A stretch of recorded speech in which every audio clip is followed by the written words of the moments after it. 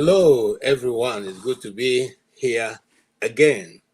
Um, it's been a long day, so we are not going to take our time to begin to make any explanations. So we're just going to go in and give you an opportunity to respond to what we have been on since 12:30 today. It's been a very very interesting discussion with our dear Dr. Ogbulafo. Ogbulafo. Okay, I'll get it right. He has been a brilliant individual. And like me, Jim, say there's certain part of him I didn't quite, agree with his stand, but that is purely academic. And I didn't want to have a long drawn out um, because I will not. One of the things that didn't go down well with me is the fact that once you take on the part of discussing tribe, you then become I'm trying to remember the word he used, because some of us get into the point of going to falling back to our various nations because we are now tired and overwhelmed by the inability of the system to address the injustice in the system. It's not necessarily because we want to be tribal. It's because we have seen that there is no concerted effort to address the injustice in the system, which is being perpetuated over and over and over again without any decorum, to even the fact that you are yelling, you are shouting, you are saying this is not right, but it's constantly and it's continual being perpetuated on you and your people. I don't think that at that point anybody who says, look, I've had enough of this, is being tribalistic. I don't think so. I think that the people have come to that conclusion because the system has refused to recognize their own voice. They are yelling for justice and equity. And I think any nation that's not built on justice and equity may well be out on its way out of whatever. So yeah, the countries of the world are moving on in a more perfect circle or close to perfect circle because the people in government recognize when they see an injustice in the system, they address it. They don't keep quiet over it. They don't romanticize it. They don't throw it to the back, but they don't say you are not making sense, therefore we will not listen to you. But they don't say, oh, you know what?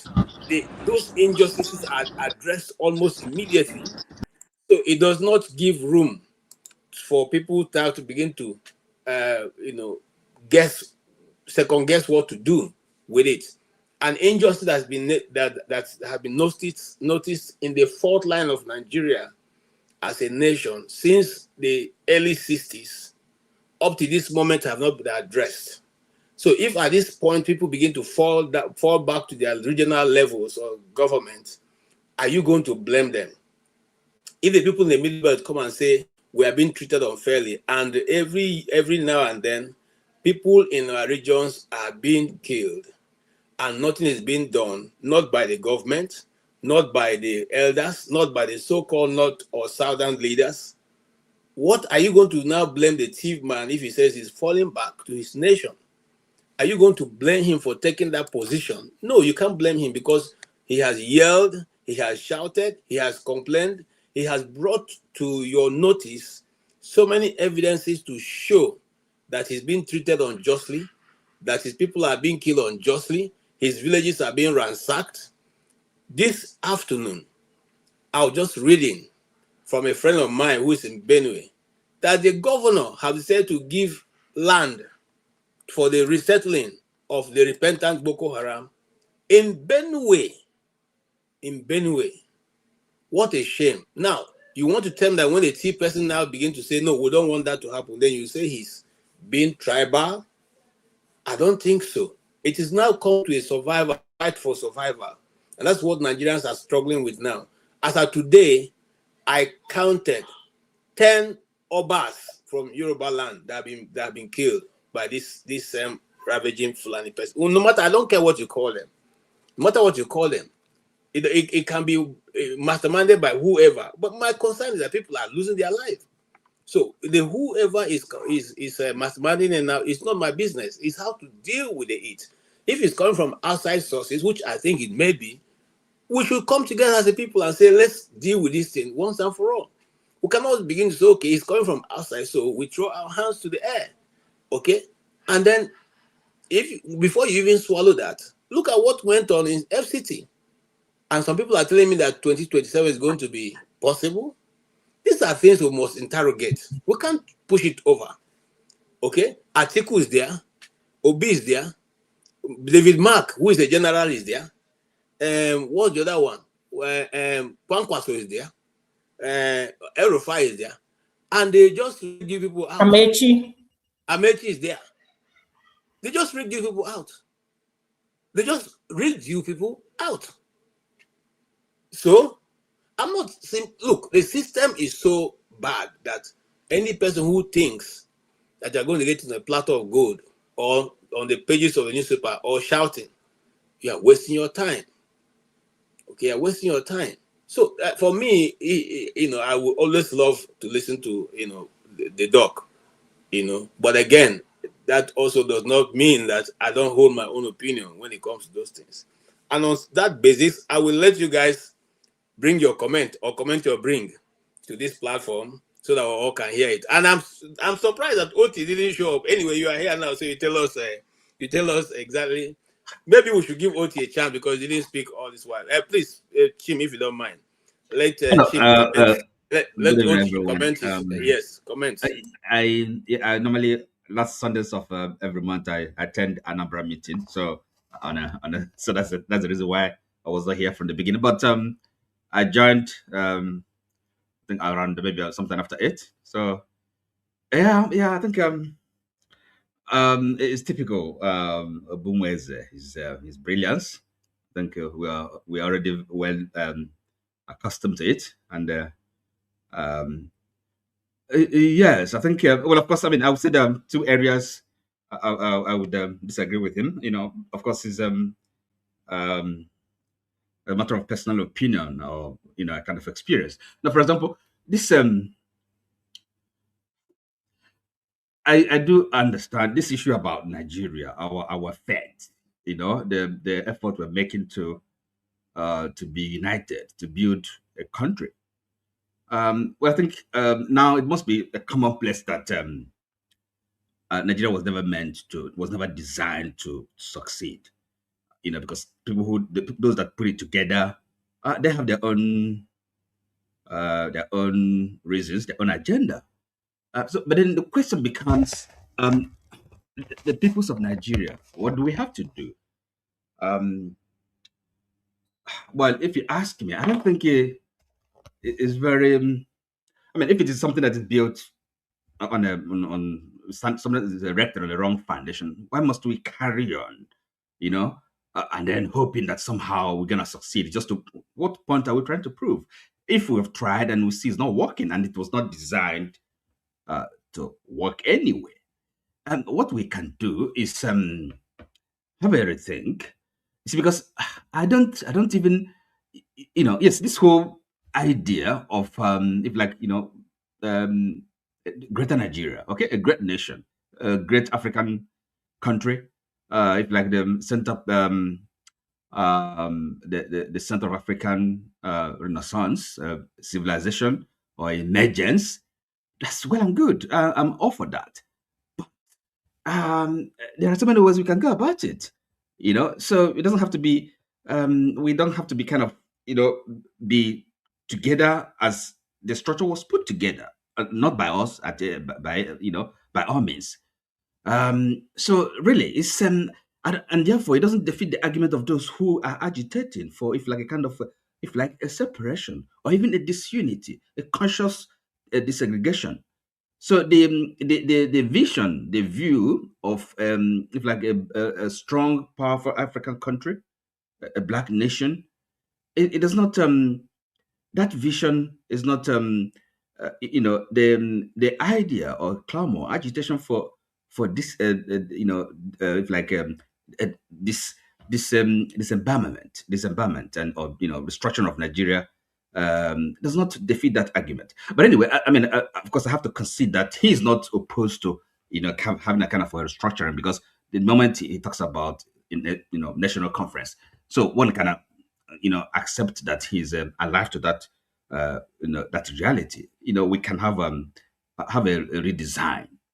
So, and therefore, that brings me to the what now, Keja, what I've just referenced. So we find ourselves in a situation where, as a matter of reality, I may be an idealist, but also kind of embrace realism. And I don't believe in talking too much. When you see a situation, you think about it and then do something. There's no point talking and then talking endlessly. It doesn't solve any problem.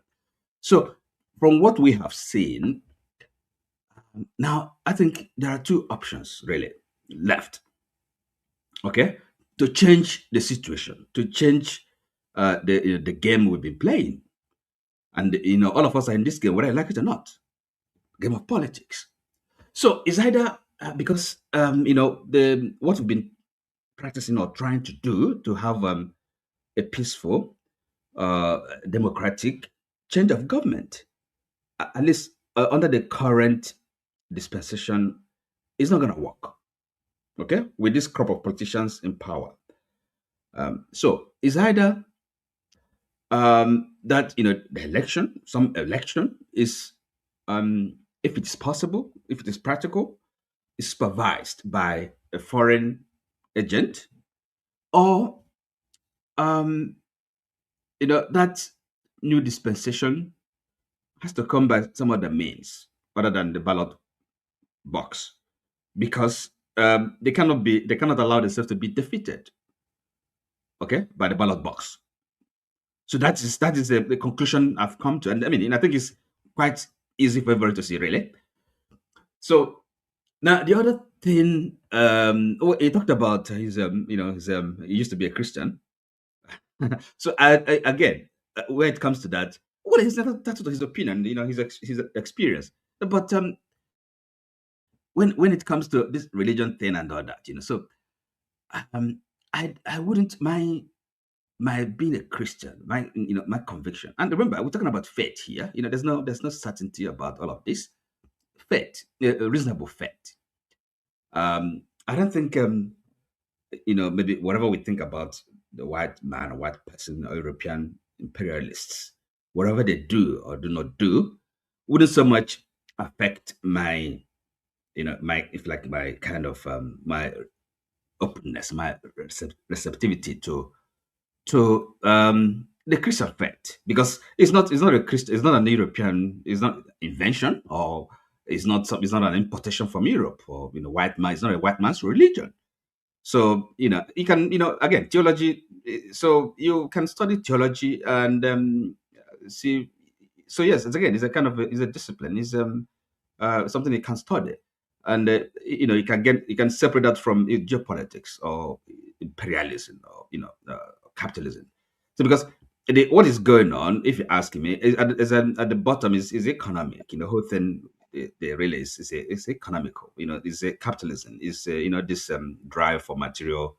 That is what is driving the whole thing: imperialism, colonialism, and slavery. So it's never anything to do with religion or the knowledge or love of God. Disagree. Oh well, okay. Well, of course you can argue. We can argue, but so it's never about the love of God, knowledge of God, or worship of God. It's about human appetite, the lust, and and sin and greed. So that's what's driving all this, including imperialism, colonialism, neo-colonialism. Okay, so our religion, we can be Christians. So because it's not something that okay, yes, they again, it's a fact of history that they brought the missionaries. They were white Europeans, but it doesn't mean that it is not their if like their inheritance as such, or something for them, a legacy that they're giving to us. It's not their gift. So that's the way I look at it. Okay, thank you so much. I also believe that because the last guy who made comment before that program rounded up touched something that I have read. I have seen the map of 1705, which was alluding to what he was saying. But I don't have enough of that fact in my fingertips to discuss that information as I would do a technical paper. But I have read that, and some of my uncles who have passed to the world beyond, who were over 120 years old before they passed, the one of them particularly always tells me something, that the particular set of the Igbos are I want to remember the word he used. Ndibo. That's what he used to tell me. Igbos are Ndibo. And let nobody ever deceive me. That he's telling me. And he sometimes tries to trace these things back. Okay? This guy didn't go to school, but he quotes the scriptures without having to even look at it. He will quote it and tell you, go and read. So, but however, that's a discussion for another day. I'll come to you, Chim. Or you want to make a comment, one or two comments before we go on? Sorry, excuse me, Chim. Can I get just kind of with like what you just said about? As a matter of fact, I have books here written by, I don't know, I've not read the books, but I have them. One is in 2 volumes. A guy called Professor Ume. He's a Dibia. I don't know if you've heard about him. He's from Nobi. He's the first professor of estate management in Nigeria. What's a Dibia? I mean, he's a proper Dibia, right? He was at the University of Nigeria, New Campus. So he's the books is written about Igbo civilization and all that. So in other words, this thing about the origin of civilization, and it is, people have written about that. Okay, so I can't discuss it because, as I said, it's not something I have. But there's there are literature. There's books about that. So for example, to After God is Dibia. Okay, volume 1 and volume 2, and also about a match of Igbo civilization. So you will see, but this is a guy, as I said, he studied in England. He's a professor of estate management, so he done his research. So it's not some. I wouldn't, I don't know. I wouldn't wave it. Say it's nonsense. So this kind of, but I don't have in other words, I don't have the evidence. It's not something I can contribute to or dispute. I have an open mind. So that is to add to what you're saying. Okay, thank you so much, Chim. Yes. Okay. So first of all, I'm going to beg us, please, can we, when we come, let's put our mics if you're not speaking, because sometimes it disturbs the show, the sounds from your background. Dr. Ogbunwezeh is somebody I love to listen to. He's very intellectual. There's never a dull moment. You will always go gleaning something. But the good thing about him is he's open to judge, or he's open to having a conversation. He's not holding his side sacrosanct.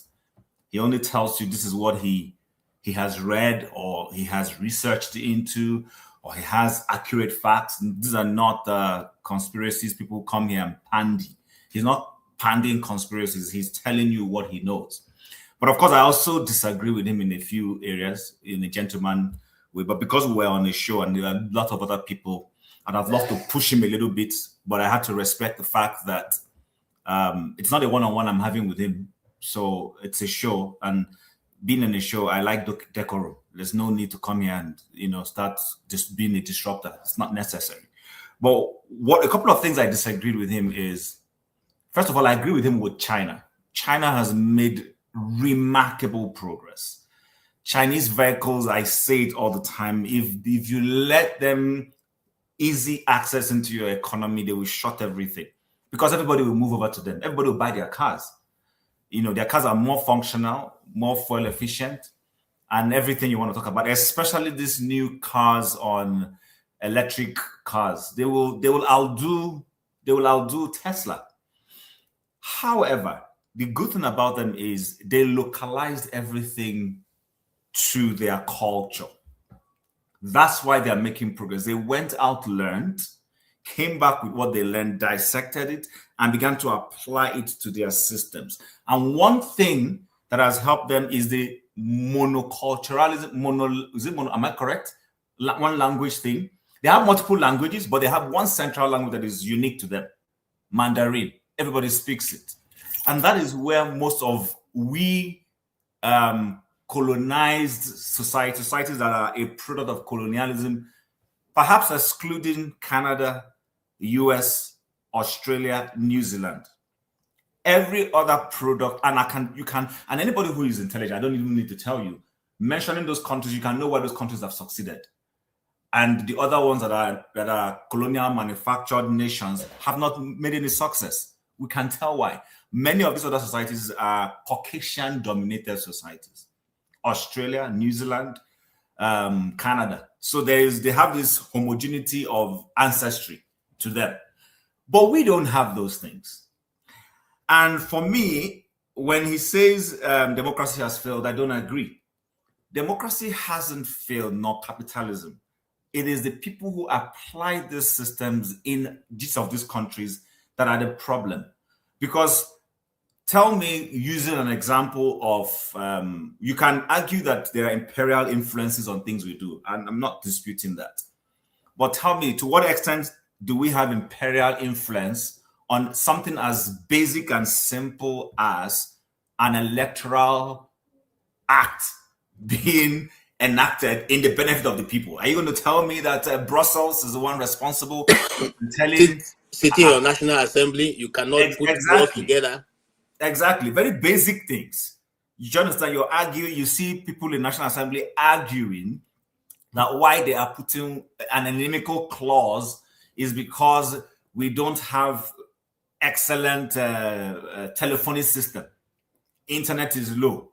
But we have the bandits, or whatever you want to call them, in the bushes using very sophisticated communication systems. So that's where I disagreed largely with him. And that's why, fortunately, when he was saying this, I remembered this Why Nations Fail. Good thing he's read it. I've read it. And we had a commonality in it. And while when I was reading the book, I also had this thing when they were saying, okay, they haven't sufficiently mentioned the implications and impact of slavery. But nonetheless, some of the things they were saying are accurate. Nigeria is where it is because it doesn't have an inclusive system. It's an extractive system we're operating, where if you're not close to power, if you're not close to Tinubu or close to Buhari or close to Obasanjo or close to Jonathan, and all of them exhibited that. It's not a Tinubu thing. Everybody is trying to create his own set of businessmen. Obasanjo did that. Jonathan did that. Buhari tried to do that. Tinubu is doing the same thing today. City boy movement, all those things. These are extractive things. And once you apply an extractive method in any society, that society cannot develop. It's very simple. It's tested. So I wouldn't necessarily agree with him when it comes to where he says the book is wishy-washy. No. There are things to agree in that book with, and there are things to disagree with. That's on one point. On the point of our democracy, Katie, like you rightly said, so we have an opposition that does not want to really wrestle power from the guy in office. They don't want to. If they did, because they want the average Nigerian, they want the Peter Aka and they want the Mama P, they want the Aisha Yusuf to go and do their dirty jobs for them. And then when those things work out, then they will not come back and benefit from it and get climbed to power. None of these people wants to come out, and that's why when Prince Adebayo was here the last time, I typically said the opposition is a lazy opposition. They are very lazy. They don't want to do their job. They want you and I, all of us here, to come and do the job for them, and then they climb up and go and contest the election because they will have the money to buy the expression of interest forms, which KJ, you don't have the money to pay for. OT doesn't have the money to pay for. I don't have. Maybe CM has money to be able to buy form. I don't know. But none of us here can buy those forms for any of those political parties. But we go and do the dirty job for them. Then they climb on it and go. That's not the way it works. Not even in that China he mentioned. There were people who had to wrestle things out of the hands of the previous structures and build what they wanted. So that's what I want to say to that effect. And then the other thing I wanted to bring up to our attention is this. The black man is the only disunited race. Let me repeat it again. The black man is the only disunited race. You go everywhere, you see the Chinese banded together. They band it together. Sometimes they even include their other Oriental neighbors. There is a place here in Calgary where I live. It's called, I'm trying to remember the name. It's like a Walmart or a Costco, but it's Asian owned. Asian owned. If you go in there, the groceries are Asian, the shrimps are Asian, the banana is Asian, the bread is Asian, everything is Asian. All the tills are manned by Asians. All the tills are manned by including those working behind the shop. They are all Asians. I say everything is Asian. Asian.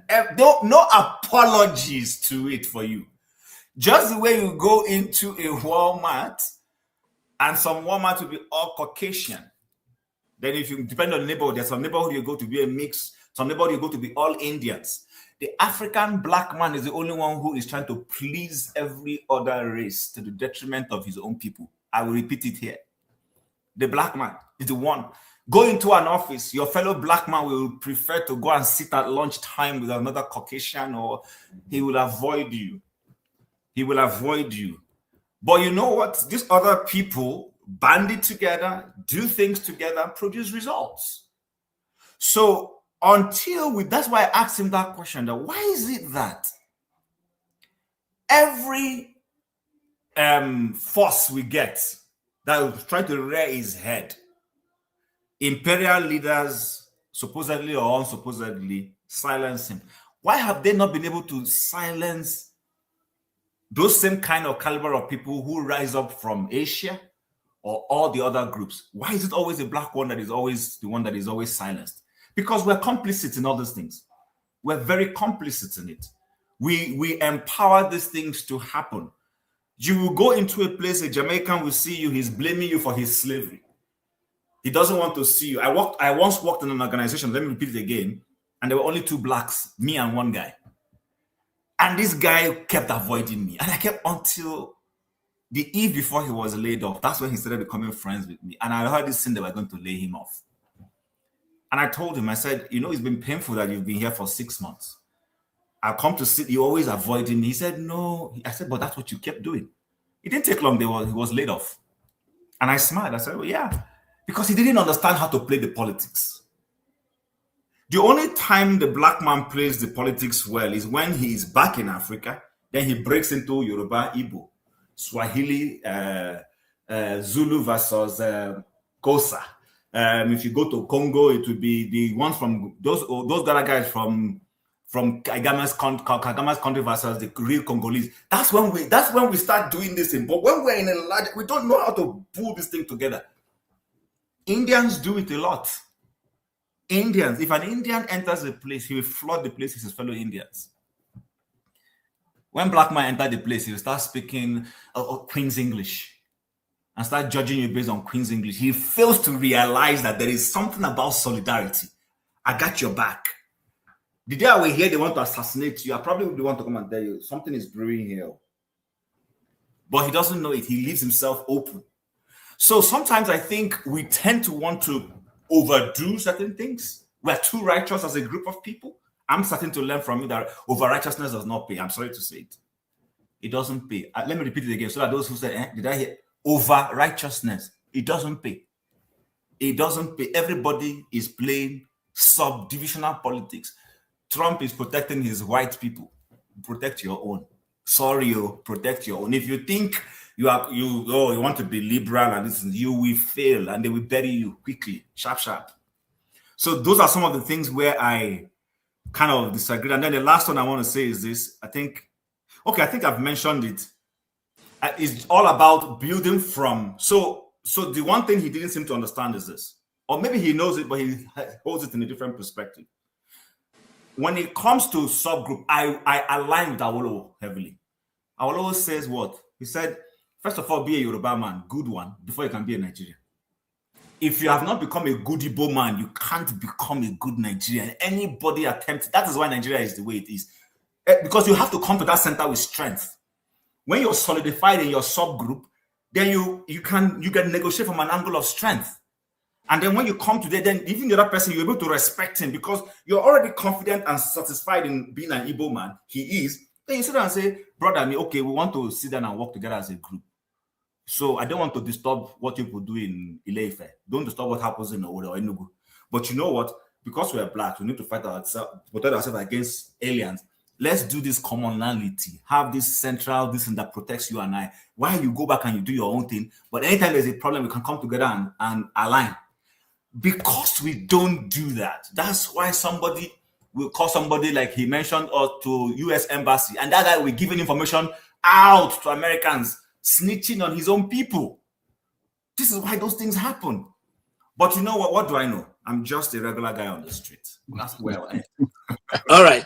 Thank you so much. I totally agree with you, Jim. I think what I was discussing. I'm coming to you, Jagun. I was discussing, and this will be to you as I'm framing it. Please listen with your own, before you make your input. I was discussing with the guy yesterday, and he said he thinks that the kindness of Africans, because an African man is naturally a kind person. He doesn't want to hurt you because he counted all the countries of the world that are black countries. They didn't colonize any country. Didn't go to fight any war outside of his region, apart from those small communal wars. Never dominated anywhere. Rather, they believe that you should live and I will live. That sometimes is a problem that have either given this inroad of the Europe into Africa, and consequently they are seeing it and using it as a weak point because they think you're being kind means that you are being weak. So the question is, if that is the truth, vis-a-vis what we have discussed today, and you also being one of those who speak Oyibo, so just like Tim said, are you also, do you go to the midst of Yoruba people and begin to want to oppress them with a phone so that they will know that you have reached the echelon of development and they are still somewhere below? Because these are some of the divisions we see.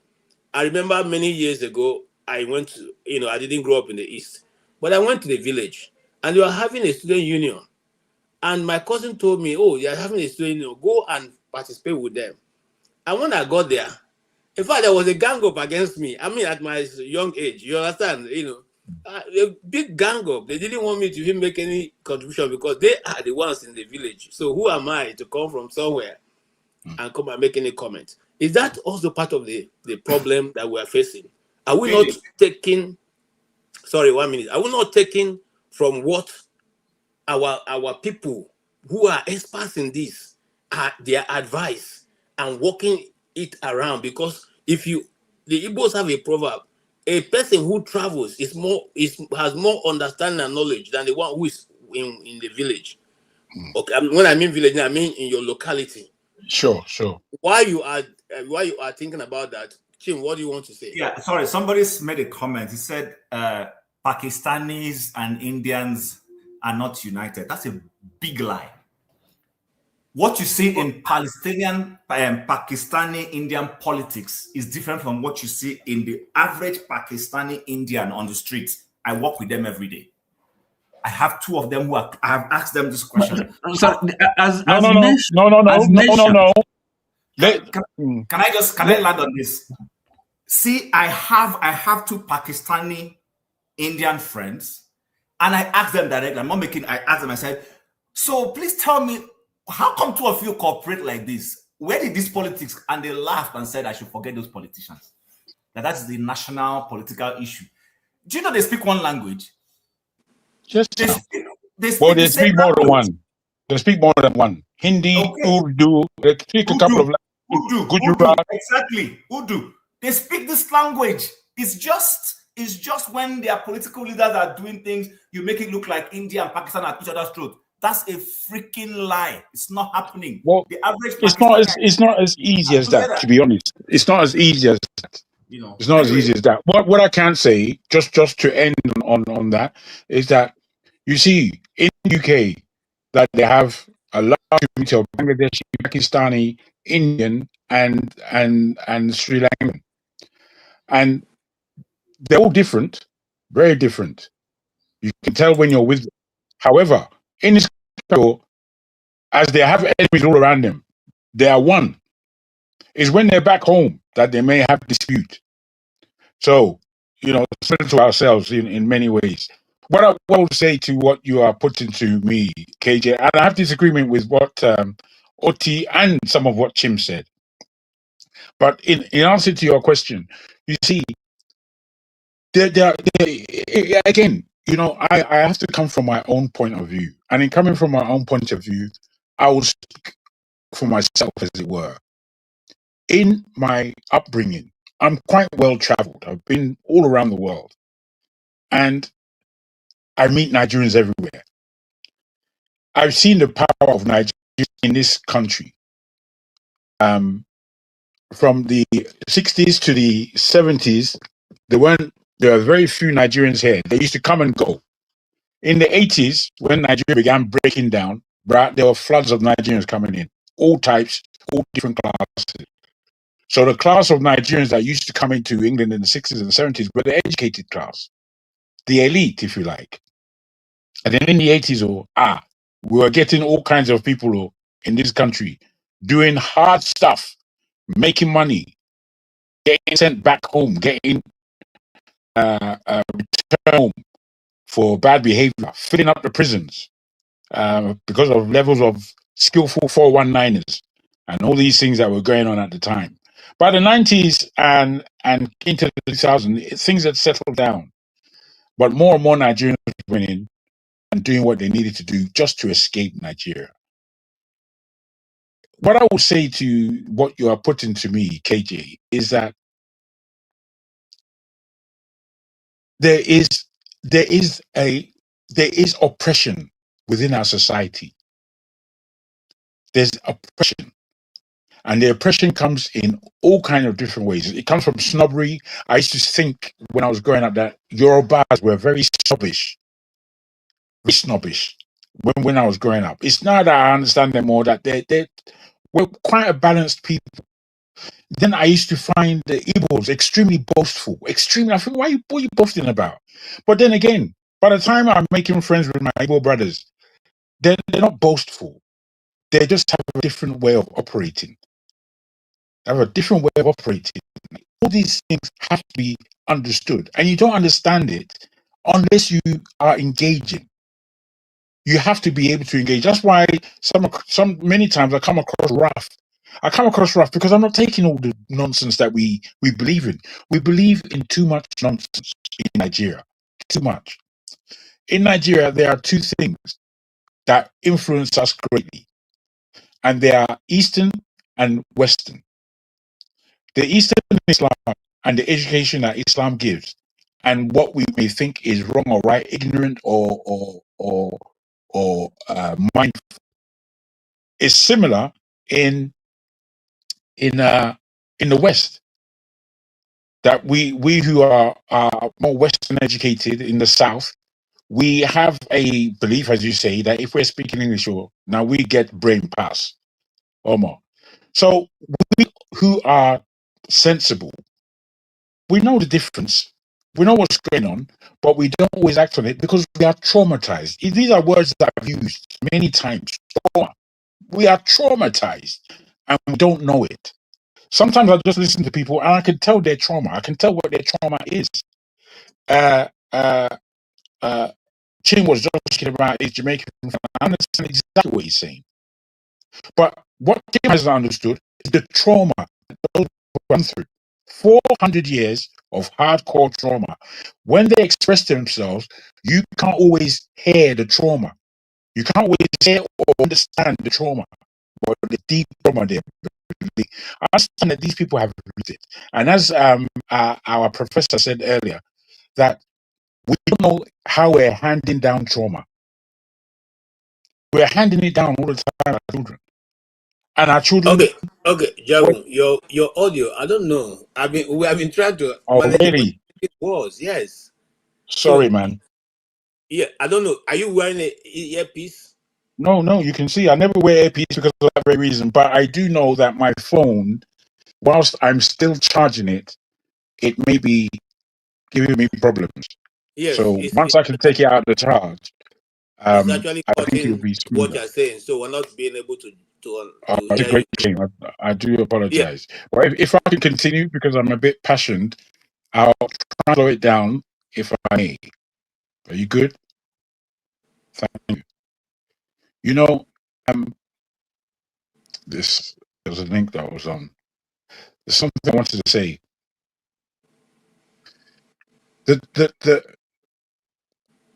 Yes, when I was young, or when I was a boy, you know, I was the best liar in the whole planet. I could lie. I know I've said this before, but I have to let you understand that this is a real thing. And then I have to understand that nobody taught me how to lie. Nobody. I can give you the whole parameters so that you believe it as the truth. Do you know where I learned to lie? I learned to lie via beatings.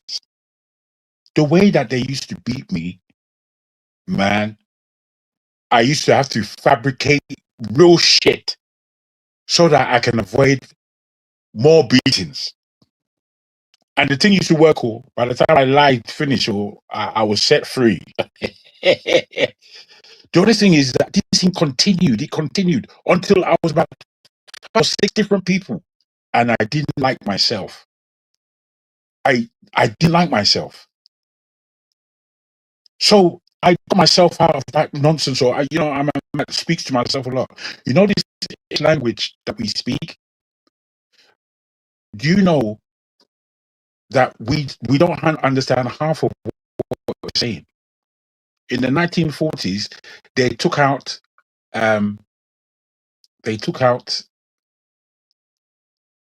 Oh dear. The word is a word that means the beginning of a certain word. Oh dear. Can somebody help me? I beg your pardon. Oh dear. Sorry. I sometimes things just leave my memory. Do you mean Oh, prefix? Is that what you mean, prefix? Is that not prefix, it's a bit of prefix. okay. Oh. If you don't Well, mind, no, we'll don't go. push me over yet. Everybody will get their chance. I'm only going to step in Yeah, so we I'm can go concerned around. about the audio itself, not Oh, necessarily what really? you say. Really? Yeah, the audio Okay. I mean, is if you can give me a chance to come back in when I'll try and mess around with my yes. thing. Try and mess around with it, and then we'll bring you back in.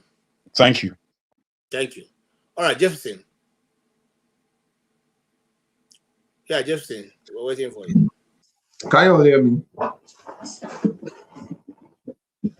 Can you hear me very well? It's like I can't hear you guys. Hold on. Can you hear me? It's like We can hear you, Jefferson. okay, you guys are not responding. Okay, no problem. Yeah, good morning, good afternoon, good evening, everyone. It's nice to be here. Yes, I was not in the Franklyne Ogbunwezeh's discussion. But anyways, at least I'm here for the other one. What are my takes? So I'm going to put it this way. You see, the last FCT election only shows that we're not serious about good governance. Unfortunately, we have been beating ourselves on the bush. What do I mean? We want to do something different, but we don't want to face the reality. Even down to when they were passing those electoral laws and giving a clause, I mean, that was a red flag. Make it look like we're regressing instead of progressing. And most times, when you go even before and after this election happened, you see the campaign, it just tells you there's no, I don't know how to put it, it's either they insult the candidates or insult the people. But at the end of, so it's two things. The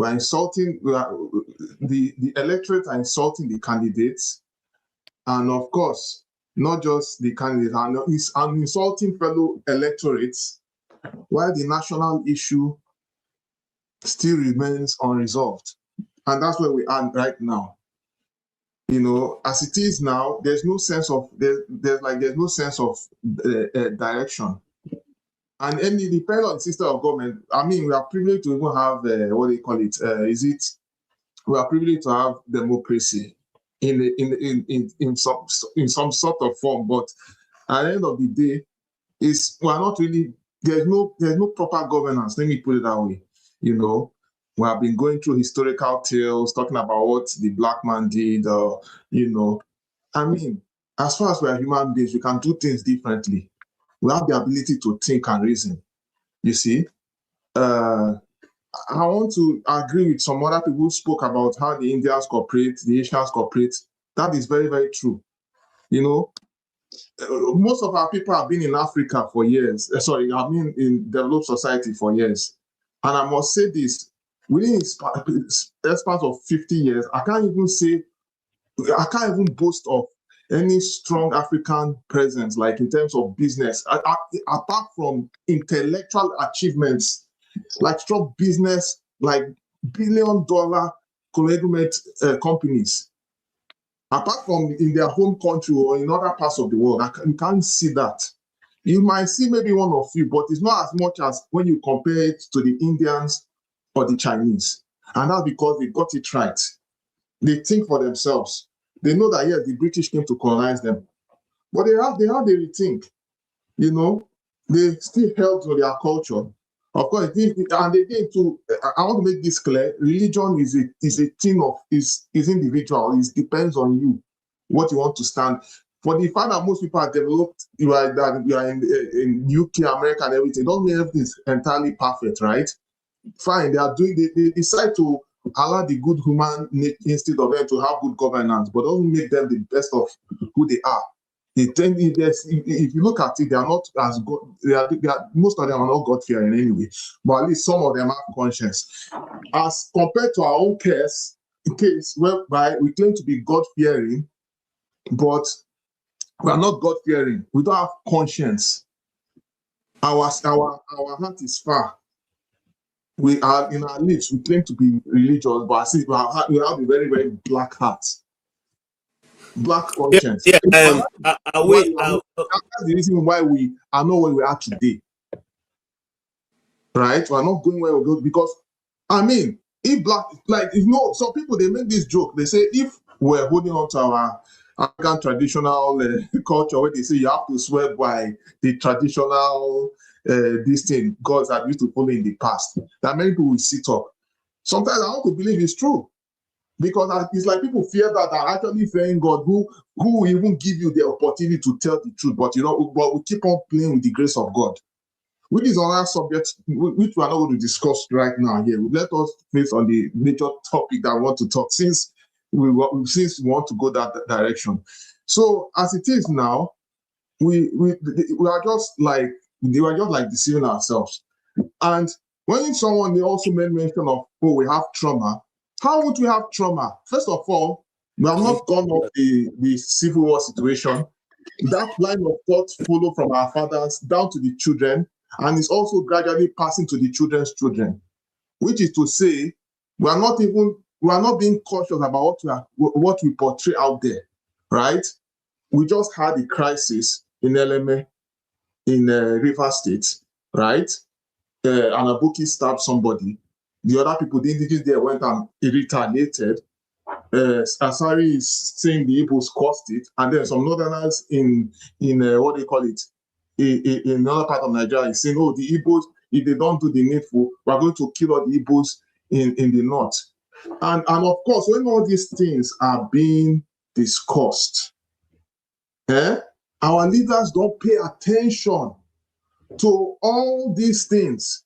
They always trivialize and make it look like it's not important. And of course, people are being killed in southwest of Nigeria, the Obas and all of that. They feel the security is not important. But of course, the only thing that is actually important is the fact that they are looking out towards the electoral circle. Who is going to be in charge? And then when you're going to be in charge, what next? The same circle of madness. And then we'll come up with the same senators, the same governors who will come out and be disgracing us on international scene. At a point, we call ourselves to order. Can you hear me? Yes. Can you hear me? Okay. Yes. If you can hear me, I quite agree with you. But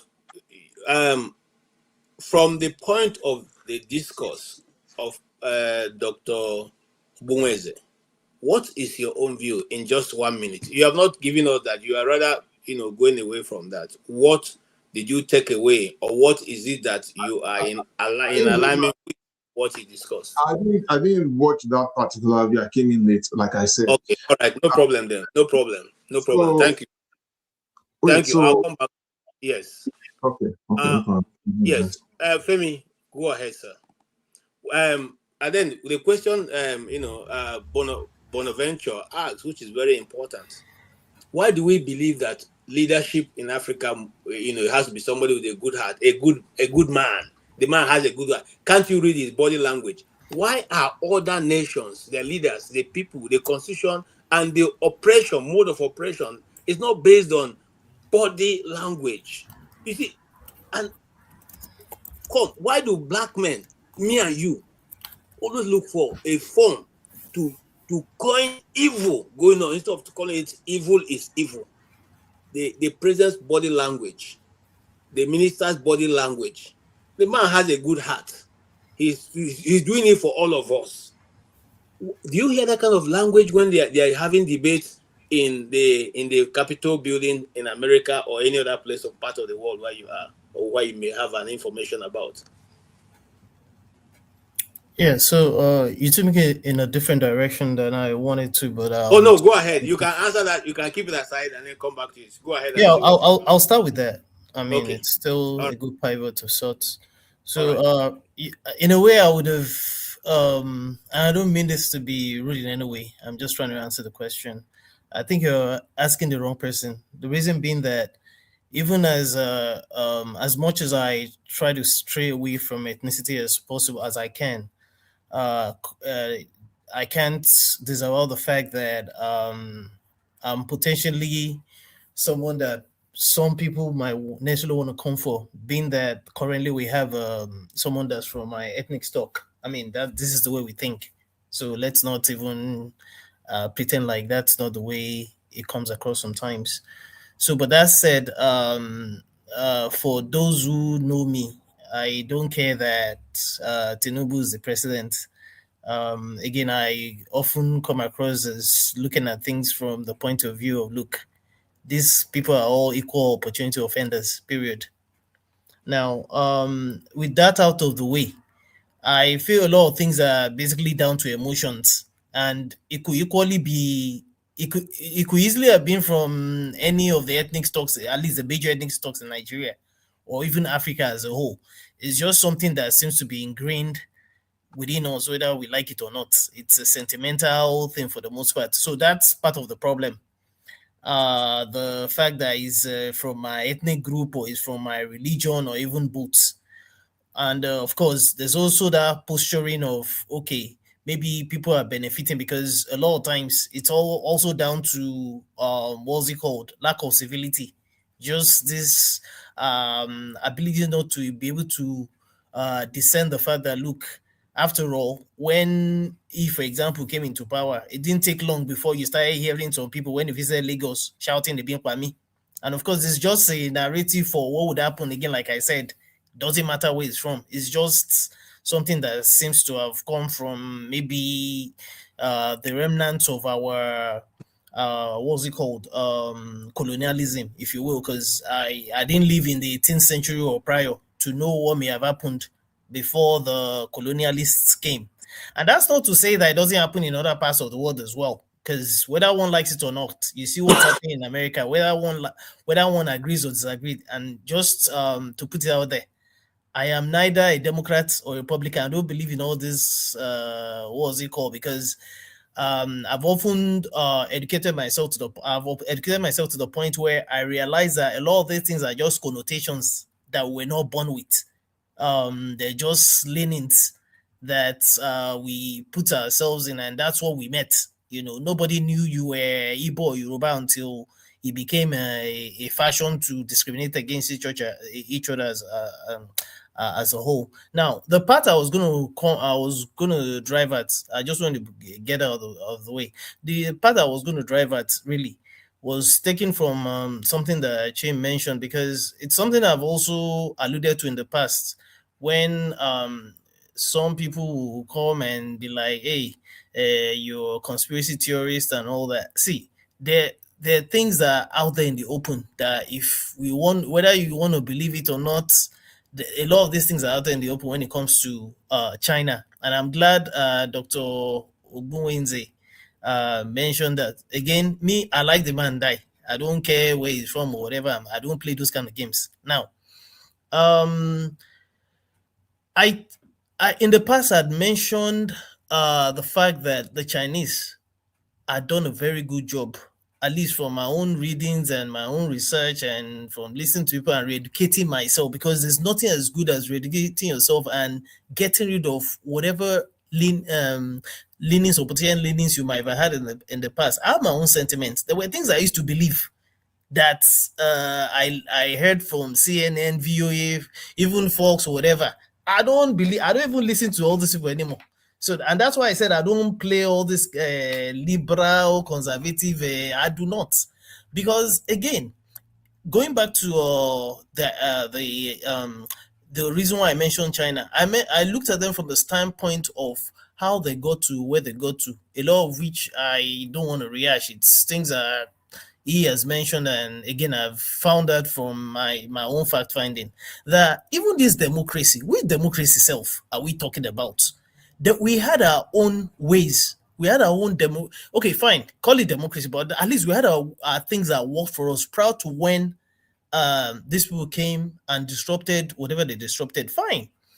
Granted that the world has since moved on, and we do agree that, or we most wholly agree that the rest of the world, most of the world doesn't seem to be having this issue. But then you can't take away the fact that even when you look at the Arab world, for example, and the way the French and the Britons, for example, disrupted that region, you can't take away the fact that there's also something similar, maybe in a different way, that has happened there. Just because we're concentrating on our own lived reality, which is understandable, doesn't mean that we don't have other parts of the world that we cannot look at, that as much as they may have moved or seemingly moved ahead, it doesn't mean that we cannot borrow examples from there as well. And the reason why I say so is because none of, as far as I know, at least the fledgling ones, the ones that seem to be doing well, like Saudi Arabia, UAE, economically and what have you, Saudi Arabia, UAE, Qatar, Bahrain, Oman, Kuwait, none of them is practicing this democracy. We might not agree with, or first of all, KJ, would you rather, if you're being honest, take away the religious part, whether you agree or not, would you rather live in Saudi Arabia if you were, as it is, with all the economic benefits and what have you, would you rather live in Saudi Arabia than in Nigeria if you happen to be a Saudi Arabian? I don't know how else to put this thing, but I guess you see where I'm coming from. So the democracy, me, I even have a problem with the democracy, knowing what me I know. And I'm just saying, because the same democracy as we speak today, and how I wish I remember to ask Dr. Ogbunwezeh, I wonder, you're a journalist, I wonder if you're following what is happening in Europe and how even the democracy is becoming a problem, even in Europe, and even here in America that me and you will live in. And the underpinnings, the underlinings, the several, what was it called? Bombs are wishing to blow that even we just met. We met them, and some of us that have gone ahead to study how America, for example, got to where it got to. Again, it's not has something to do with being a Republican or Democrat, for example, in our own lived reality. It has something to do with that. There are deeper issues that even America is still dealing with when it comes to democracy. That lets me know that even the democracy is not working for them. If we're being honest, KJ, is even working for America? So that's where me I have a problem. That even the democracy, that's why, whether we like, let there be Igbo president. In fact, let us even divide into multitudes. There's still going to be a problem if we don't localize it the way the Chinese are be able to make, for example, are able to make things work for them. And then when it comes to the technology part, I remember someone telling me that, asking me when I was telling them the other time, because me, I'm heavily invested, and this is what I'm going to summarize. I'm very heavily invested when it comes to anything science, technology, and what have you. Because again, we live in a knowledge economy today. One of the things that is actually putting Nigeria on the map, again, irrespective of where we may decide to align with, is fintech and even AI. Even within Nigeria. See, KG, I was in Nigeria in January. Me, I know what I saw. I know the people I spoke to. I just did not have enough chance when I went to the Yaba ICT center, the main one where you have the likes of Andela and what have you. KG, if we're really, really serious, there's other things that are going on that could help us, if only we can broaden our horizon. I mean, we have a long way to go. There's no, a lot of these countries are making progress. I have no time for all these our shenanigans. I Again, agree. just to round up, whether we like, if you like, we break down into our village hamlets. Let's break down to hamlets. The same problem will still occur. And I'm not against anybody that wants to separate. I have my own feelings about how Nigeria could work, but it is not in my capacity to say nobody should break up. I wish we could stay together, but there's a whole lot going on that goes beyond our own capacity that we need to sit down and talk about and iron out by, I don't know. There's a lot to put together. Okay, I don't think I'm even, I totally agree with your submission, and I say that to say, if we decide to use the Chinese model, we have enough power in Nigeria to develop that nation. The only time that things seem to have worked for us was when we relied on the development of our individual zones. And those individual zones were run according to the culture of those people. The North had their system where the Southerner was controlling everybody, and it was okay for them. Awolowo was in the South, in the West, and he was running the thing. We can see the handwriting today, even many years after. Okpara was in the East. We can equally see what he did. Unfortunately, that system was jettisoned, and then we have what we have now, which is called them all crazy. And because them all crazy, we are all now gone crazy, because everybody seems to be doing whatever they like. A man comes to a federal capital territory and hits his hand on the chest and says to the whole nation, you just go out and vote and leave the rest for me. I know they follow those when they talk. I go do, I go see him. And really, he achieved that purpose. And everybody's they are all in their house. And when you talk, they will say, those of you in diaspora, now we will come deliver them. When you have refused to even play your own part, FCT, as small as it is, will not fit mobilize. So what am I saying is, I'm saying it to say, I'm coming to CM. And of course, after that, Tony, I'm coming to you also. So I might as well be listening. Why is it that, just like he said, there's a reason, what is holding the people from being able to stand and question? Is it that same culture thing that doesn't allow us to ask our elders something? Or is that we're just a people who don't know how to relate with our government? So that we are now looking at our government like the monarch system. The Oba is the man is too. We can't ask him anything. He's the one appointed by God to guide us. Is that what government have become now in Nigeria? That nobody can ask Wike anything, CM. Anyway, haven't asked you that, and also say why you're answering, looking at all that. Look at also the contribution of Dr. Ogbunwezeh today. Did he address some of the, what you have been having in mind for some time now?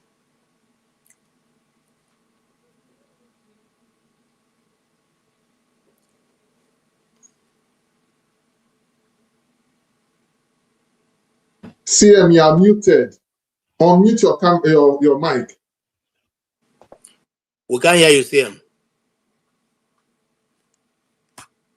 Unmute yourself. Unmute yourself. I can't unmute you. Unmute yourself. Mic. Microphone. Your mic. Mic. Unmute your mic.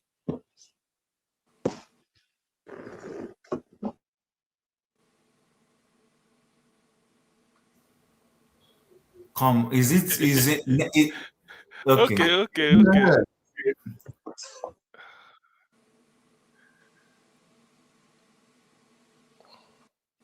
Okay. Am I coming out clearly now? I don't know what happens here. Yes, now go ahead and CM. We can hear you now.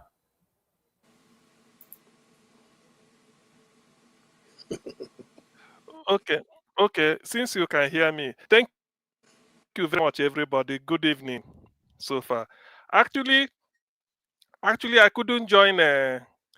Ogbunwezeh when he started, but midway or somehow maybe he's gone.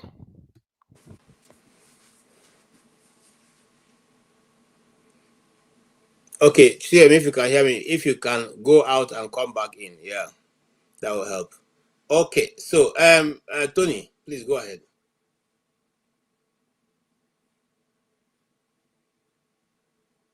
Yourself, no, you don't unmute yourself now, Tony. What's happening today?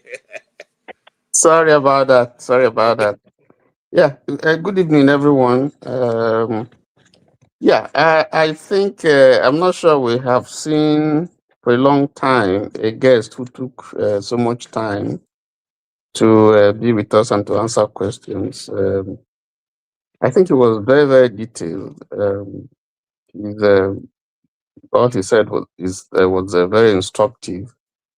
Like Jim said, yes, there are areas of agreement. There are places, quite a lot of places that I agree with him, particularly when he talked about how knowledge can be used as a resource to develop a country or to fast track the development of a country.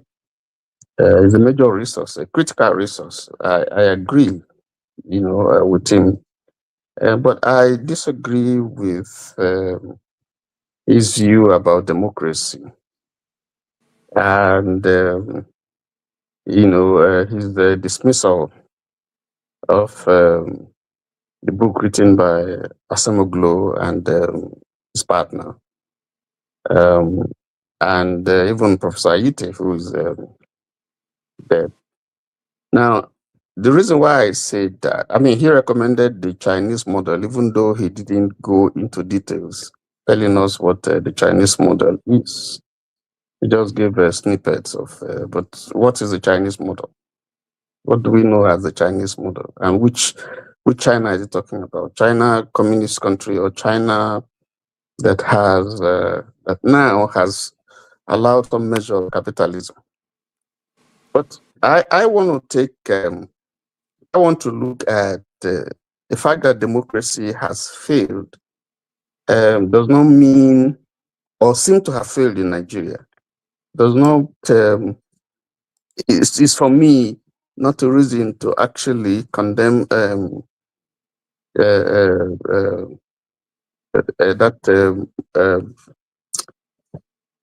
condemn democracy as a principle of government, because none of them is perfect. Communism, socialism, none of them. We've seen contradictions in so many of them. But I'd like to focus on 2 or 3 countries that run democratic principles of government, and countries that also had similar trajectories with Nigeria. If you take Singapore, for instance, the model is democracy. And I don't know if we have read Liu Kuan Yew's book. It's titled From Third World to First World, The Singapore Story, 1965 to 2000. If you have read the book, or if you know the story of Singapore, you would see that it has similar trajectories with Nigeria, not as endowed as Nigeria in terms of minerals and so on and so forth. It doesn't. I think Nigeria got independent before Singapore. I think so. I'm not sure. Someone correct me. So looking at the book, 5 years after us, just 65. Very good, 1965. Yeah. So it was colonized, not as endowed as Nigeria, runs a democracy. So if you look at the book, what Liu Kuan Yew did was to compare the trajectory of a couple of nations, including Nigeria, and compared it to Singapore and the strides that they have made. And one of the things that he did was to focus on leadership, anti-corruption, and strategic planning. Those three key things were the things that he identified. Now, Asemoglu talked about, as Jim was talking about, the extractive industry and how Nigeria, is losing quite a lot, because that, if you look at the book, I did snippets of the book, the particular thing that he capitalized on in his book is particular that extraction aspect, and how Nigeria is run, but if you look at when he came to Nigeria, the example is just taking one aspect of what Lee Kuan Yew said when he was talking about leadership, because he visited Nigeria. One of the things he said when he was talking about leadership, or leadership failure, or the quality of leadership, or character of leadership, comparing Singapore and Nigeria, this is what he said. I mean, I'm not quoting him. He said in Singapore, you have very good roads. Very good roads. Government invests in roads that will last. Now, the ministers, in spite of the fact that they have very good roads, don't spend money to buy Rolls Royce and the Mercedes and all that. They keep their cars and they take buses. When he came to Nigeria, he found out that we have bad roads. And those in public office ride Mercedes Benz on the bad road. And then he gave examples of, leadership failure in so many other areas. And he says, that Nigeria has failed to prioritize, the needs of the people. Leadership has not shown concern for the needs of the people. Leadership has not been run in a transparent way such that, everyone benefits and sees government as, for them, which will command some obedience, some kind of loyalty to the government. Because if people don't see that government is working for them, there's a way in which they feel distant from the government, and that will affect their total commitment to that particular government. So what I'm trying to say is that if you look at that, and Singapore is ahead of us now, Nigeria was ahead of Singapore. You can also look at Malaysia and even Indonesia. These are countries that, if you like, at par with Nigeria, but, some of them, Nigeria was ahead of them.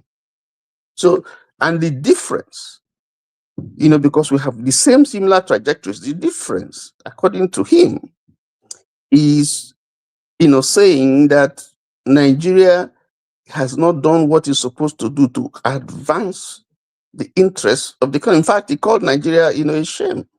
Going by the endowments that God has given to Nigeria, has not used it, maximally to advance, to move that country forward.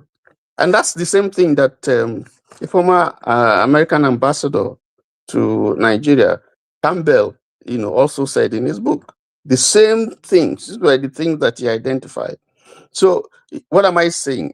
I'm saying that I don't think that is democracy that is the problem. I think it's the operation of democracy, because there's particularly no system of government that is perfect. But if the operators don't run it according to rules, according to principles, then you're going to have a problem. And I think that's the issue, one of the issues that we have in Nigeria. That's why I asked him the question that if from 1960 to 1960, before we had the first coup, Nigeria seemed to have made some progress. And it was democracy that we were running. So I wanted, to say, and that's why I also said to him, okay, Ethiopia, because he also talked about, imperialism and foreign influence. Yes, to an extent, yes. And that he was trying to explain whatever development we saw that they did in Nigeria was particularly to promote their interest for exploitation and so on. Yeah, that's good. That's extraction. That makes sense. But you would see that these other countries, and Jim asked a very critical question when he said, but why is it that some of these countries like Singapore have been able to advance? They have been able to avoid being dictated to or being dominated by imperialism, even though they were colonized. Why is it that the black man or African nations are the ones, that you can look at all over the world and say, they're having this kind of problem? Why haven't they been able to shake off, this toga of imperialism or new imperialism, that we keep talking about and so on and so forth? So I think the problem is that we need to look at ourselves. That's the point I'm trying to say, that it's not just the system of government. We should also look at ourselves and see whether even in the things that God has given to us, even in the way that we have run our governments, the way we have, performed, responsibilities that we ought to, have done, have we done very well with them? And I think the answer is no. So that's what I see in that. And then this whole issue about just to sum up. There's a book by Wole Soyinka. It's a memoir by Wole Soyinka. I think so, some people would have read it. And it's titled, You Must Set Forth at Dawn. That's the title. You Must Set Forth at Dawn. In that book, amazingly, there were some things that Wole Soyinka mentioned that really touched me. And he was extraying, the problem that led to Awolowo being tried for treasonable felony and then jailed. I mean, we know the story, so because of time, we don't need to go back to the Western Nigeria crisis, Akintola and, Sir Ahmadu Bello and all that. And eventually what happened, Wetie and so on and so forth, he was tried with his associates and put in jail. When that happened, according to Wole Soyinka in this book, he said that Dr. Michael Okpara was one of those who stood for Awolowo. They were not in the same party. Okpara was in NCNC and Premier of Eastern Region. Awolowo, a different party. And, so what did Okpara do? First of all, according to him, this is Wole Soyinka. He said Dr. Michael Okpara provided financial and myself, I just read it. Yes, provided financial, moral, and political support to the Awo camp and Awo loyalists. And one of them was Professor Sam Aluko, who, because of is a loyalist to Awo, was dismissed from Ife, now OAU. Himself and some other Awo loyalists were dismissed. What did Michael Okpara do? He took them and employed them in UNN. He gave them employment. And then to Awolowo's wife, she employed her, gave her a position of, gave her a ministerial position in Eastern Nigeria, bought a car for her. Appointed Mrs. Awolowo, an honorary minister in Eastern Nigeria, provided her with a car, and was, gave her all the privileges that was due to that position. Okay? Now, and then personally sent, Mazi Kono to Ibadan to declare the actual result. So those are some of the things. What did Zik do? When Awolowo was found guilty, was supposed to be sent to the north, somewhere in the north. And Zik perceived that in the north, he probably would not be treated well in prison. Zik used his power and decided that Awolowo should be put in prison in eastern Nigeria. And that was what happened. But going further from there, you would see that when Abiola was campaigning for election to be president of Nigeria, he went to the east, went with a team of Yoruba leaders, and they met, Igbo leaders. And when they introduced him and what he wanted, what they wanted the Igbo Eastern Nigeria to do, the Igbos to do for the Southeast leaders to do for him, to vote for him, the Southeast leaders said, after they are listening, they said, no, we're not going to vote for you because remember what Awolowo did to the Igbos during the war, when the one released him from prison, and how he starved them and all the policies, the anti-Igbo policies that he undertook. And Chief Efalayi, now an Oba, Royal Highness, stood up and said to them that what they have said is true and that they're sorry, but that they should remember that there was a Yoruba man who would not let an Igbo general, Agu Irunsi, when he came on official visit to Ibadan, to be killed. He sacrificed his life, would not have been killed, but because he insisted that Irunsi would not be killed in his presence and in Western Nigeria, he was killed. So the Igbo leaders said, okay. Sorry, can I ask you before you continue, are those two events moral equivalents? Are they equivalent? Let me finish. Let me finish. Don't disturb me, please. So the Igbo leaders asked them to excuse them, and they held a meeting, and they decided eventually that they were going to vote for Abiola, and they did vote for Abiola. If you look at the votes, Eastern Nigeria, Southeast, got one of the highest votes for Abiola, even when the deputy of Tofa was an Igbo person. So I'm saying that to say, because in the discussion that Ogbunwezeh, Dr. came up, there was this thing about ethnicity and all that, and how it has affected the country and so on and so forth. But I'm trying to say to demystify some of the things that people have said concerning the relationship between the Yoruba and the Igbo politically. So maybe that's what you want. That's the connection. So that ethnic card that we have been playing, if you look at it, and if you look at the fact that Nzogu was actually angling, from what we hear, to release Awolowo from prison and make him, the head of state. So when we fly some of these ethnic cards and so on and so forth, I think it's important for us to go back to history to see that some of these things that we're saying is not true. And that's the relevance of my story.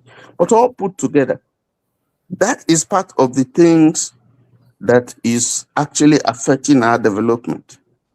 And it's somehow you find out these people, when they go outside, they're in parties, they eat, they drink, they meet, and they do all kinds of stuff. But when they come out, the impression that they give to us, they fly those ethnic cars, fly those religious, provincialism, and then we buy into them, and it's affecting, our entire worldview of politics and how we vote and how we conduct our relationship with fellow Nigerians. Let me just stop there. I don't know if I answered your question, KJ.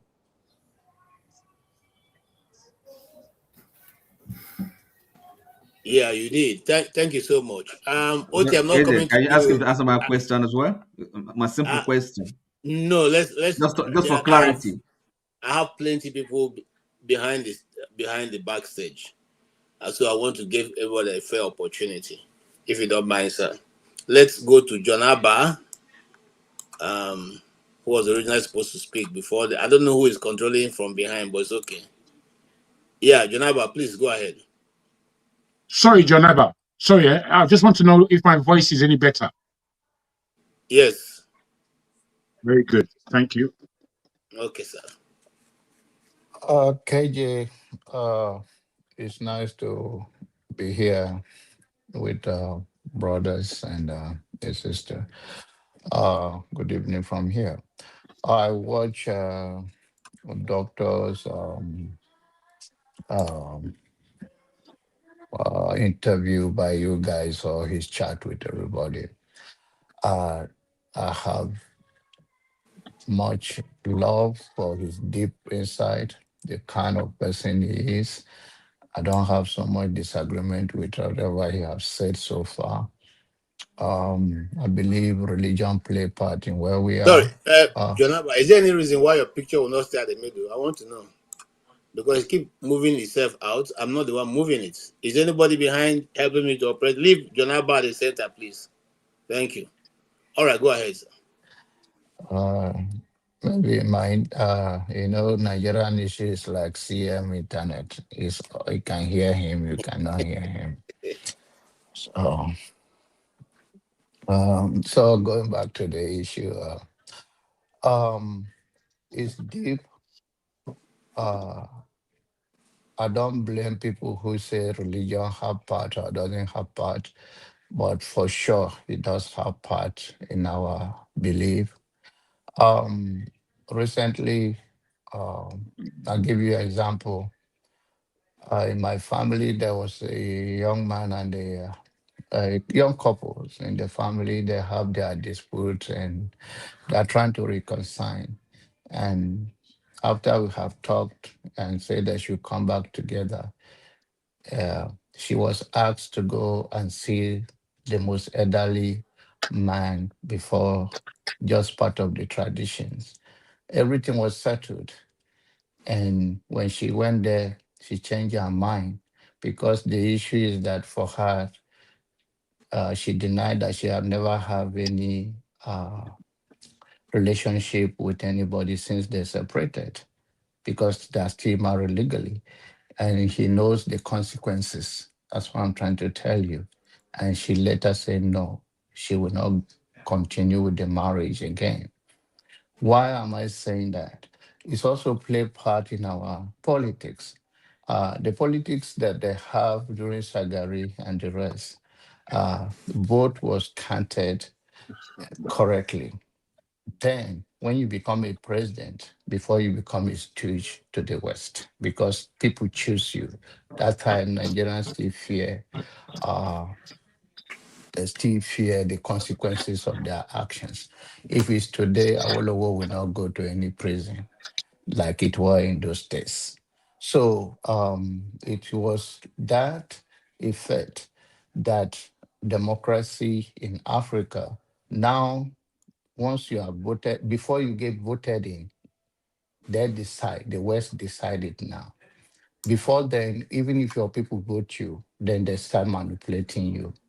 So it still have part in what our uh, it does not mean we shouldn't take responsibility as a people. Many people have gone through that way and come out of it to become a better nation.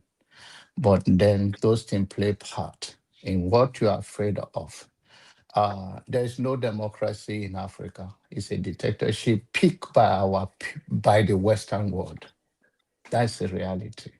I was in Princeton in one of the uh, billionaires' house yesterday. Is very knowledgeable around the world. And he was showing me around, and we get to African.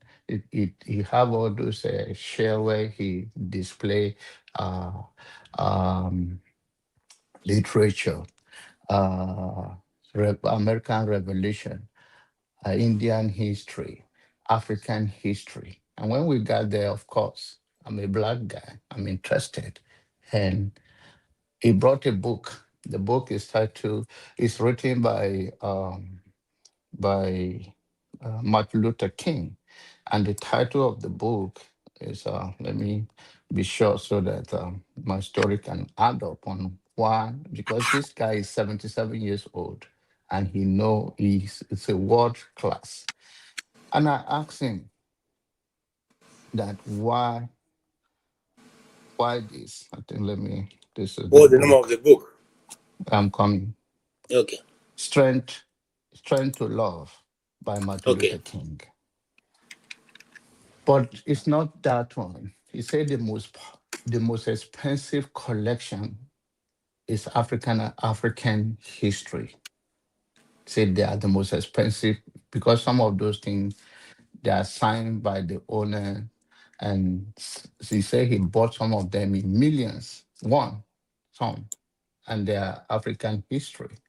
And he says that I say why African one is very expensive.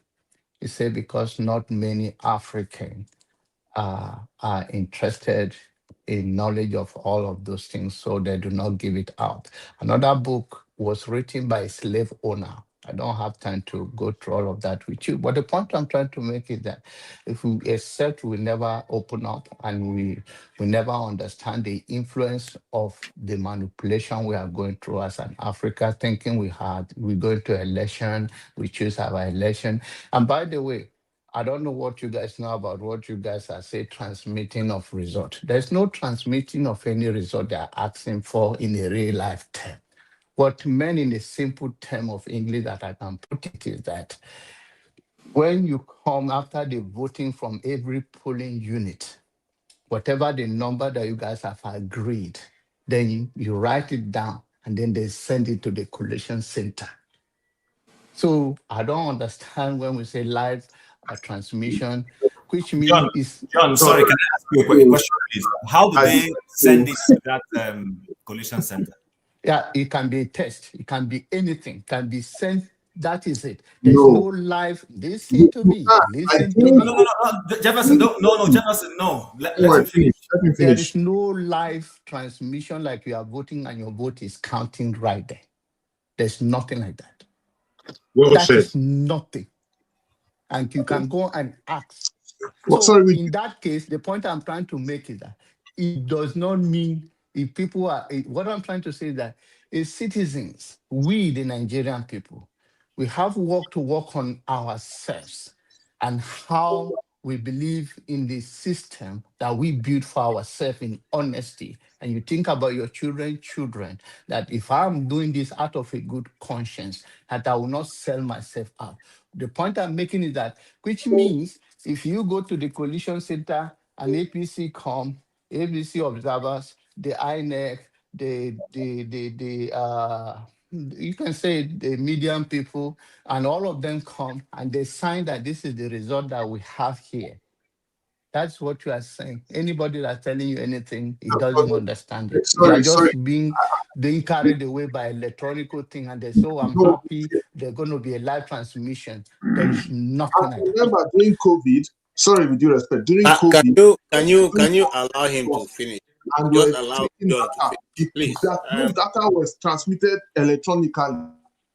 Can you just Listen, allow him to finish, this Jefferson? thing, Allow him you to can come, you are finish. just joining politics. So relax. Jefferson, when you were talking, I do not interject you. This politics you are talking about. No, The this point one I'm trying to is my make is that the citizen sorry. must, if you now this me, I pay back. Oh, I know they play around. If you interject me again when you are talking, I will interject. Don't play around with me. I Uh welcome you. the point is that we, the citizens, must love ourselves enough to build a system that will work for ourselves. When we say African, we don't love ourselves or we have a problem where we go, the black people, it's not true. It's a part of the problem of the struggle that we are going through from the beginning that has been set up. If we talk about Jamaican experience, Jamaican people are still experiencing trauma till today. In Jamaica, I've been there 2 times and I can still go there because I love the brothers and sisters who work so hard in those islands to entertain people that come, and I interact with them. And I went to the town, I went to Bob Marley town, just and till today, they don't have their own bank. The whole country, they don't have bank. The bank there is owned by British and American. The island of the beautiful island you see, whether you go to by Rio and all of that, is still built by British people. So they are still going through.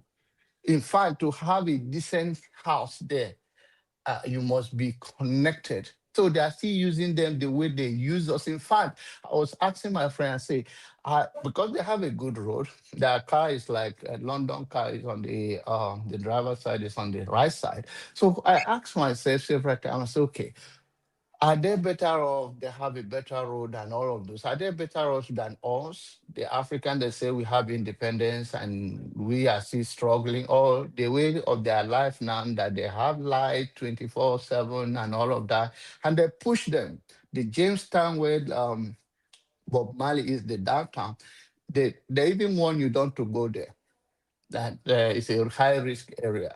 Also, the point I'm making is people are still, Black people, we are still struggling. We are still struggling.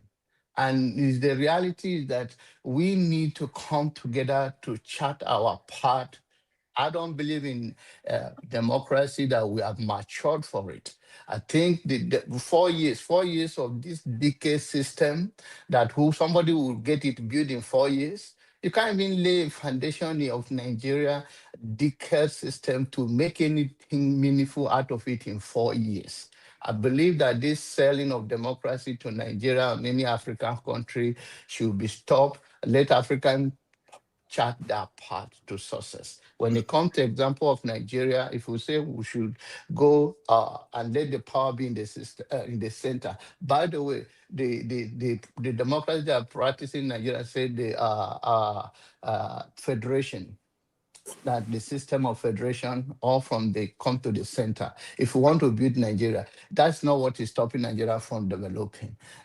Lagos is developing its own space. If you look at the beautiful side of Lagos, the Banana Island and the rest of them, they are developing in their own space. I know people find excuse, oh, Lagos is a capital city of the whole Africa. It's developing its own space. But then nothing stops the others from developing, except you cannot take away that there's some political game playing in terms of the seaport and all of that. But then we are the same people. We need to work on ourselves and chart our path to be competitive in 21st century.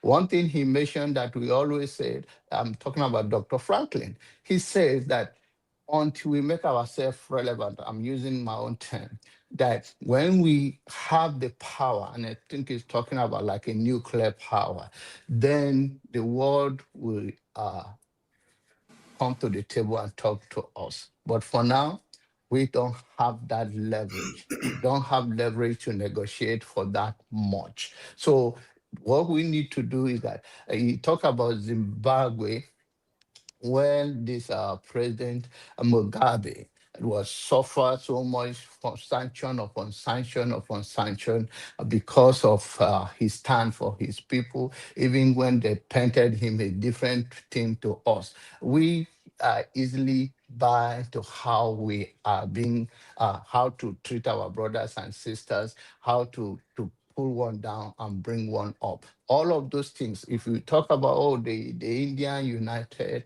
among themselves, partially. If you deal with India that I deal with, they are the same thing. They're only going to gossip behind it. They don't, not that much, that the way we present them. But if that's what we believe, I think it's fine. We, the people, the Black people, must come together and chart our path. The world loves us, but we don't love ourselves enough. So, and it's not about the conspiracy of whether religion or no religion. What religion is individual thing. You can choose. There are many people now practicing paganism in other parts of the world than the African people that are running away from it. So if you also like To be a Christian is fine, but to say Christianity and Islam are not imported religion because it's similar or what you have had so many years, I don't think that's we are just living in denial. The truth is that the religions that Africans are known with is pagan, and there's nothing wrong being a pagan. It's just the way we practice anything. You can lift up your Bible and still lie. You can become anything and still do whatever you want to do.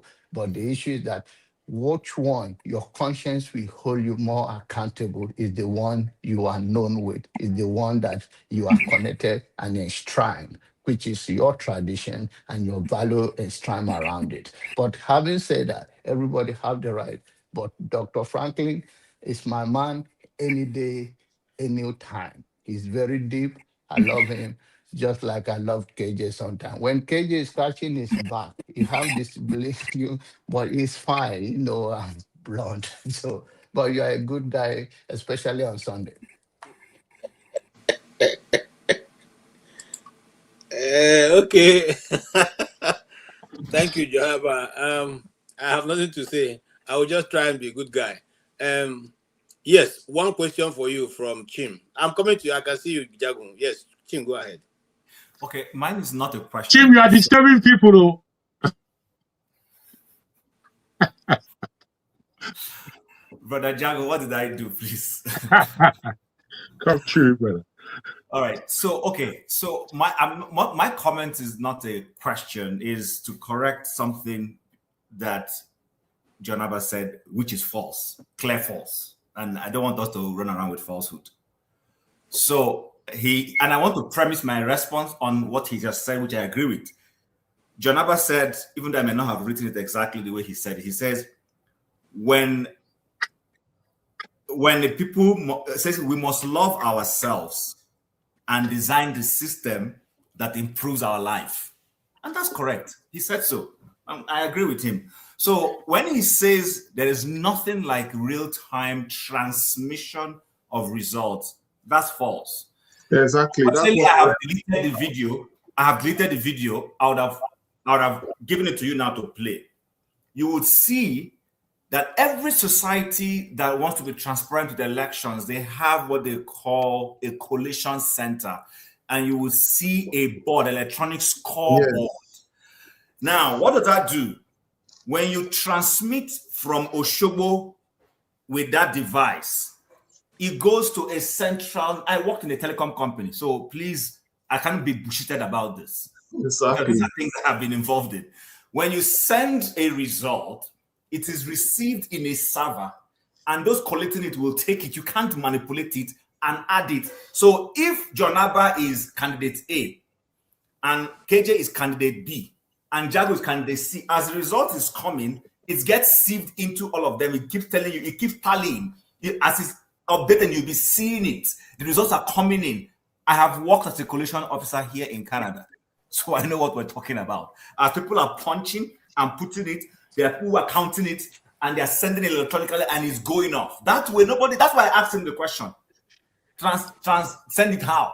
What these criminal men want to do is they want to be allowed to use paper. Why this South Africa? How did they take good votes? Can you stop, Jefferson? Stop doing this. Stop doing this. When they collect it in that paper. Listen, hold on. Now let him ask the question. I don't understand this guy. What is he talking about? How did they do it? Big brother Africa. How do you want to now to hear what people are saying? Sometimes you have a good point and then you spoil it with the way you're going. They collect this paper. What they want, KJ and everybody listening, they want to collect this paper. As KJ and Jago are going, they'll go and relay you somewhere. Stop you there. Collect TPEX and start changing those papers. But what we're trying to do is to remove that process so that nobody can cajole KJ. As KJ is collecting it, KJ is putting it into the document, into that electronic device. So you can't, if you relay KJ, the thing has gone electronically. You can't change it. So like Jefferson asked, how do they do Big Brother Africa that all of them are celebrating? People are voting and the results are showing and we know who is winning. And our president, people are telling us that we can't do that. Ghana is doing it. Congo is doing it. South Africa did it marvelously well. We were all following South African election. The electronic scoreboard was showing the result that it was coming. And at the end of the day, they'll tell you ANC has won. So please, John Abba, what those young people in Abuja were asking for is, we do not want John Abba carrying paper from here to say he's going to drop, and then somebody will snatch it from John Abba's hand somewhere. We want, as John Abba is collecting it there, he is punching the result accurately into that device, and it's electronically going. I intentionally chose to break it down like this because these men, these wicked men in this assembly, think we are goats and we don't know what we're doing. And that's okay. Why they are lying to people. We want to remove. Do you know why, John Abba, nobody takes bribe from you when you go to do your driver's license in this America? Do you know why? Because you can sit in your house and do the application. Human interference is removed.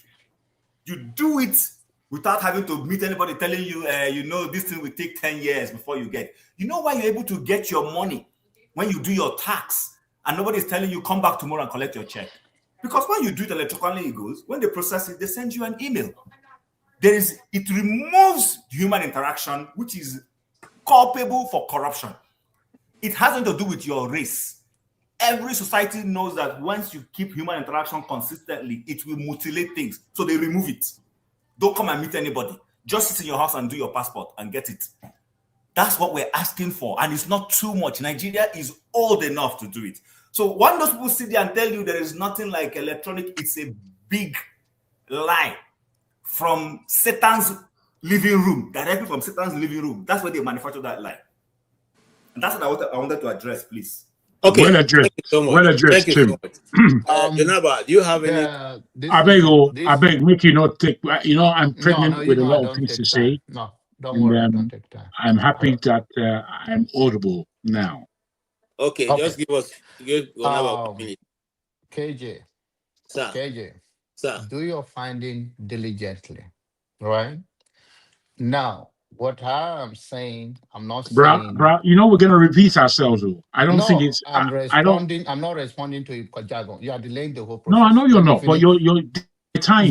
What it is, I'm saying, instead of you repeating yourself, we've heard from both sides. It's sufficient. No, don't worry. Allow him to talk now. By now he would have finished. You know, exactly. John Abba doesn't talk long. I think you saw how long Tim took. He doesn't talk long. He just goes straight to his point. Just allow him to speak. Now, Gege, do your diligent searching, and maybe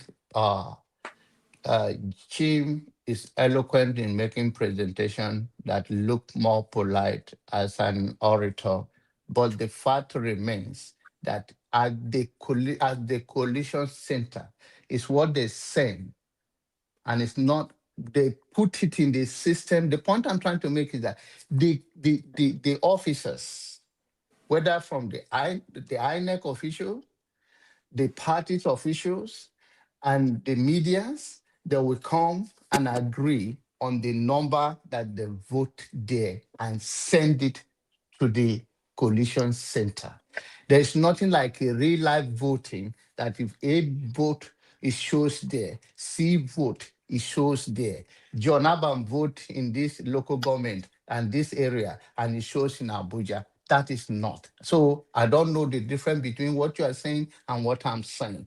The point I'm talking is that whatever the number they agree at that polling vote, they are saying it should be sent to the coalition center, should not be paperwork. And they have done it before. And they have, like he said, but the difference between this one, that my own saying is that it's not like they are counting the live vote of individual and it's appearing in the coalition center. It's the collection of whatever they have agreed. The point I'm making is that there is still tendency to manipulate the result because the people can still take a bribe and say this is the number, period. I don't want to be arguing too much. You go and do your finding. Okay. I think I hold on. Let's not do this.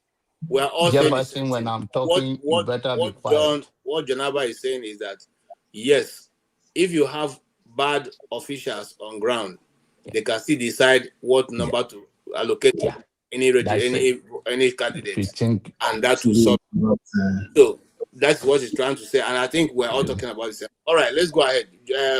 Yes, Mr. Jagun, you are clear and you can speak now. Thank you very much. I must thank everybody for their comments today, both in the first program and in this, to be frank. I think sometimes we come closer to an agreement. Between Oti and Chim earlier, when they were disagreeing, I think they had interesting disagreements, but I found it more purposeful to see where we agree. Because you see, without agreement, we're not going forward anywhere. And again, there is always a point to intellectualize, to exercise our minds, to make our point, to argue. These things are important. But the critical issues that we have in Nigeria, unless we find where we agree, we're not going anywhere. Even on this platform, it's very difficult to know where we agree. Are we having these conversations that have lasted 3 years in terms of my involvement? I sometimes understand where people are coming from, and sometimes, I'll be frank, I don't understand where someone is coming from at all. That's why sometimes the things that we agree upon, it's very interesting for us to reiterate them. And I want to reiterate one or two things that has been said by my brother, very junior brother, I must say, but I'm trying to be young myself these days. I beg your pardon. Let me just see. Femio. You know, Femi was talking about the word conspiracy. Also, Chim used the word conspiracy. They used it in very different ways. Femi used it positively, as far as I'm concerned, and Chim looked at it as rather a negative, even though Chim is very aware of where the term conspiracy theory comes from. The people that are doing you see, what's happening in this world is that it's turned on its head. I don't know if everybody's recognized. Good is bad and bad is good. The democracy that we have today, it's ruined globally. It's going down the hatch. And it's going down the hatch, and it's been broken down, especially by Trump. All the rules are being thrown out the window. I don't know if you can see that. All the rules, more than Europe. America is in serious problems, more so than Europe. Europe still has a degree of decorum about how they do things. Now, I'm not going to say that the present arrest of Prince Andrew, as he is, whether we like it or not, is still the Queen's son, her favorite son at that. They've arrested him. Now, I don't think anything's going to happen to him. I don't think he's going to prison. However, they've still done it. I'm waiting to see who they arrest in that America. They supposedly have one Ghislaine, a woman, in prison in America. I can tell you, Ghislaine's not in that prison. I can also tell you that this guy is not dead. The world is a stage, and we're all actors, and we are being played most of the time. Now, when it comes to this thing called let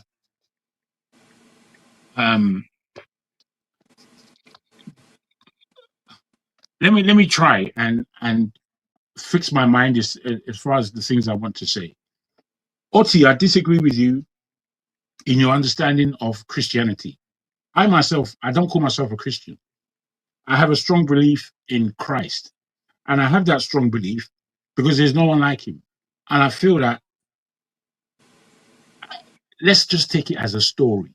Let's not take it for now as an issue of fact. Let's just take it as a story. And if we're just looking at it as a story, there is no human being to compare to him. And where the Abrahamic religions agree largely or disagree largely is between Islam and Christianity, that there is a Christ. Whether they see that he died, we who call ourselves Christians and those who believe in Christ see that he died and feel that he's going to come again. And I think, again, that's the point where between Islam and Christianity, that is the discussions that we're really supposed to be having. Not these discussions about all other things that just irritate and go to irritate. We'll put those things down. The way we look at Christianity, we've been force-fed it. And we've been force-fed lies. I would like to ask the panel to think about this. When they speak about all these fantastic individuals and these fantastic stories that are laid in the Bible, who do you think on this planet they are talking to? About, I beg your pardon. Whose history do you think that is? We had Wale on the show earlier, and he was going deep.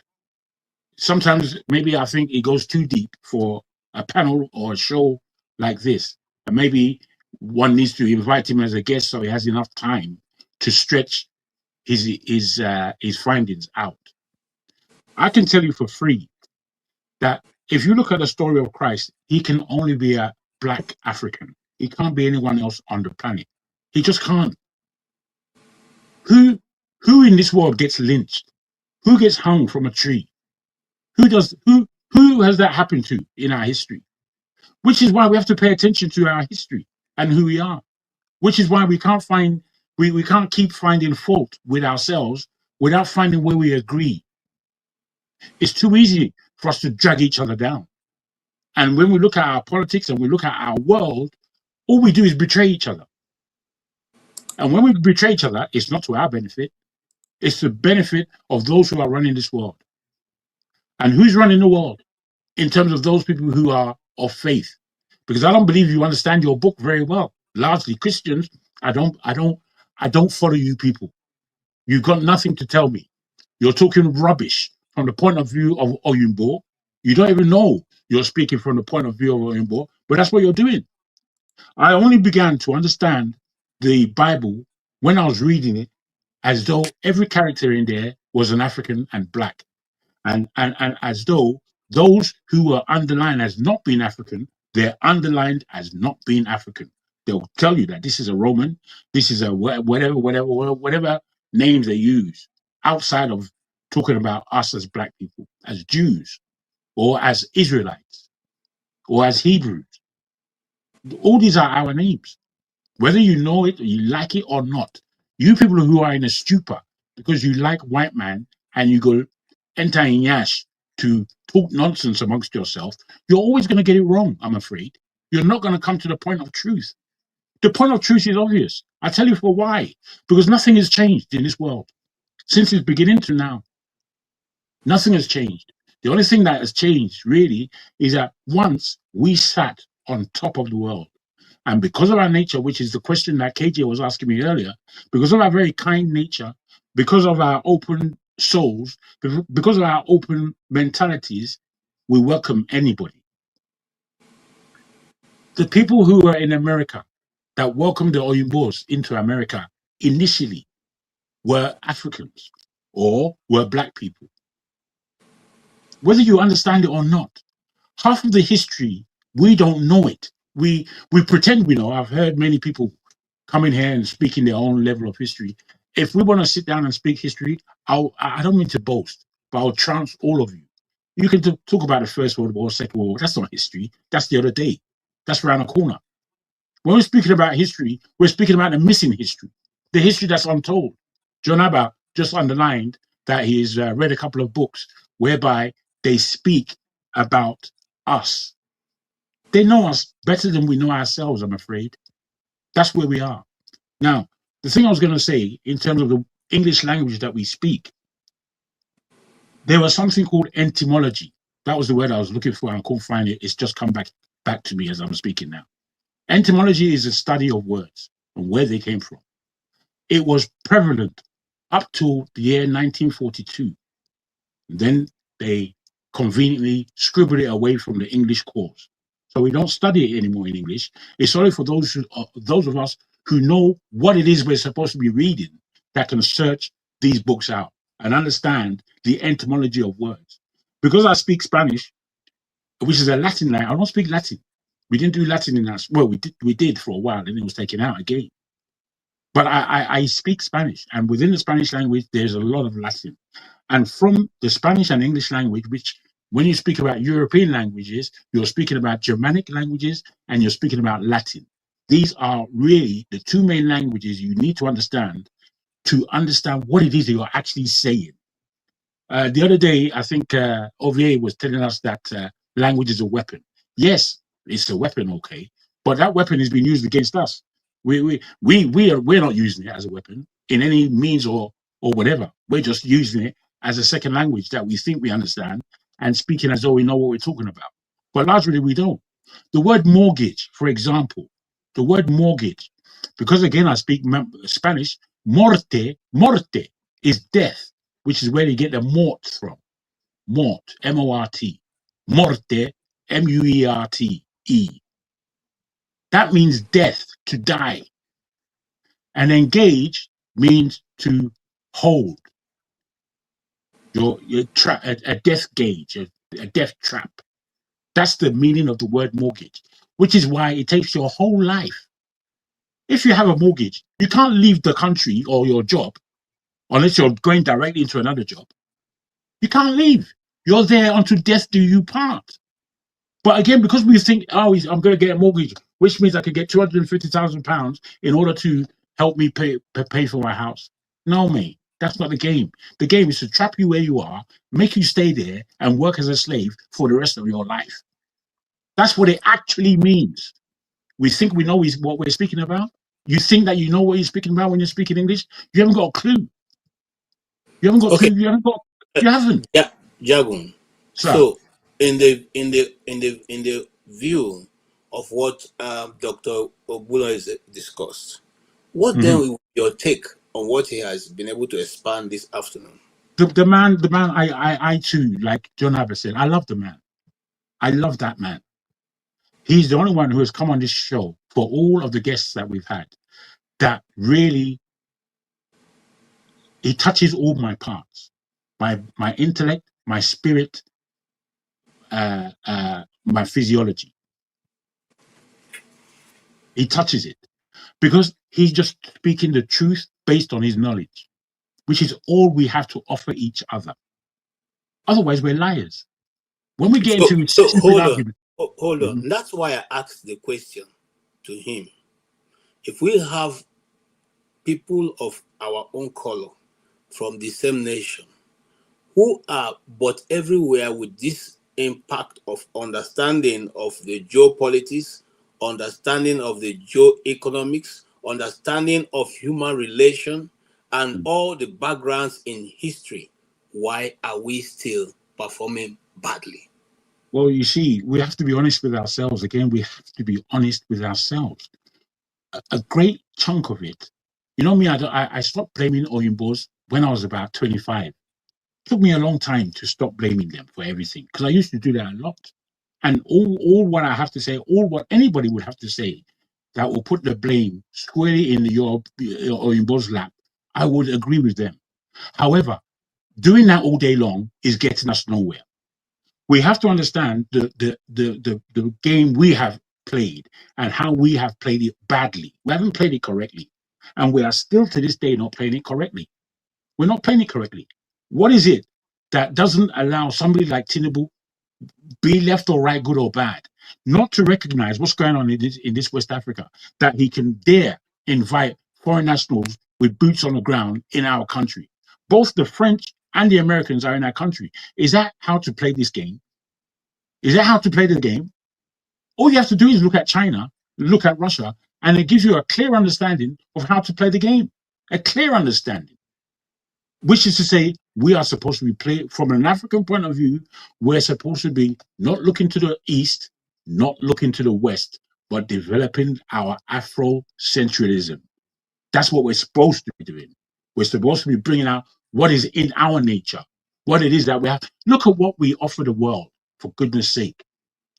Just look at the influence Black people have played in this world. Now, you can allow the entertainment side for a minute. Music, film, comedy, let's put that down for 1 minute. If you look at the sciences and what we have developed, the other day I was reading and they were speaking about the first industrial revolution. Where did it take place? They asked AI. I don't use AI for my own reasons, but they asked AI, AI first came with the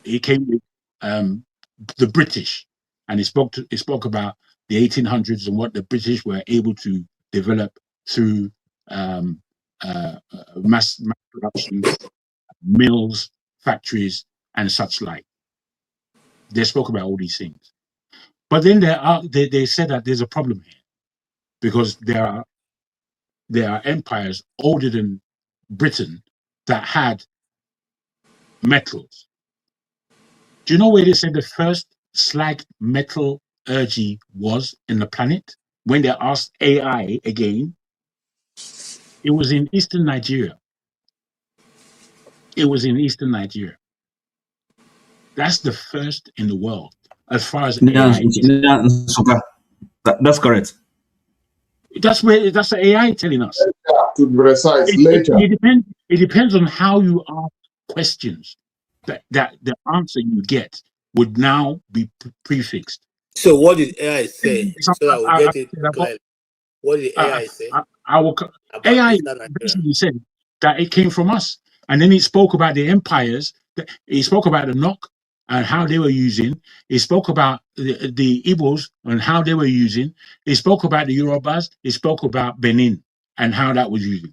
Which is why when so since I'm asking you now, that means that what this last speaker was alluding to is correct. I mean, I have read that. Like I said, I don't have enough facts to talk on that. But I have read it many times. And then one of my late uncles told me about the same thing which this guy was talking about. But he never went to school, so I didn't take him serious. Well, this is what we do, I'm afraid. You see, I tell you this. You see my schooling, my O levels. The first time I took them, I failed them. And I failed them purposely. I was just writing rubbish. And then I was speaking to the Judy, what do they call them? The examiner in my writings. What kind of stupid question is this? Things like that. I was arguing with the people. I failed all of them. Didn't give a damn. There was something about the way I looked at education that I knew that they were feeding me falsely. I knew it. I had to take them again. I passed. I did my A-levels. I went to uni. All the rest of it. But because of my attitude with education, I did a lot of my own reading, a lot of extra reading. And I knew that they've been false feeding us. The education that they give us is shit, rubbish. If you're not educating yourself, you're not doing anything. You think you're clever with all your stupid certificates. Don't bring that to me. I'm a PhD. Fuck off. I beg your pardon. But I mean it like that. Go away. Now, I'm not saying that there's nothing in education. I'm not saying that. I'm saying that the education that we read, we haven't touched the surface of what these people know and what they keep away from us. We haven't touched the surface. I totally agree with you. We only have 70, 80 years to live. How are we in this dispensation going to get such a grasp of knowledge that we're going to be able to really forge ahead? Because everything that we read, everything that we see on television, most of what we understand on the internet, bruh, is half pence. It's not worth much. Not worth much. That is the bane of the black man, and I'll move from you. The bane is that we are only concerned about ourselves and the time we live. These other people plan for 200 years. They may not even be around when that's excellent. This is it. Now, this is the only place I just want to support the what the Chinese have done. Some people somehow, because they believe in Western world so much, that they like to entertain the yash. When you look at the Epstein files, do you not recognize that the devil is running the world? Obviously, the devil himself is running this planet. People don't like to speak spiritually, and I understand that, but there's no way that you can have the level of industry of killing children, having unlawful, disgraceful sex with them, doing all this hide and seek level that we see all about the place, and not conceive that this is the work of the devil. Okay, I will not agree to go there, Jagun. All right, thank you so much. Powers and principalities. That's what the Bible calls it. They've always been around, but that's a discussion for another day. let's I'm move saying, on. I'm not trying to make us go into that level of speech. I'm just letting us know that this planet that we're on is not playtime. A lot of us like to play with words and, All right. Thank you. what is I it agree. that my brother over here says? I'm here. I'm only discuss with my equals. Otherwise, I'm here to teach. Okay. I Wonderful. don't know who he wants to teach, I because love it. when you're on this platform, you don't know what anybody holds. So whether they are speaking No, you see, all I believe is that the politically or people. otherwise, I'll say I this no no last no. and I'll I'm not shut up. I'll say referring to this you, but I'm last. even referring Ejo, to I'll say Obey. this one word last and I'll be quiet. You see, communication is the most important thing that we have because we don't have osmosis to read a man's mind. So if Okay. we can't make ourselves clear, it's the failing of the person who is offering understanding. I'll Okay. leave it there. Thank you so much. I wanted to talk to Yakubu because I saw what he has.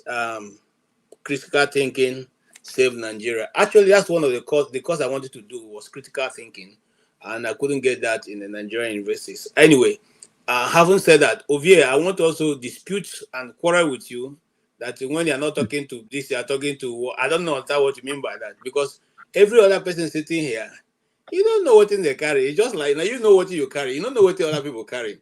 And when people come here, they look. The people you can always be afraid of what they know are journalists. You see this root of sitting there, he has never opened up to you to tell you what he knows. But if he opens up to tell you what he knows, I'm sure that he will not be able to come back to this program because there are a lot of information out there. And me, for once, I believe what Jaguar just said. These guys have been teaching us rubbish, and it only took me out of Nigeria to realize that we have been taught rubbish. Okay, and some of the rubbish we have been taught, even our own government is still reinforcing that thought, that teaching to our children. No effort to change it. No effort to say, look, this you were taught. Mongopat discovered River Niger. It's not possible for Mongopat to discover River Niger. But we are all dancing to the tune of the paymaster or the so-called master. The question I'm putting to you, Pablo, is this: even though you are saying thinking old nines, which is 1966 to 1976, these leaders we have at that time didn't go to Chatham House to make policies, did they? Abacha didn't go to Chatham House to make policies. So if there were some few leaders who didn't agree to the status quo, why is it that now that we're having a civilian administration vis-a-vis democracy, them all crazy, why are they still now falling back to the same system that have not given us any mileage?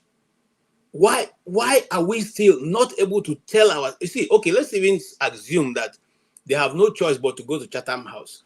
What about your uncle? Your uncle Akpabio, did they also stop him not writing the truth, not agreeing to the fact that electronic transfer can be achieved in a nation that is over 60 years old with modern infrastructure at this hour? What do you take of that before you begin to now go into what Dr. Ogbunwezeh talked about? I think, well, I don't know when, you are not here when we first started this show, I believe, if I'm not mistaken, the KJ. Like the earlier beginning of this gathering, as Dr. Talk, think tank, the earlier beginning. Then the question where they always ask every guest or people that are intellectual is what is the measurement in terms of how many people in Nigeria actually understand the system that we are practicing? Because I think outside of the few people with the arena, right, the fight for power and all that, I think 99% of the rest of us have no clue about how the system works. So if we do, we know good they even point out individuals right? The issue of electronic transmission. What does Akpabio got? I beg, brother, educate us on how this system works. Now, all of you guys all You come took and the tell us question from how this my system works. How does this system work? Please tell us now, please. Please. I have Now, problem no, hold on. You have when 5 minutes. you ask me Educate us on question how the now. system works. Now the problem why I gave you that. No, we're just asking you a simple question now. Well, I'm answering the word interjection. Okay, sorry. Go ahead, please. No, I'm trying to tell you why I said that. Right? There's two ways to answer questions. Is that start from the top or start from the bottom? So I give you a premise. I'm not trying to tell you why I come to that conclusion. Right? It doesn't. You have to agree with it, but it makes sense if we just listen and understand where I'm coming from, where I'm going to land with it before you interject. Because if we do, I don't understand why people go to shout at Akpabio or the president himself. It is a bill.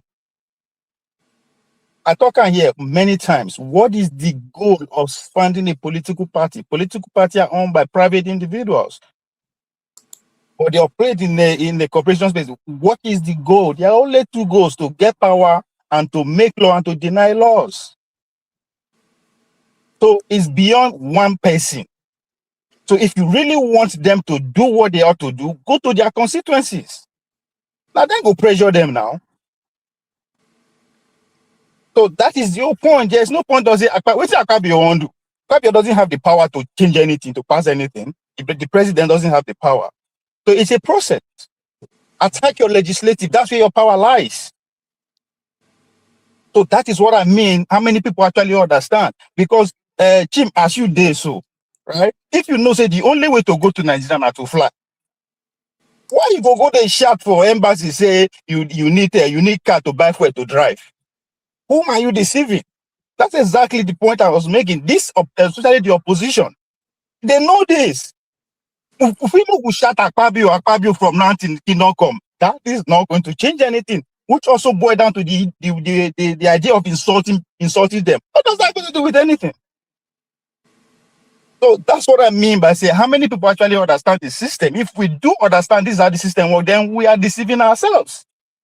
That's what it boils down to. Because you can go to sleep for Abuja. At the end of the day, now vote. And again, the most important thing, these laws, these rules and regulations are written by them. Do we understand the implication of that? No, I don't understand. So if I didn't see anybody writing the law. If you write, hold on, right? Like this platform now, right? The rules and regulations that guide this platform is coming from the owner. Abi? No matter what we disagree with, the only person that can still change the law is the owner. In other words, we are at his mercy. No, but this that's where the challenge is. The example you just given now, Rudolph don't make this rule and regulation. It is we who are the moderators that make the rules and the regulation. He gives us every now. So no, KJ, hold on, KJ, sorry, hold on, sorry, please. He has muddled up something here, so don't come and confuse my head. He said the platform is owned by, and I know when he says platform, he means StreamYard. He's not talking about the local post. So there is a community rule on how things are done. That is not the same thing when you want to use that example with the Nigerian elections and Nigerian state. Who write the rules? Hold on. Who writes the rules and regulation of election? Hold on. Excuse me. You see, that is why I said don't confuse our head here. Okay, now they ask you now. It's a question. Make I answer you now. Conversation will they have. Okay. So the Nigerian state is owned by Nigerians, not by the politicians. It's a very simple question. The rules and regulations. The Nigerian state is owned by the Nigerians, not the Nigerian politicians. You're right. And the Nigerian politicians are supposed to rule in the interests of the Nigerians. Correct? Answer now. You don't pause. He's frozen. No, he's frozen. Okay. So that's correct. And can I also? No, let me finish here, sir. And if the Nigerian state is supposed to run on the interest of Nigerians, Nigerians said, for our election to be free and fair, please, those of you doing our job for us, we want you to make sure that this rule is what you put in place. Why is it difficult for those people to hear them? Why are they now saying, no, we will do it the way we want? Kim, Hello? why was there Hello? a public hearing Hello? in all the 6 geographical zones? Exactly, sir. Can you hear me now? I can hear you now. Did you hear me all the while? Huh? Did you hear me all the while? Did you hear me all the while? So should I repeat myself? Please repeat yourself so I will Okay, hear so you. okay. StreamYard owns this platform. StreamYard says no abuses. We all comply. KJ, can you hear me? Sorry. Can you hear me now? Sorry, my network. Yes, I can hear you. Now, Tim, the word I heard, you said suppose, that the politicians suppose to be working on our behalf, right? That's what you said. I didn't say suppose. I said the politicians are yeah, okay. I get what you mean. You suppose. It's Yes, just yeah, but suppose, yes. Meaning that hold on. You use that word because you know they are not acting on our behalf. That's why you use that word. Not to want to act on our behalf. That is my point. We are making the same point. So I'm speaking from the point of hold on, listen. It is their duty, obligation. Listen. Now, grammar nine with a speak, right? It is now we elected. That's why I said if you really want them to respond, you go to where they were coming from, their constituencies. That is how they will use to the person because my expectation would they expect. They are supposed okay. All those who went to protest, no be their constituents. See, Jim. Jim, please just listen to me first. I know they talk waiting supposed to be, right? I am not describing a normal situation. I'm discussing the abnormality of how these people are carrying out the system. Of course, it's a representative system that we are practicing. That's why I say where you get power now, out of rep, right? You go Abuja, go they shout. How are the people in Gomborungala, in Ososo, who will vote for Oshomole? We know what you are saying in Abuja. That's the point I'm trying to make. Again, you said they are supposed to be working for us. So the fact that we and you agree that they are not working for us, what are we supposed to do? Go and beat them individually. So my question, hold on. My question to you over here is that you live in the US. When the people go to protest in the Capitol House building, do they go to protest in their state or in this area? Good. Exactly. Now let's calm down. Give an example. Make I tell you how the protest spread. The last protest they just had, okay, was it in DC? Did they go to protest in their localities? Hold on. Which the protest against who or against what? There are many protests. There are many protests. Okay, let me see. Hold on. When they went to protest that they must release the Epstein files, did they go to that constituency? It's not in DC they went to. That is, they're talking to the DOG, right? But hold on. When protests they happen for America, when me and you they happen for multiple places at the same time. I don't document so many of them. Exactly. Hold on. Let me tell you of the one I took part in. Hold on, Fred. Hold on. Let me just allow. If you allow me break them, I will tell you why I stay waiting at the top. Okay. That's why I say it depends on the issue. If they are protesting against the issue that has to do with the DOJ or the Supreme Court, there's no need of going to the constituencies. That's my point. Sorry, but this issue I don't agree with their I don't agree with you. position. You know why you don't agree with me? You know why you don't agree with me? Hold on, you know why you don't agree with me? Because anything where they mainstream for Nigeria, we talk about them on internet, they do everything. You believe that is the wish of that. That means everybody they hear them. That's why you know agree with me. No. Listen, let me hold on. So let's hear from Oti. Let me explain something now. Go ahead now, Oti. Okay, so Ovie, you misunderstand this. You see, because now the protests at Abuja, and then you said they should go to their constituents, okay? See, the mistake you're making is this. Hold on, listen. The mistake you're making is this. Because see, the protest is about the system, right? Which it was about hold on now. It was about the specific issue. Excuse me, about election. In other words, how they get to occupy the office, right? As a president, as a representatives, okay? So, and if that system is flawed, if it's defective, and that is because of the very defect of that system that they are not accountable to their constituents, right? Because if they are properly elected, in other words, they can be removed by their constituents. So we wouldn't be where we are.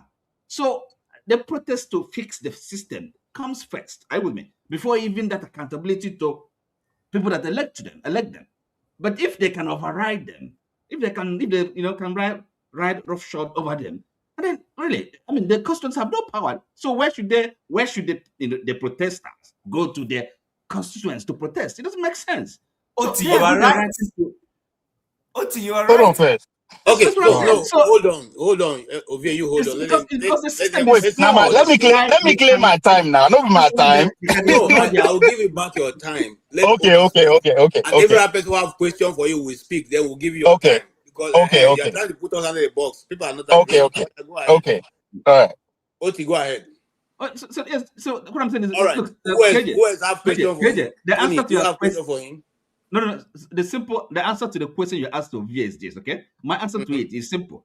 See, it's just that the people that are occupying these offices, Akpabio and they're not fit. They're not the kind of characters that should occupy that post, okay? Because in the first place, they don't have any regard for the people. They're not there to serve the people. Okay, so I mean, we have to. That is the simple fact. Somebody like Fabio shouldn't be. He's not fit for that office, and expecting anything of him is a mistake. It's just the same thing as maybe Tinubu, the way he came to power, and then you expecting him to do anything other than what he's doing. I mean, it's a pipe dream. He shouldn't be there. Pure and simple. I mean, it doesn't take any high logic or whatever. I'm sorry to add to this. What Ovie is telling us is pure academical. Simple. This is not practicality. Listen, Ovie. If, for instance, there is a bill to be passed that will be inimical to the interest of the people of Akwa Ibom South, just hypothetically speaking, and then you tell Akpabio to first of all go back to see whether his people want that bill, that's a different thing. We are talking about a national issue that does not necessarily need you. In the first instance, like Tony has said, what was the essence of all these going around the different zones? It's already been done. They put it in zones. South, east, south, and maybe Port Harcourt for south. And then those people there said to them, we want real-time electronical transmission of results. The Federal House of Reps took what the people told them and ran exactly with it. The Senate is the one who became a problem. They didn't want to. And that didn't want to was not that the majority didn't want, but the leadership of the Senate was in cahoots with the executive. And so when they saw the outcome, they pressured them to say, don't buy that. It's going to be not in our interest. What they now did was, at the end of the day, they now influenced the lower chamber to toe their line, which is why the speaker ran away. And then APC Ole. That's how we got there. Shameless Carlo, he's my member of House, decided to do a dirty job, became a tool to sabotage the people. So when you come telling the people, please go back to your constituency and go and fight, please. That's academic. And that's what can I just respond, please? They have been doing all these So things. they're saying the same thing.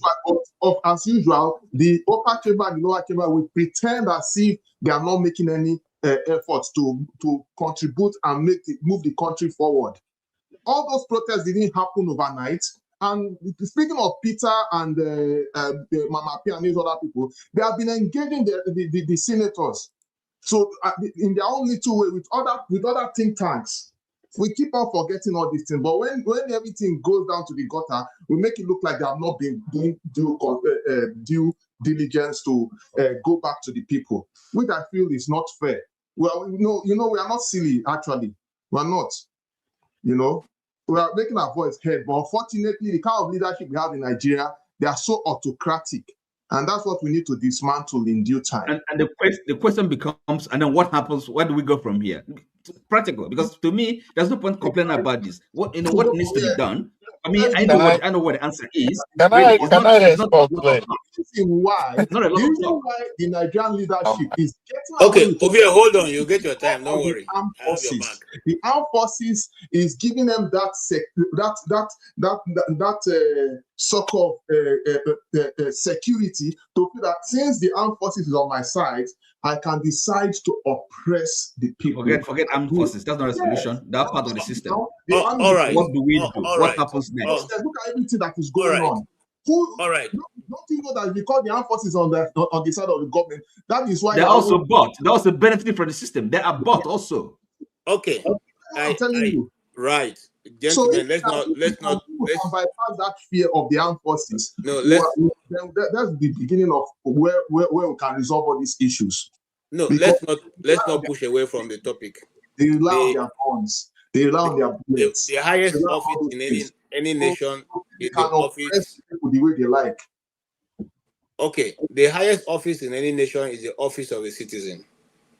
But in Nigeria, it's been somersaulted. So once you are a ragtag, ramshackle living, slippers wearing, and trekking about, hiking all around your community, with no money in your pocket. Once you become a local government chairman, now you become a four-wheel driving, police guarding, and Madame carrying, and all the nonsense, chauffeur driving car and security, and that is what governance is about in Nigeria. And that's what I'm telling you. It's the same. So Ovie, the question we are saying to you now is this: we do not have to wait to go to lodge complaints at the local government levels. We are saying that it's also proper for the people to go to the People's House, which is the National Assembly, where their representatives have offices, and lodge their complaint that this is what we who voted you in want for you to say. That is how it's done in the United States. In fact, as of yesterday, somebody was telling me that we have to meet this coming weekend to speak to a guy who wants to come into office and say, look, we are demanding this, B, C, D, E. And if we will have to get a commitment from him, and if you will not do it, we will not vote him. This is somebody coming in. The last governor went church by church to go and speak to the Christian community. And they told him, if you bring your nonsense, of course, you know the nonsense we're talking about, we will leave you where you are. So if you don't bring that nonsense, so we don't have a problem with you. We're not looking for anything, but I'm saying that. Hold on. So what I'm simply saying is that the people have the right to tell you what they want. It's not for you to say, choose what you want for yourself, which is what Akpabio has done. KJ, I'm going to bed now. So, question is, how should a civil disobedience be engineered in Nigeria? That is, something practical. Okay. That question should go to my network no stable. That's why I said. At the same please wait for. I don't know how long we're gonna go about. Hold on, you have asked your question. Let him talk before his network goes off. Go ahead. Yeah. Okay. Please. It's good for just listen to understand. You don't have to agree. I'm not here to convince anybody. I'm not here to convince. No, that's not my goal. You understand? If you understand me, you agree to disagree with my opinion. No, that's not the point. But at least it's very good for you to understand, so that when you frame the question, it will make sense. Because as far as I'm concerned, at one question, everybody they ask. And when I talk in English, now it will destroy all of us. It not be saying the ability to speak cannot be the speaker. Because at times, when we the speaker, we know they listen to ourselves. Everybody does say they suppose they are selfish. So we already know individually that these people are not up to par, right? This is a known fact. Now, the issue at hand is electronic voting. It's a law about INEC. Go back to the question I asked. How many of you understand how the system they work? It is not a new bill. This administration no start this bill. Matter of fact, Buhari administration did not introduce the bill. In other words, they know what they are doing. Now, what my point of saying to go into Abuja to scream is not the solution. It's not to force them to do. This thing I know is to force them to do something. I am saying you have to be able to establish threat. What will be the only threat where these people don't fear? Ability for them not to be able to come back. That is the only thing they fear. But they I don't don't depend have on the that people power. to come back. They don't depend on the people to come back. Can I just finish? Now They the don't depend on the people to come back. My God. It's like in a circle. They don't depend on the people to the come armed back. forces. Now those police, army, navy, all those people. Now them they enable these politicians to oppress us. You see my problem? Yeah, that's the problem I'm talking about here, right? You don't have to agree with what I'm saying, but please have respect. Let me finish what I'm here to say. It doesn't make sense that every word you go interject.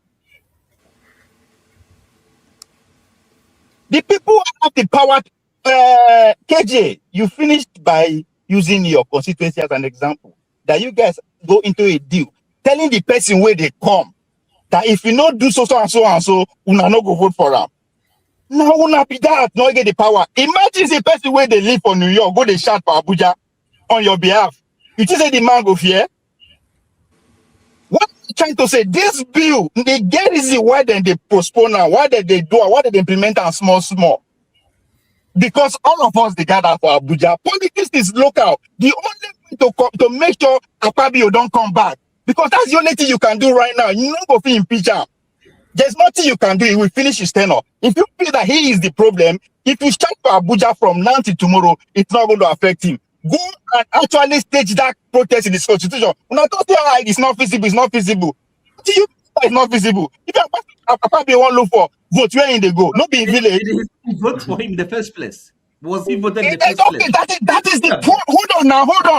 Hold on. Listen to yourself. He was not voted Please, can you? Please, I don't want to be disrespectful. This is not common sense. Person when you know vote for, you want to change something. Does that even make sense? If you didn't vote for him, can I finish, please? Stop interjecting. Can you stop interjecting, please? You will have your time. Mr. KJ, please put one rule here. This because if you believe, we should curtail it, we should stop it. We should be civil sometimes. You must interrupt all the time, please. Common sense is that if not be you vote carry and put for there, if not be your vote put for there, what make you believe that you can actually make and do anything where you want? The common sense. If you send me message, right, you are expecting me to develop me. It's an expectation. If I not do what we did with consequences, I will say I'm going to think be that. If I chop your money, can you do me something? If you cannot do me something, I will eat it. So we are dealing with human beings who go to pretend. What kind of expectation? I don't expect my representative to do anything. Will tell me say I go feel actually hold on to his balls. Like this is not as do we actually understand what we are practicing? It's a representative democracy. Akpabio doesn't represent me and you. He became the Senate president because Tinubu wanted him to be like that. People that say to come and represent you have their power, have their will. This is very simple. If I dare Abuja, you can shout you want. If I know say you don't go vote for me, all you want is shout. Okay, all right. So what Ovie is saying is simply that once the representative know that you cannot contribute to their voting, they will not listen to you. Well, even in this case, no vote even matters. I think Wike has been able to win, so it doesn't matter. Yes, in reality, we know this thing. Not be saying that waiting at the no, it's not a wish. It is what is happening. No, I am not wishing. I am not prophesizing. What they talk is accurate. Nobody is disputing it. But the point is, listen, the point you're making is acceptable and realistic in a functional system. Jim, hold on. Yes, hold on. No, wait, okay, because hold on. See, KJ. Now, let me just use this 1 minute. Actually, answer what Jim they try to talk, right? That is academic, is not practical, and that is my criticism about the political class and the intellectual class that came today. My question last week to the politician: what are they going to do different? They say that leadership is the problem. Okay, leadership is the problem. Go and lead the people. Now them hold the power. They just need coordination. They need organization. but it's going to take a lot of time and work. That's why they are not doing it. They prefer to just put small money together and mobilize people to the shout. The same thing with intellectual. Now, waiting I understand from our guest this. As a person, is excellent. But as a group of intellectuals, there is a gap between what they are preaching and ability for actually to carry them out. And he said it. They need to go back to classroom. It is their duty. The likes of people that negotiate for independence, what did they do? The likes of Zikwe, when they go study for America, finish, then went back. Look the consequences. The guy they fear made them no killer, made nothing to happen to them. And that's what the problem is. We expect the people to just wake up and do something. That's not how things work. Only organized people make change. If you don't go actually tell the people, you don't have the power. You have to organize it. It is work. It's going to take a lot of work and resources. These elites know it. That's why they come with the agreement of turn by turn. Don't just die. They are not ready to work.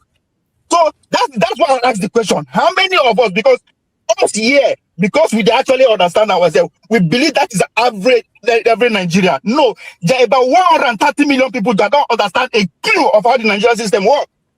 Those are the people that the Nigerian changes depend on. But they have to be awakened by people who want power. I don't want power. If I want power, I will be in my village because now then go vote for me. That's why you don't see them. This is the sermon now. It is my time. I'll use it as I want. I can preach, I can dance. If I can dance with my time, I can preach with my time. When it is your time, make your point. Don't tell me how to use my time. I can preach, I can dance. It is my time. I can sing too. For 30 minutes, not only you there now. He won't stop me. It is a system that has leadership. Let the leader. Okay, Uncle V, I beg now. Okay, here is Diaspora's vote, and let's hear from Tony. Tony, want to say something quickly before we come to Diaspora voting? Yeah, I was just trying to say that Oti made a good point. He's saying, if I didn't vote you in, if you go to my constituency and not be you vote me, of what is the use of going there to go and demonstrate when I didn't vote you in? Very good. It doesn't make sense now. All right. Thank you. I agree with you totally. Support that. This whole thing is about the presidency. Go and sponsor the people that vote. Sponsor them. Bribe them. That's what politicians do. They bribe people to vote. That's what you will do. Go and bribe them. Now you want power now. Nobody else want power. Now you want power. I'm not saying me and you should do it. Those that want power, that's their job. Remember, the last election, the house, there was no problem with that. It's with the presidency, right? That's where we had the glitch. KJ, please. I want to beg, pardon me on something. Whenever support diaspora voting is done speaking, I just want to plead with you. I have an intervention that's totally different from this, because all this democracy and me, I don't even understand it. But I just want to pick on something that had to do with real time transmission of voting from the technology aspect, please. Okay. Meanwhile, there is confusion in Mexico right now. I hope people will know. Yep. Okay. Cuba also is in big problems. Yeah, that's American doing. It was that's American doing. That was the plan. Yeah. That was all right. Yeah, gentlemen, let's move forward. Yes, that's why voting. You saw that you have not been able to use your voting power to influence anything that happened in FCT. So why are you here? Tell us. Since you couldn't even influence what happened in the FCT, you allowed your uncle to mess up the whole place. Oh man, I patient. I tried. I didn't miss anything when everyone was talking. I tried. Anyway, I hope you're all doing okay. Anyway, while we are here just arguing here, front and back, I hope you realize that look, Nigeria is doomed though. Like not doomed because of our leaders here. Look, go down to the people, like just the ordinary everyday people, like those people who go out of their house, like if they don't go out to hustle that day, they can't feed that day. Yeah, go and listen to them. Man, those guys are in another planet. As when it comes to politics, leadership, how a country is supposed to be run, those people are in another planet. So even if you are talking about election must be that, look, we can have the best electoral form in the world today, yeah, but because there are people right now who are naturally willing to sell for the highest bidder right now, like, okay, even if you want to, these people are willing to, like, no, let me APC, give me small thing, go and do whatever you want to do, and INEC will still announce the best result, and still the bad person will still be in there. So even though that written politics or whatever, look, there's a problem. And the funniest is, like, this, the people that they are breeding, this next new people that are coming into politics, that are somehow awakening, not awakening, that are trying to maybe grow old and know what election is. They don't know how a country is supposed to be run. Those are not the main virus now. Not even pressure. Those are the main virus now. That is dangerous virus. That look at what happened in Abuja now. Old woman is coming out, beat her chest to say, no, look, I can't vote. If nobody give me money, I go ask. Now it's not a thing. Now imagine how many people in our generation and how many young people now have that same belief, that same ideology. Because when something becomes an ideology to people, it's like, the most dangerous weapon in this world is the weaponization of the mind. Once they've locked in like that, it's finished. So this was what we're talking about. Look, we have a bigger problem coming in, because Tinubu will still go there. If somebody that's worse than Tinubu comes to power today, we will still have the same set of people doing what they are doing. So how do we go from there? Now you are fighting one fight, think you are fighting a leader. Now there are sort of bunch of people who are ready to even vote that ballot in. They don't want to know how their life turns out the next year. They don't see what you see. That is a big problem, like a virus, my brother. So when I tell people sometimes, look, anyhow, even we in diaspora, we can't just be talking. Look, stand up. My brother, I think this is stand up. We get to help these people, not money. Because if it's money, they will beat us that has our money. We get to just look for a force anyhow, anyway. To like, okay, we want to add something that needs to be done. Because right now, nobody's in diaspora is talking. The people in Nigeria are doing TikTok, doing challenges or whatever, doing Facebook, Instagram. The poor people are even connected more to those people than you and I that is talking here. They go to these are useless influencers that have nothing to contribute in life other than to think to put nonsense out there on social media and make money. That's what they know. These people out there that are coming up, they are young youths right now, maybe in their 18, 19, 20s. They look up to these idiot people, these nonsense influencers that are not even meaningful to their life other than to how to make money. They don't even know how to. Look, can I ask you a question? If nobody in diaspora is talking, why are they spending 9 million and then $120,000 monthly for 6 months to launder image here? Who? I don't understand. If nobody diaspora is talking, my brother, look. The people that are talking, yeah, they talk. I'm talking about something's happened in Nigeria. Everybody is saying it. They spend money. So the money that they spend now, did it change the image of Nigeria? I don't understand. Somebody's even telling you 9 million. How are you not sure? Okay, it's not true 9 million, not necessarily now 1 million. They put 8 million, take divert fund. No, so you're not getting. You don't get my question. My brother, I get your question. Yeah, you say if the laundering whether they do now to counter the things where people hear. My brother, it's not what we hear. We are not being told. We see things. It's the image not to diasporans, to launder the image of Nigeria. They're not laundering the image of Nigeria to diasporans. They're laundering the image of Nigerians to who don't listen to Nigerian news, which these foreign people, whoever they think they want to go into business with. I mean, are you telling me that even the biggest lobbyists, the greatest lobbyists in this world, can that biggest lobbyist lobby you to believe, say, Tinubu they work or Nigerian they work? Even if they pay that lobbyist the highest amount of this world, can it convince you? No. You don't still get my point. You're not getting my. You said that the diasporans are not doing anything. So I'm saying to you, if the diasporans are not doing anything, the government will not be spending that kind of money to counteract what the diasporans are saying about them. That's what I'm saying. Okay. Now, so let's leave it there. I think that question have been significantly taken care my of. brother, the thing I'm telling you, whatever they are doing, the London is not we speak. Yeah. My question is like, even if we speak, say we do something, now the action that they find. You get my point, my brother. Now the action that they find. So what Tony is saying is that the action is very visible. That's why they're spending that amount of money to try to KJ, look. Okay, see, so wait. Hold on. Even as all the money. You were saying, what are we doing? Even as yesterday, that's this week that just passed. There was a conference right here in Capital. Okay, on this same issue of Nigeria. Now only that Capital, Nigerians there. I'm talking about worldwide. Come on, my friend. Hold on now. Calm down now. So because people demonstrate in America now, so that's okay.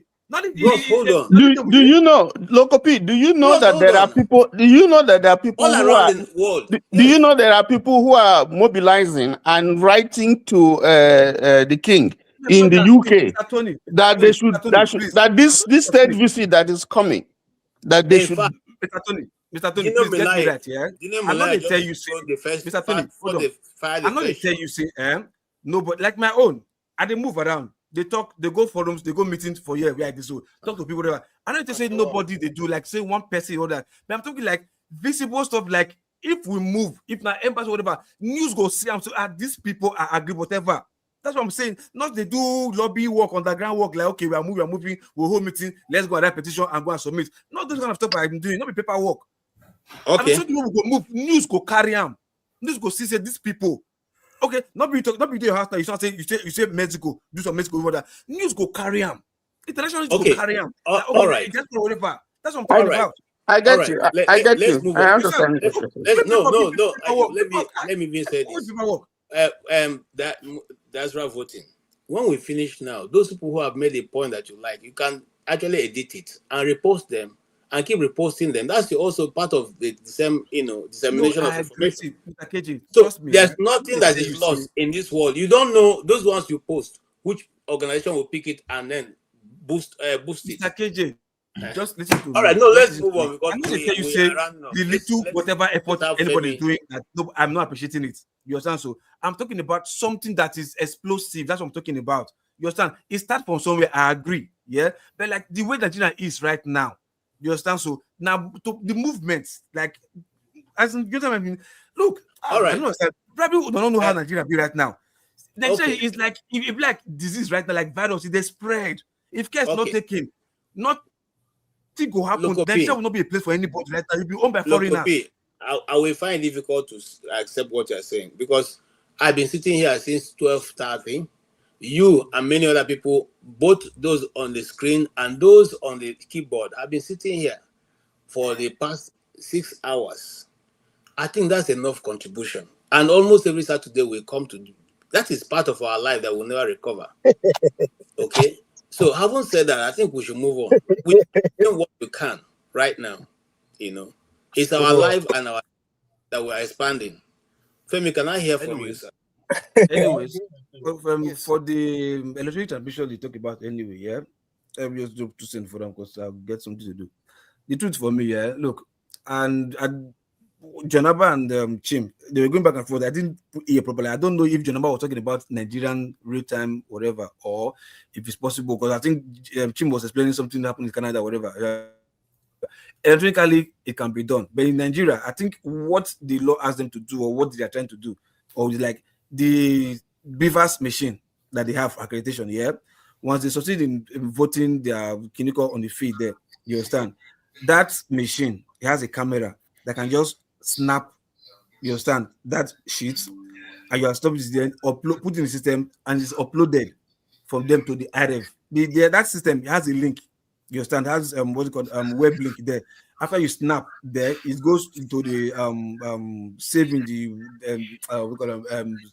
memory in that device. Then from there you can upload, just browse, upload, just you attach your document, upload, and it goes to where they want to do the correlation.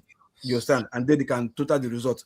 So in case anything they can do, whatever you see in the IRF is the real result. But the problem now they're having is now if the votes finish, to come snap that thing with that machine, to snap them, make them for upload them to IRF now. Because they say if you reach that IRF, they go maybe alter the server. Maybe somebody at the back end of that server can go and upload something else. You understand? That might cause them maybe glitch or system glitch or whatever. So if they had them now to one snap that thing for feed, snap and upload them to that RF. Now that one now they don't say now they are problems. That's why Akpabit also in case network not on day to snap and upload them to that RF, like we'll do it the normal way. You understand? Ideally, snap it there, upload them, send everybody sent, case closed. Then go every time, log into your open the RF web link, go to that local government or whatever unit, polling unit, you go see what you upload for there, you go see them there instantly. You understand? So but the problem now is that snapping and upload. Now there they refuse say the wayo go there. So whatever they're doing, coalition, you can do coalition, print from the RF, print from there and collate and upload back. So if anybody is talking about the manipulated results, everybody can go back to that RF. All the local government polling, all the PUs, they can go there and take all the results, and everybody can even do their collation by themselves, even before INEC announce them. So by the Wayo day, now that's feed. That is also okay. We'll not go do and there. Let's take it like that and go and manipulate it. Then we can upload it from our coalition center to the RF so that we'll not say no Wayo day for there. You understand? So I think this is what this whole balloon you're talking about. Now they all the Wayo day, nothing else. Thank you. Okay, Femi. So, first of all, I just remember something as Diaspora Voting was talking about some things I saw. Again, when I visited Nigeria, it was just it's ironic how in driving at times or just passing through, I noticed a lot of canopies and people registering and just listening to interactions. Nigeria is an interesting country, and Nigerians are interesting people. I heard a lot of things along the lines of Nilogba in Yoruba. They were speaking Yoruba, and then some people were speaking their own languages as well. So I'm not going to say it was just Yorubas per se. But again, it just speaks to the fact that I think it was Jagun or Ifi or both of them that said it in different ways. That if I had my way, we should forget about elections for now, because all this, we were joking. Part of what I heard was things along the lines of, you better go and register for APC, or that was the majority of what I was hearing, so that you can collect your own, whether it's 1,000 naira or 500 naira or whatever. And it was happening across different locations. I saw a lot of these things. It's not like I was told, I saw it. Now, to which I say again that I don't think this democracy that is being so eroded is not even working anymore for a lot of these Western countries. Now, the intervention I really wanted, and this is why I want to say I hate this, my elder brother stealing part of what I was going to say when it comes to the technology part. Do not be deceived. Even if they wanted this real-time thing to go ahead, again, what I saw from just ordinary Nigerian driver's license I was doing, because it was funny when I was having an interaction with the guy that was in charge of the capturing for that. First of all, we're still not a serious nation, because we still don't have a proper database where it should be a single database. There should actually be a single database, and that's why even when it comes to things that are simple, and these things are really simple, believe it, as simple as capturing, what's it called? Renewing our passports. We have different data. It's almost like we have a different database for every single thing. For what's it called? For NIN, passports. For these things they're not even magic. These things are done in more serious countries, even within Africa that we live in. Now, to the point of for those of us that think, rightfully or wrongfully, that by doing real-time transmission, that there's no areas for manipulation. I have bad news for you. If they really, in fact, especially when it comes to the back end. That back end, there's something for those anybody that's done SQL is easy. That one is the easiest part. If we like, we can transmit all the transmittables. But the fact remains that there's something called admin even in security, in what's it called? There's that time I'm beginning to forget now. Geez. But anyway, that's not too important. Femi, Well, it's important, but not too important. Femi, sorry, please. But you do know why people are asking for this, just asking for the basic. I do. But I'm just looking at the fact that even as the way Nigeria is considered, first of all, again, me, I don't even believe in the democracy anyway. I don't believe in this democracy anymore. Because again, like I said earlier, it's actually failing in other parts of the world. What should we have? Well, I was talking about it earlier that we, no person for who for bluff for let me not detract from what I'm saying. Me, I'm just interested in the real-time transition, the technology part. That in as much as it's possible to try to have safeguards, even in the front end, where people are voting. First of all, is it not the same? Didn't we see a demonstration of the craziness for what we saw yesterday? This is just local government, just how many local government councils in FCT alone that you're seeing all the manipulation starting from even what Wike said and what did he not say, what they did and what they did not do. Now, when it now comes to the aspect of that back end side, which is the part that me, I'm just laughing about, remember, even America had issues with this dominion. KJ, you're aware of this dominion voting system wahala that they've been complaining about, that all of a sudden there was conspiracies or allegations that they probably manipulated the voting machines, either the hardware or the software. So even when America themselves, Americans, or depending on what side you choose to belong to, they're already complaining, doubting a system that's supposed to work or allegedly works. Is it not the same system that we're trying to use more or less in Nigeria that already people are compromised in their own instance? And it's not as if you have a situation where all the parties, if at all they're parties, and if at all they're even different, are represented in terms of even the back end. Because usually what would happen is, even right here in America, even within the where you have the results being checked and second checked, you'd have different political parties having representations, and this is a country where you like to think that they have different ideologies and you have proper representation. Here in Nigeria, that we don't even know whether everybody is the same. PDP, APC, ADC appears to be the same. Is it in Nigeria that you don't? First of all, you don't have that representation at the back end. Second of all, who are the people that are in charge of that back end? Is it not the same people that are in power? So what makes you think that this thing cannot be manipulated even when you have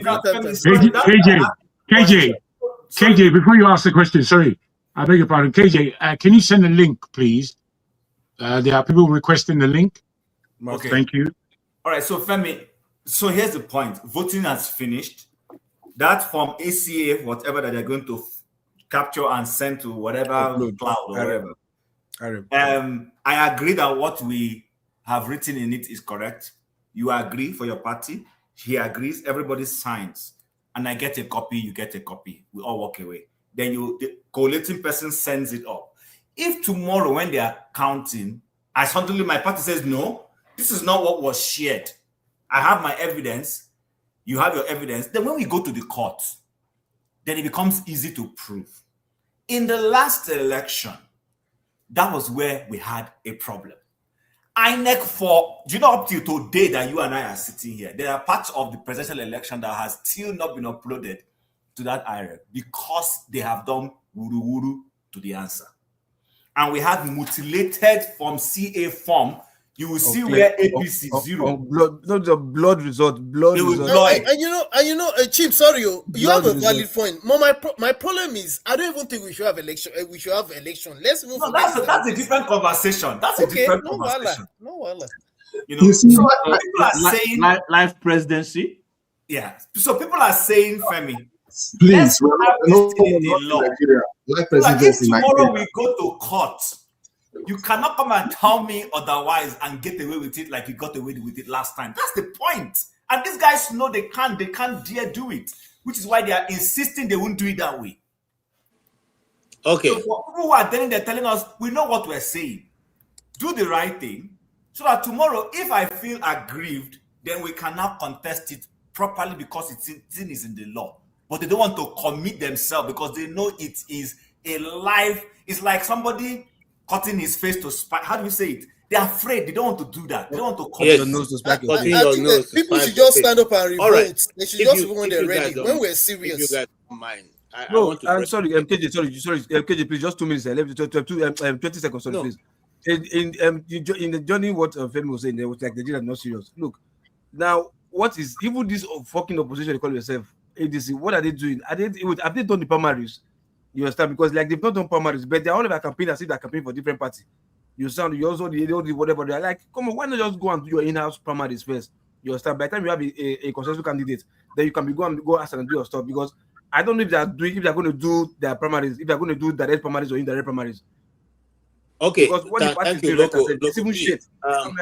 The election not in serious. Nigeria says that a particular time that all that is done when the election season is up. But it wasn't up, since Tinubu won right from the very first year. He won. He started campaigning for 2027. So he has actually messed up the whole system. You cannot blame any party who have not done any primaries. But let's hear. I'm moving quickly to Maska, who has been on ground. He was on ground when they were saying that go and vote, leave the rest for me. I don't know whether that was for him or for other people. He was on ground when he went to vote. I don't know if he found his name or is among those whose names were manipulated, or they asked him for his NIM before he could vote, or he was even able to vote. So let's hear from him. Master, you have a lot to tell us. Please start from running down how the election went, what you saw, what is the takeaways, and eventually what is the real result that is out there now. And is it true that there was total blackout as NEPA promised in Abuja for that day? Okay, all right, go ahead, sir. All right, thank you, Mr. KJ1, for sending the link, and I can see you are giving me accelerated hearing. Yes. Thank you for that. The truth is that I've really tried to join when Dr. Franklyne, and he should please forgive me. I know he would prefer I call him by his traditional Igbo name, but I don't want to murder it like the Germans are murdering it. So I will call him Dr. Franklyne. I'd wanted to join. You're a Nigerian, no? You're a Nigerian. Ogbunwezeh. Some people cannot pronounce some name. Very funny. It's also Almajiri. I see how some people would misspell it even when it's written clearly, but it's okay. So let me first start with your question, KJ. I voted. That's one. I think it was peaceful. That's two. There wasn't blackout. But the reality is that even though I voted, I was very clear that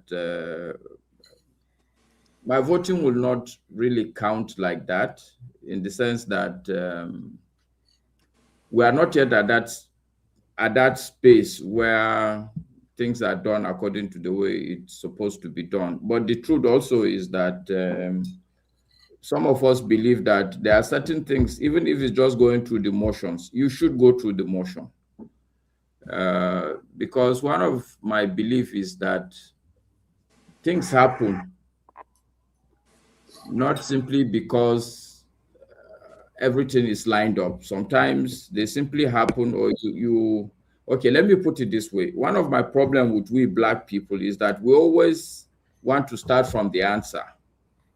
You tell yourself, oh, my vote will not count, therefore I'm not going to vote. So technically, you're already presenting the people a fait accompli.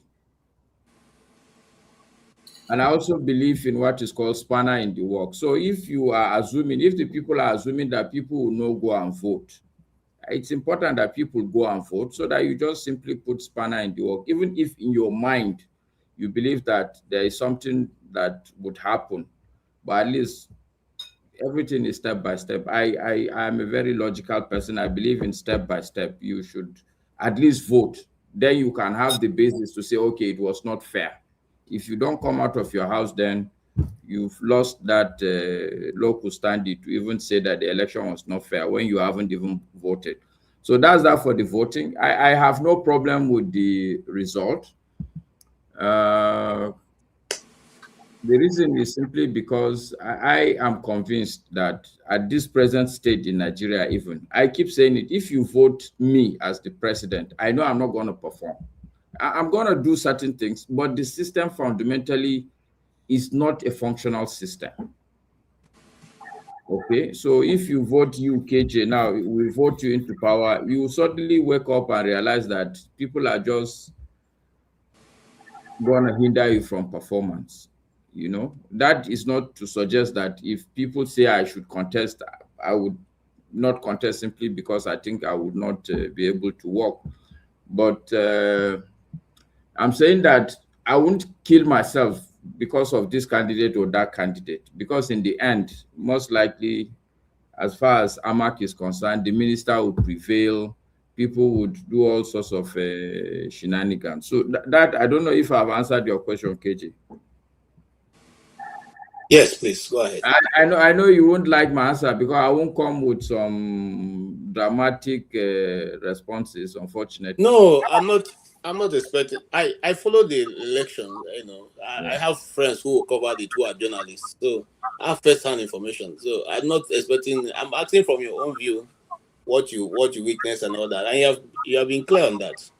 Yes, I think it was a fair election. I would say a very, but it's fair.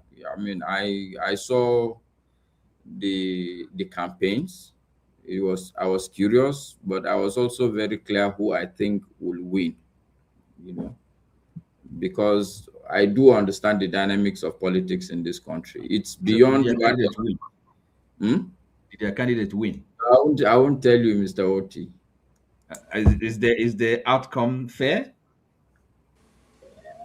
Yeah, acceptable? I think it's not the best of outcomes, to be honest with you. So you can read meanings into my answer, but it's a fair outcome given the dynamics of politics in this country. I don't understand. Okay, what are those dynamics? What are those dynamics that played out that you saw? Okay, so number one, it's a money politics. As it is the opposition APC that will give these people a good fight, they don't have that kind of money. And they are even, the truth about it is that the people who would have the money to bring out are not going to bring out for this election. You know, because our politicians are selfish politicians. It's not like, oh, I see a good candidate, I put money and push him. And they are not the kind of people that would have the foresight to say, oh no, let's push our candidate, let him win at this. So it's an indication that we are doing seriously. Everybody is selfish. People are just looking for their hand. So for instance, the APC candidate already has a lot of financial wherewithal. It's clearly he's an establishment person. So these are the dynamics. KJ, please, I have a question for Masca, if you will. Go ahead. Okay, so Masca, when you look at how democracy, what's your impression of democracy, and second of all, when you look at the role that money and big business plays in politics, and you do in Nigeria, and we just oppose this with where part of with American politics, just the role of money and how it seems as if it's not even the people that you put there that control the dynamics. What does that say about democracy to you? And what do you think we can do in lieu of democracy? I think it's sorry. I'm not going to. I'm not intending to disrespect you, Femi, but I think it's a very superficial question you are asking me. I say superficial because you've already assumed so many things. Okay, you've already assumed that. Okay, so democracy is a good system. That's the assumption from partly for actually no. Maybe you didn't listen to me earlier. No. I don't even like democracy. Exactly. I don't even like democracy. Okay, so my response, therefore, if that is your position, I would have, if I were you, I would phrase the question that do I think democracy is good for us? I will stop there. Because when you start relating to America, then that's why for me it's because if you start relating what the only reason, Masca, the only reason why he related to America is because he's saying not just democracy in Nigeria, He's saying democracy all over the world seems to be questionable. What are your thoughts? No, it's okay. I understand where he's coming from his additional information. So my position really is that democracy as a system, or let's even rewind back and go back. You see, there's statehood, which is separate from democracy. If you go to, say, Dubai, for instance, there is a state, functional state in Dubai, and they are not a democratic state. Okay?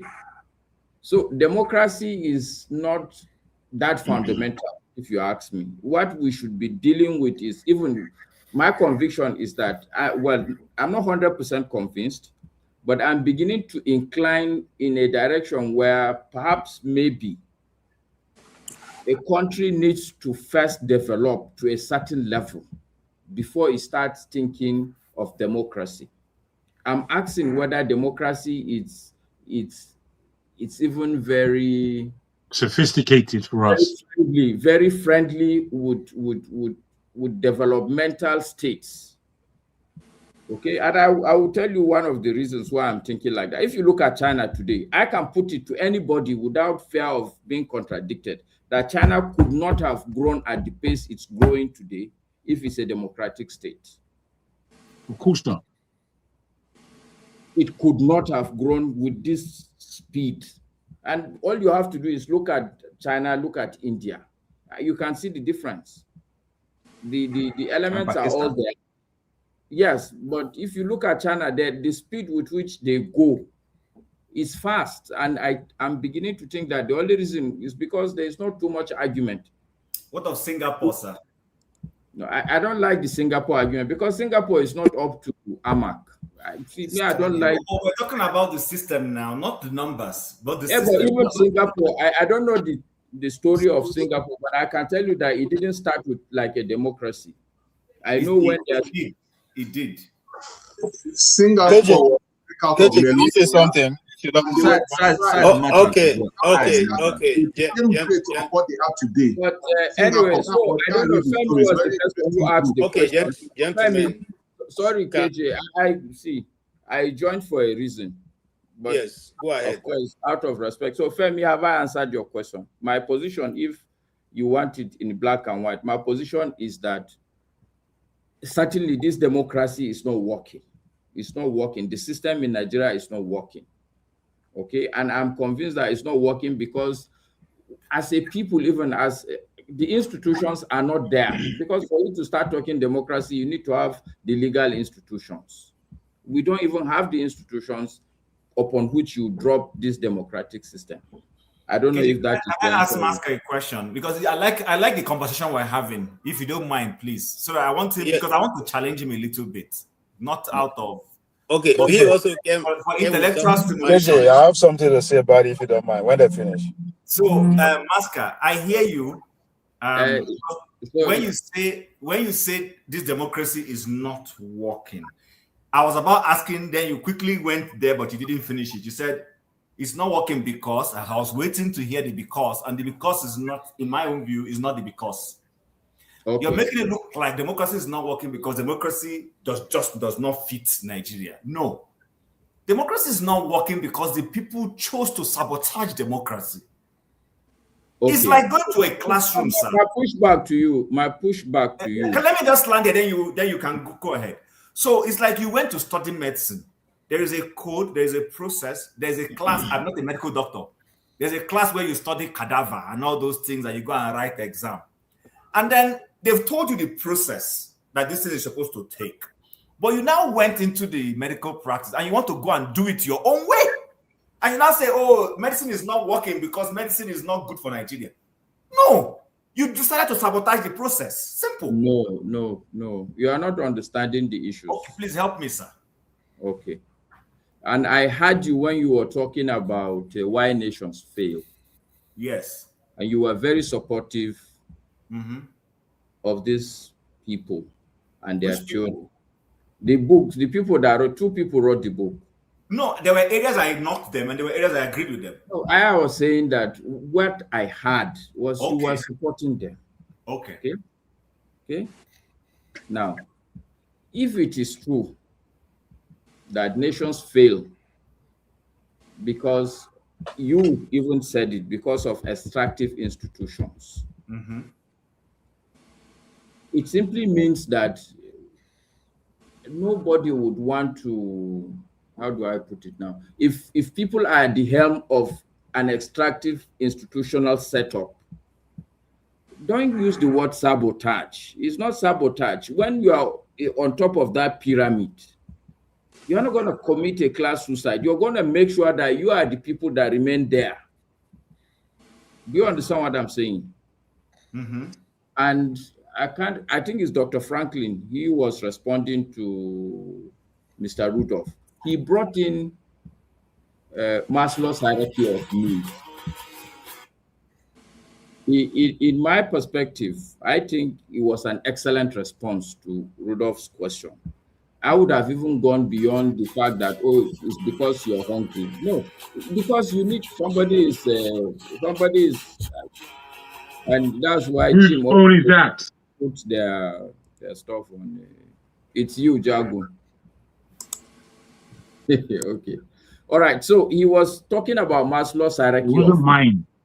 Okay, no, Wala. What I'm simply saying, Jim, is that the way democracy is constructed, the way our own democracy, and even in America, the way it's constructed in a way that, for instance, the key characteristics of democracy, they will tell you that there's separation of powers. There's going to be the legislature, there's going to be the judiciary, there's going to be the executive. In our society today, we're very sycophantic, for instance. Look at what the National Assembly people are doing. On your mandate, we shall stand. Is that democracy? Is that democracy? Even judges. Are these the kind of people that even today, okay, maybe not today, but I can't remember when. But in Nigeria, the issue is that if you listen to television or you go to YouTube for 1 month, somehow you will hear that some judge was given a written judgment. That happens only in Nigeria. You are a judge. Somebody will write the judgment, will give it to you. Have you had it in any other country? So how do you think democracy will thrive when in the judiciary, people will give somebody a written judgment? The National Assembly will go and say, on your mandate, we should stand. How will that system work? How do you expect it to work? It's like the same, if you like analogy, let me use analogy.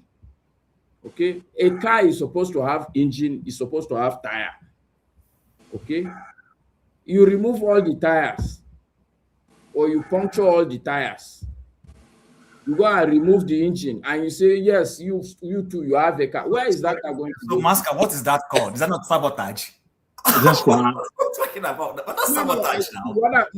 Okay, so maybe the point I didn't make when I brought the Maslow's hierarchy of needs is the fundamental thing about democracy is this concept of agency, where you can send somebody and say, you are my agent.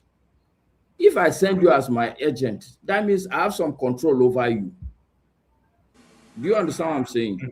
We would vote people. Once they go in there, we don't have the agency. One of the major agency is the fact that we know what we are doing. We know we sent you. But in Nigeria, I can tell you half of the population, once you are voted into power, in fact, day before yesterday, me and my neighbor were talking. He was narrating an instance where him and his governor, he was a senior technocrat. The first meeting they had, somebody came in and told the governor that, you know, that after God now, it's you. This is the kind of people we have. This is our people. And they are telling you as a governor, after God is you. Okay, is that agency? If you are the governor, will you now be walking about like an agent when after God is you? So the point I'm making, the second point I'm making, Chim, is that even our people, the educational level, the economic enhancement, and what do they call it now? This economic, we are not empowered to that level. We are not educated to that level where we understand that, oh, if I vote this guy, he's my agent, and I can call him to order. Even the people are not at that level of enlightenment. So what I really, let me conclude so that I will stop not to bother too much. My conclusion, my position, truly, I've said it several times. The bulk of us, all of us need to start educating ourselves to understand the problem. In fact, the reason why I joined was because Rudolph was asking Dr. Franklin a very pertinent question.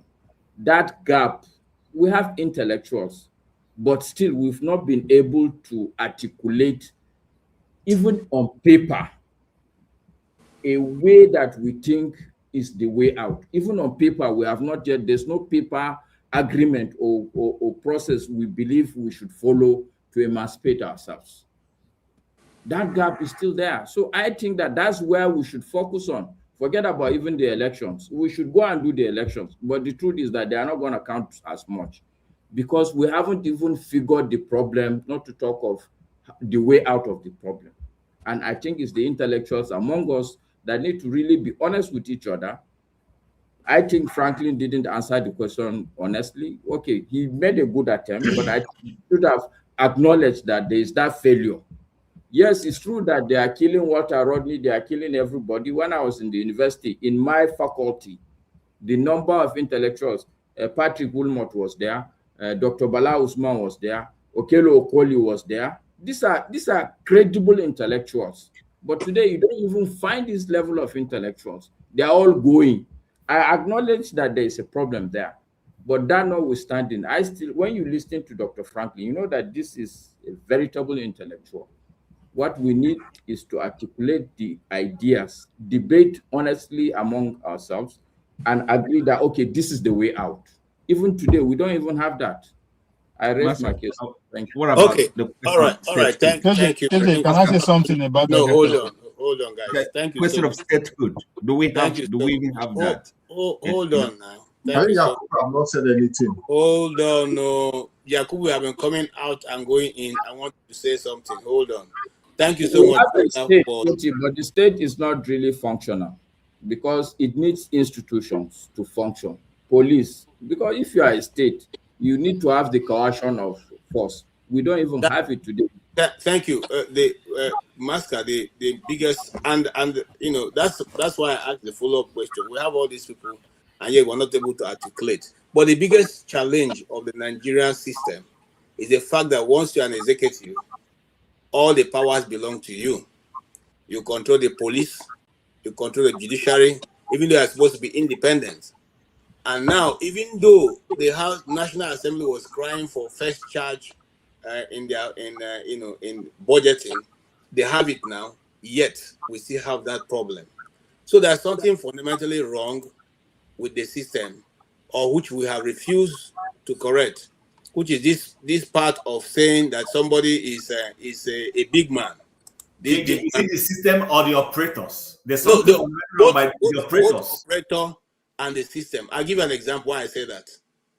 In other states here in the US, it's not the governor that appoints the chief of police. It's not the governor. It's not the governor that appoints the attorney general. You go to the people, and if you don't perform well, you not come back.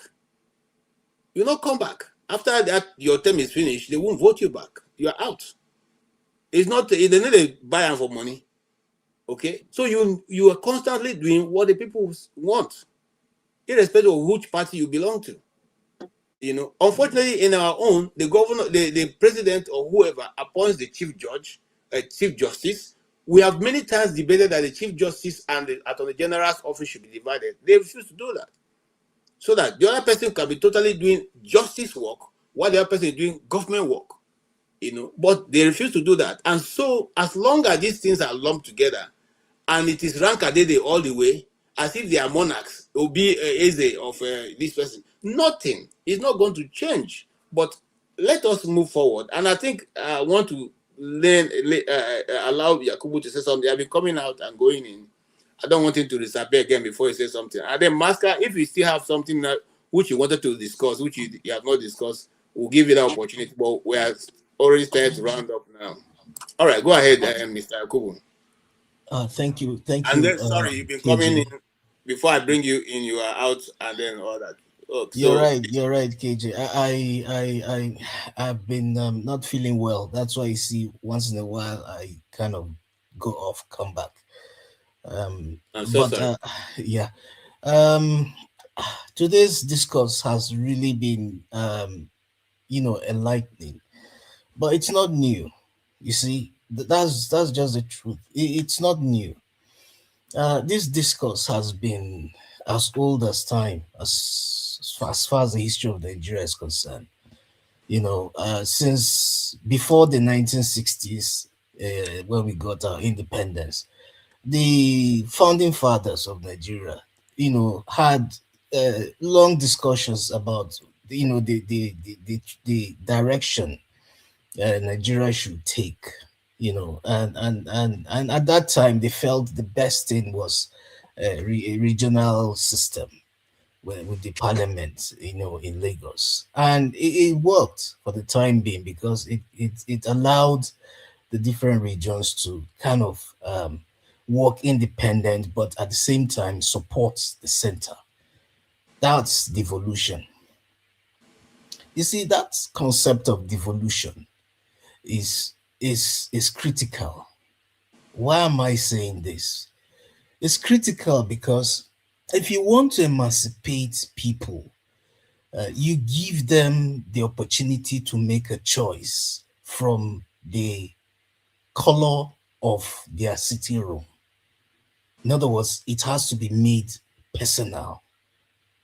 It has to start from local councils.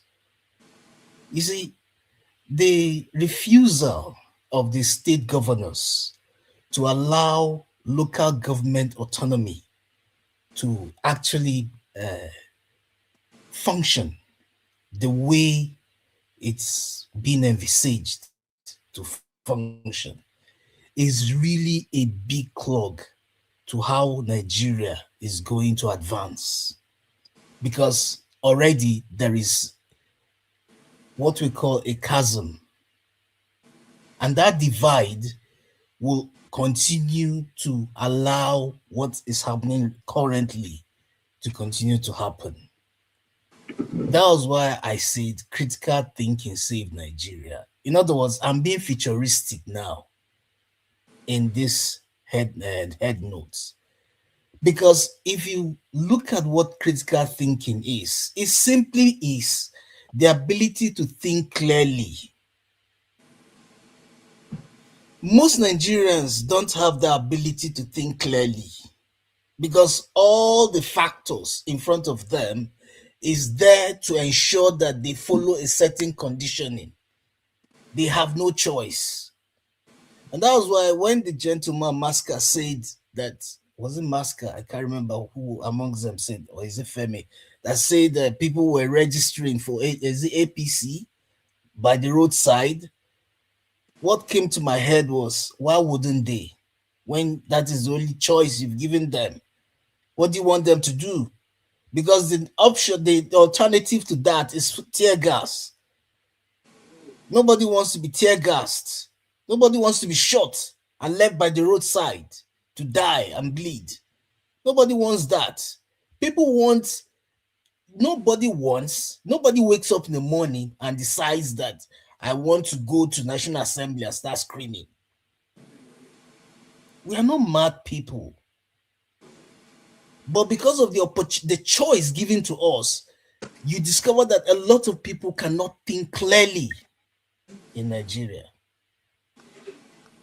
Forget the issue of religion. I heard people banding the issue of Christianity and Islam. Christianity and Islam has nothing to do with whether you can think clearly or not think clearly. That, as far as I'm concerned, is something that you can do as an individual. It's a personal choice of how you want to, relate with your God if you decide to believe that there's a God or the concept of God, But we need to give the people need to be given a choice, clear, written out choice. And that means that devolution of power, that autonomy of local government has to come into existence. If it does not come into existence, all this thing we are talking about will not materialize. Give the people the opportunity to be able to understand that their own local government, where they come from, is where they can start building Nigeria from. Not until they come to the center. What are you going to do in the center? When after all, your farm is in your village, if you want to be a farmer. Your market is in your village, if you stay in your village there. And that was why I love that infrastructure of integration. You give this local government autonomy the ability to integrate people. As long as we begin, we continue to focus on the center. We continue to give the center the energy that it doesn't need. Then we'll continue to have this issue. I was looking at the concurrent legislative lists of the 1999 Constitution, and I discovered that a lot of the powers that the local government and the state government are supposed to have, even the residual list, are not there. They are mostly in the exclusive legislative list. So in the first place, you have already disenfranchised the devolution of power that you're supposed to give to local government already in the Constitution. What powers are you giving them if the Constitution itself does not even acknowledge that this is part of the different arms? Well, that's not the different arms of government. Give this local government autonomy, just like you gave the regions autonomy. When the regions functioned as autonomous regions in the 60s, we saw the direction of Nigeria.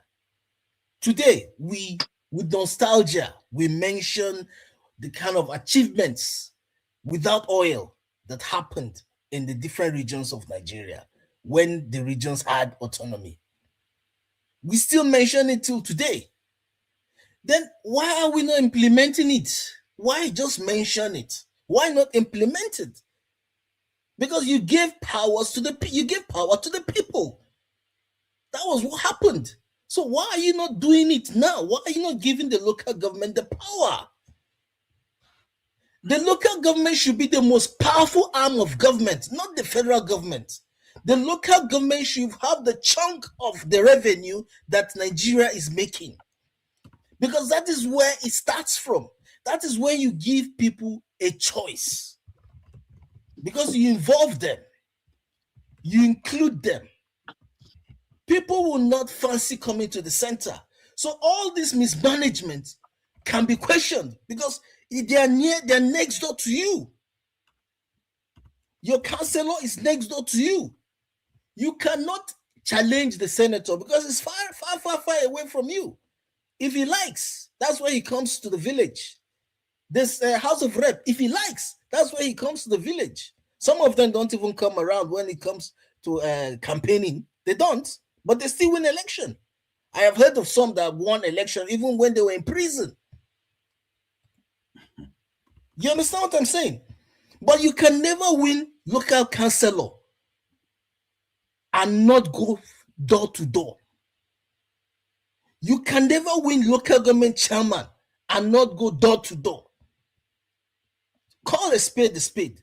You must one-on-one with everybody. Even if not the whole community, at least half of the community will know you. To your grandfather, to your grandmother. That is inclusivity. I'm not seeing that. It's not happening.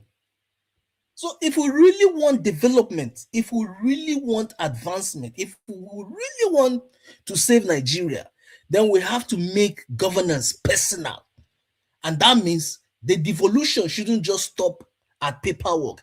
That 1999 Constitution, the concurrent and residual list, has to be amended. 1. 2, chunk of the revenue should go to the local government councils, not even states. It's just like the way it was in the 60s. Sorry, KJ, I just want to ask here, so that, because in my mind, this is the kind of talk that has kept us where we are. It's easy to say all these things, Mr. Yakubu. the real challenge with everything is how. When I say how, like who do you think, when you are saying we or they have to give, who is this we or who is this they? Who will give this concurrent list? How do we go about these things you're saying? Good. Because the people in the National Assembly that can do the thing you are talking about, you and I know, they are never going to do it. No, you know that. You see, that's the issue. That's the issue. Okay. Because, you see, no, I'm asking so that we can enlighten each other. I mean, I'm sure if you have, I will benefit. The 6 geopolitical regions have held committee public hearings on different sections of the constitution, because they've been doing this constitutional amendment since David Mark's time. Yes. You understand? They've been going around different for public hearing. All the 6 geopolitical zones, they've been going around. But you discover that a lot of the time when they come for this public hearing, we the people are too busy to even have time to attend the public hearing. I'm telling you the truth. That's not correct. I'm telling you the truth. It's a fact.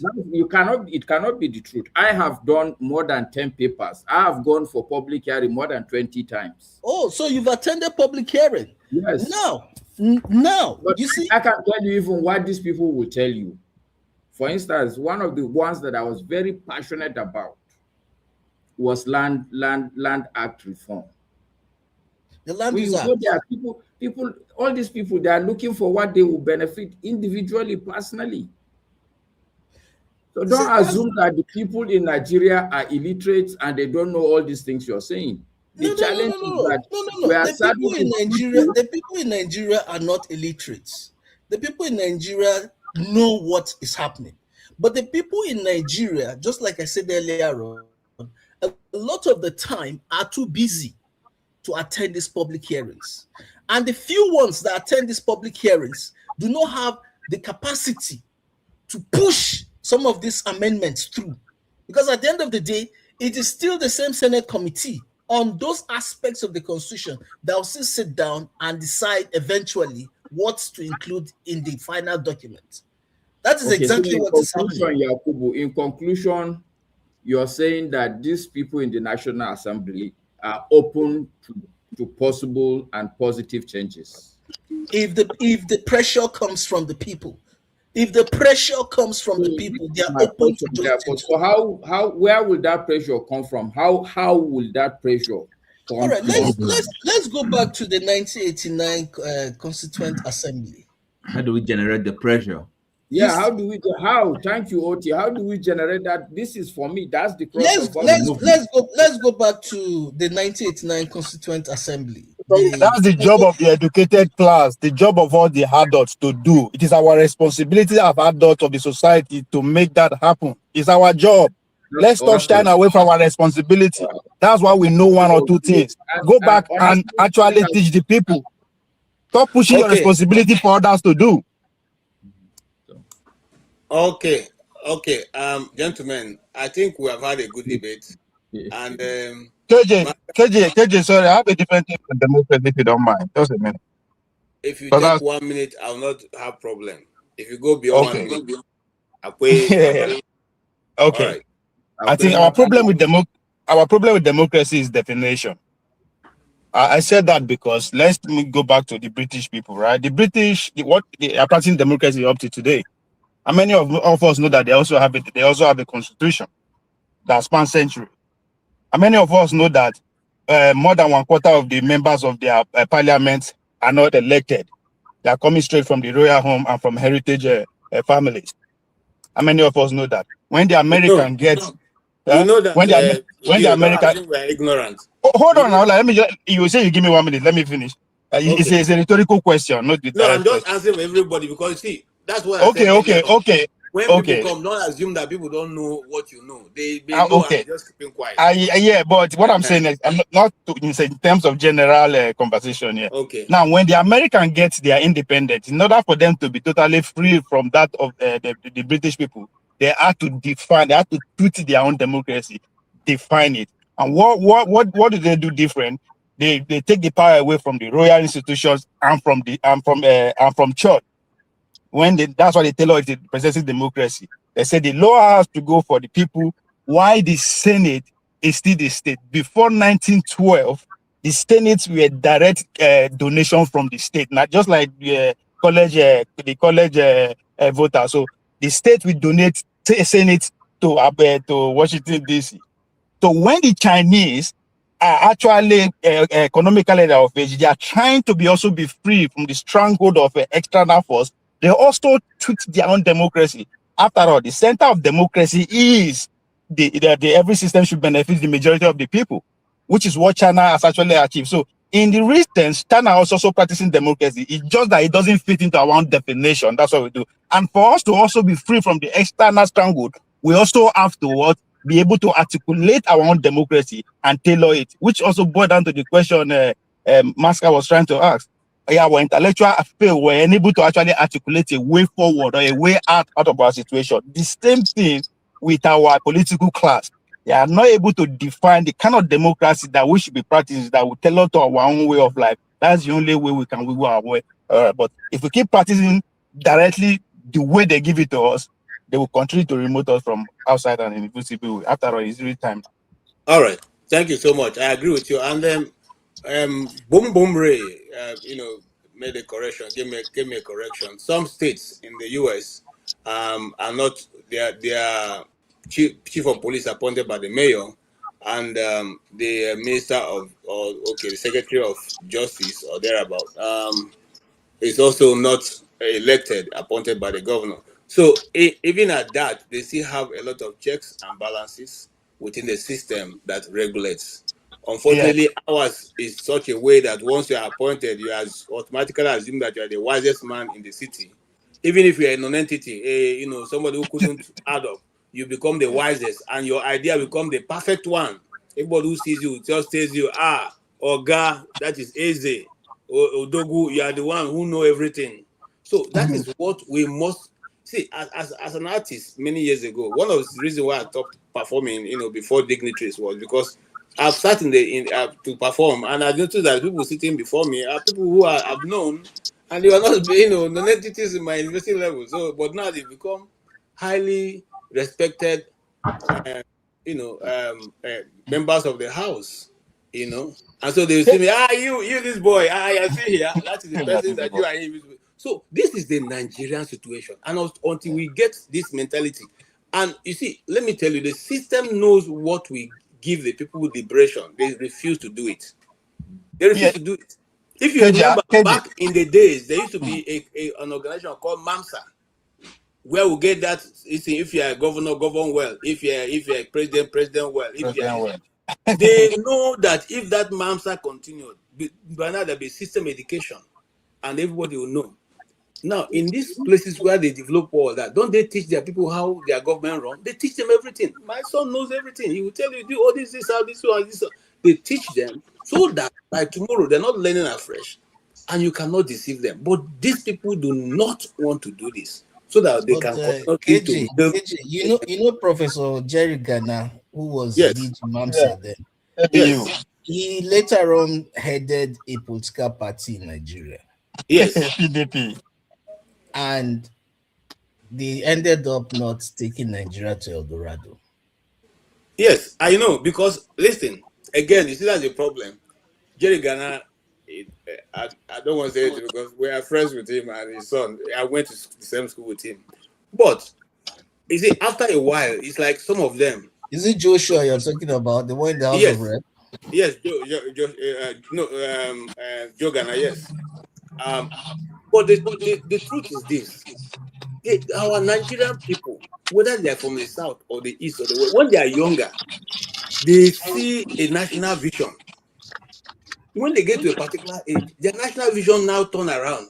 They see from their region now, no longer seeing from what they used to see. When they're in the university, they are very agile. We are agile, we are shouting, we are saying, we will change this situation, we will change the... Once they go and occupy that, I don't know what it is because I never worked in government before. Maybe Master will tell us. But KJ, there's talking about institutional problem. Okay, you never worked in government before. That I've I never don't know worked what for happened. government. Oh, when they go and sit there, Yakubu, they I have plenty of them. Now, court. Mumuni, who was the one who dictated the pattern of this thing, is my schoolmate who were in same University of Abuja. Joe Ghana is Wait, my to schoolmate. I KJ, have you were in like University of 10 of Abuja. them. Yes, now I didn't see your face, I suspect you, you know. I was in University of Abuja too now. The Which same year? time with Joe Ghana. So he read law. I read law too. Is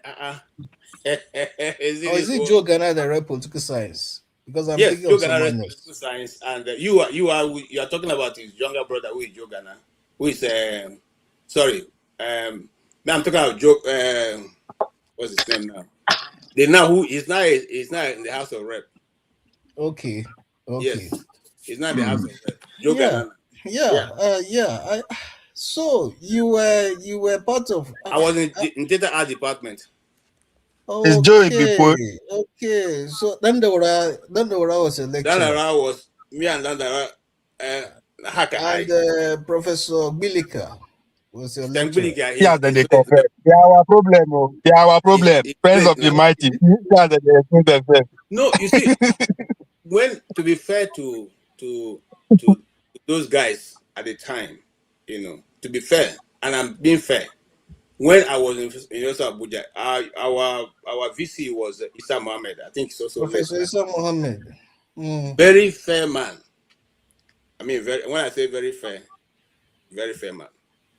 Okay. And Birai this was 2002, 2001.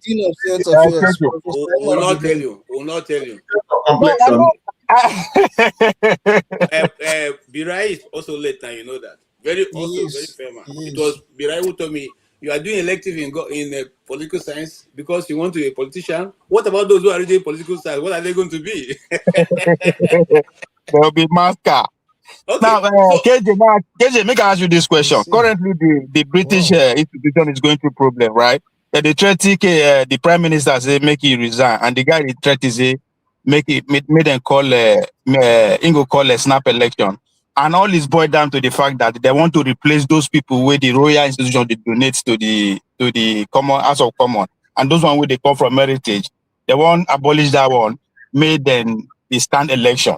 Right? Instead of made them just donate when they come, made the people they elect them. So do you think that way? Because this is pretty much first time for like 200 years when the institution, the two of them, the royal institution and the parliament, they go into a fight that will tear them apart.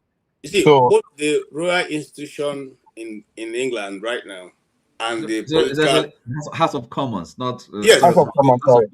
House of Lords. So they want the House of Lords. The House of Lords. They want to turn on to elective institution. All the systems in the world all have problem right now as me and you are sitting. That is what have been.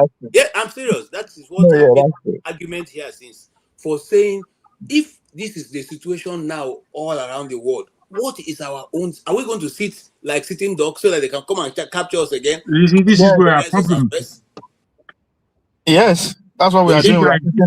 This is where our issue is.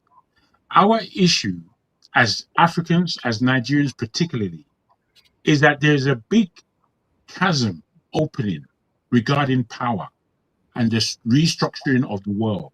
Yes. And the whole idea about resetting in terms of Nigeria, the quicker Nigeria resets, the quicker we can get to the real power of things and hop, skip, and jump over the Western Europe and join the position where China is to become a power in the world. You know, Nigeria, with all its flim flam, is the 6th country in the world that is most adding to the GDP of the globe. So even with the rubbish economics that we're practicing there, we are still outdoing so many countries that are supposedly better than us. Now, imagine if somebody with an ounce of sense, for goodness sake, understand what the geopolitics is actually saying and where Nigeria's position is. All we need is the politics that will bring us there.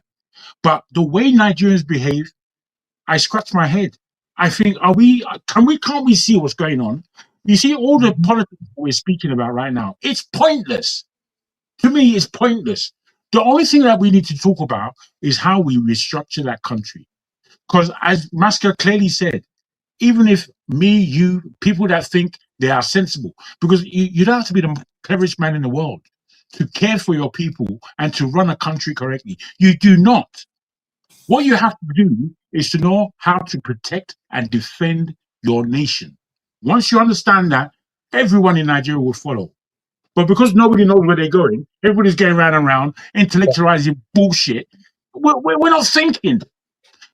Jago, you know what we are in this position. Those that we seems as if we are not going to take advantage of this opening that you just put in mention.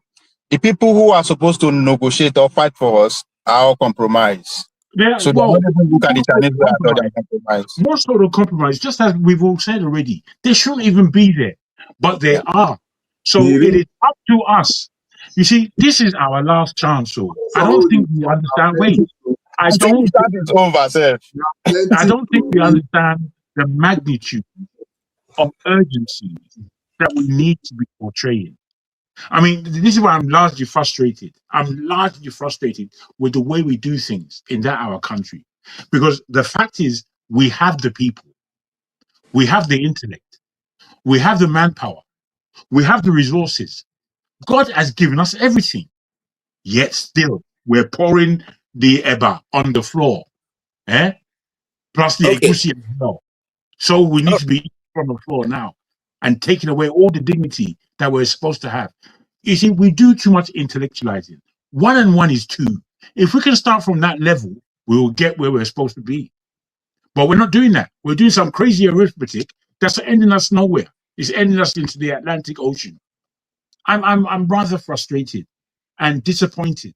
Not with necessarily, but with Nigeria. Nigeria, do you know? I mean, let's talk about something slightly different. In West Africa, every other West African country is looking at us like we're idiots. That's how they look. If you go to other platforms where they're making discussions, especially about West Africa, but me, I went there the other day. They told me apart, calling me a Nigerian and a Yoruba. They was telling me that me and Tinubu. I said I'm not Tinubu now. They didn't want to hear that I'm not Tinubu. You are Yoruba. You are part of the problem. You have been failing from the beginning.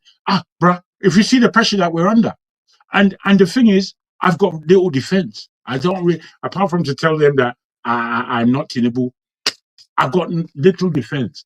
Now I don't. Jagun, we said that on this channel that when Tinubu chose to intervene in those people's affairs, that has finally destroyed the little image you have around West Africa. Correct. So there's nothing anybody's going to tell anybody who is a Nigerian that we're not the problem. No. You see, therefore, just as other Africans are looking at Nigeria the way we are, because it's not a secret. All of us, there's nobody suffering Nigeria more than a Nigerian. Nobody. However, those people are suffering as well. And they know that they need Nigeria. But Nigeria is not performing. So we need to go. Okay, I haven't said a lot. And I know we're under time restriction. Unless we can take down this present government, which is to take power back to ourselves. It's not going to happen now. It won't happen. That's why I'm saying that there's no point in going to the polls next year. There's no point. What's the point? So that we can do another wasted 4 years. We've already done 8 wasted years with Buhari, 4 years with Tinubu now, and then he'll be in for another 4 years. By then, we're dead. We're all dead by then. Let's be serious. Okay, no, we'll still be here. We'll outlive the evil. Okay. All right. So having said that, next week I will try and get, many things happen to us as Nigerians outside of Nigeria.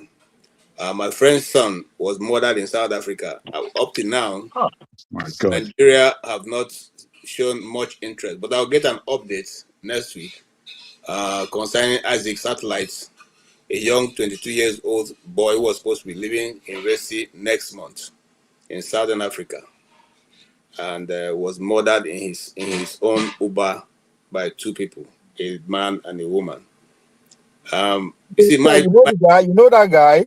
I don't know. I didn't know him. I worked with his father for more than 7 years. Brilliant. Nice Yeah, guys. that was terrible, man. Yeah, so the question be, you see, that's why most of us are losing, hope and interest in the country. Any nation would have asked questions, would have taken actions. A young man, he wasn't doing anything illegal. All his friends who are Southern African people describe him as very brilliant. He was supposed to be leaving Southern Africa next month to Canada, relocating. And, up until now, apart from the initial statement that they say Abike Dabiri made, nothing. So much so that the plateau people are gathering money to bring his body back. So I will find out from his family how far that arrangement have gone, and if I get the videos of whatever they're doing, I will try and play it here next week. Man, I know if you watch that video, sir, but I don't No, feel I finish already that. have that one. I don't want to play that one. It's too Oh, painful. It's too painful. oh. They are trying to fly the body back to Plateau. So I want to see if we can have that, Anyway, having said that, I just want to say something. You see, it's not as if we do not know what is needed to develop Nigeria, but the people will not do it. That's the truth. These guys are So our friends. Just like this, my friend here, Yakubu. if the people won't do it, what do we go do?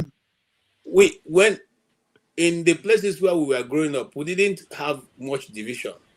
I mean, younger people, didn't have much division. We didn't even understand, this north-south dichotomy. It's only when politics is introduced, and then the same thing begin to. I was friends with, the Dasukis, who was then the emir, the Sultan of Sokoto. And you say you Okay, are not part of our problem, eh? no, Yeah. If I'm protest telling start you now, that. we Why go am I include mentioning? you. Hold on now, hold on. Why I'm mentioning it because I'm a Christian. They are not Christians; they are Muslims. And apart from being Muslims, they are from the Sultanate. They didn't ever look at me when I say, one and River. No, there was nothing like that. Okay, the system introduced this thing to make sure that no growth, and they keep harvesting from it because all their children are graduating from foreign universities. Wike's son will soon be chairman. David Omayi's son will soon be chairman. And who is the other one? One other one. His son also will soon go to the National Assembly. Amechi. What is left there for the ordinary person? Nothing. And we keep singing for them and praising for them, and you go and line up and they give you 5,000 naira and you are satisfied with that. It doesn't make any sense. We must wake up as Nigerian people. But And when we're behaving like desperate dogs, what's going to happen now? We're desperate. Well, let me have your final take, Ovie. 1 minute.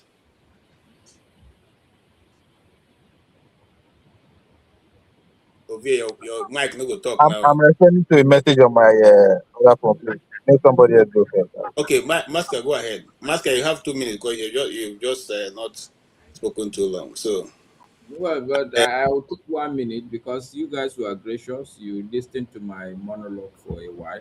So my okay. my conclusion, my summary is that Ovie said it. We should organize. The problem is, like you also said, we know what to do. The challenge is how. And in my mind, the how is that all of us here that talk, we need to organize. What I mean by organize, in the first instance, we keep throwing ideas, but we need to organize ourselves. Look at the idea that will make sense. For instance, today, there seemed to be an agreement that democracy as it is, completely wholesale, needs to be amended before it works for Nigeria. So even on Yep. paper, Yep. let's begin to itemize, okay, what are the parts that we draw out? Let there be some sort of semblance of Agreement. something that we think you can show people, say, okay, do you think this one will work? Do you think this one will work? And then we all organize. What I mean by organize, if you are a Hausa man, okay, go and talk to your Hausa people. This is what we think should work. The idea that we are going to look up to the people at the top of the current pyramid to do any change is absurd. we must organize. Those of us that are not there and we can see that, oh, it's not working, we must organize, not just every day to be repeating the same thing. We must organize. And that organization must start with articulating the ideas. What do we think can work? I stop there. Thank you. Thank you. Absolutely. Thank you so much. Yes, MWC, you have been coming up and going. What's your closing remark? You can take 3 minutes because you have not spoken at all. Yes, I greet everyone on the panel. I know you guys have have spoken for long about the troubles of Nigeria, but we can all see that this country was not built to work. At every turn, we try to make some progress. Those fault lines will rear their ugly heads. People will begin to manipulate their ethnic or religious biases to have their way. Unfortunately, the teeming population of our people have been so immersed in these ethnic and religious sentiments,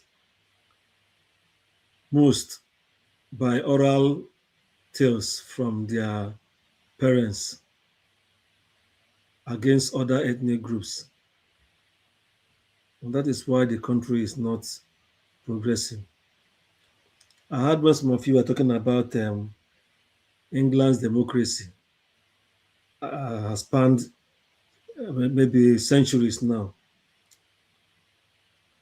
But for them, they don't see themselves as people of different races, ethnic groups. They share one common belief to see their country work. But all these politicians who are dividing us, some of us keep believing in them. When they do things that we like, even when we know that those things are wrong, we praise them and see where we are. See the shame of elections yesterday. People catering away ballot boxes, people mutilating figures, results, security men supporting someone to rig election.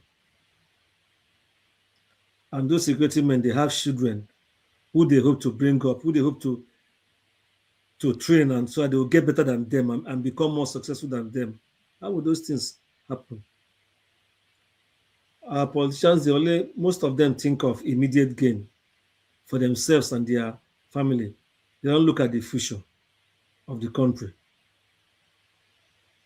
I don't think going to elections further will solve the problem for Nigeria. Nigeria truly needs a reset.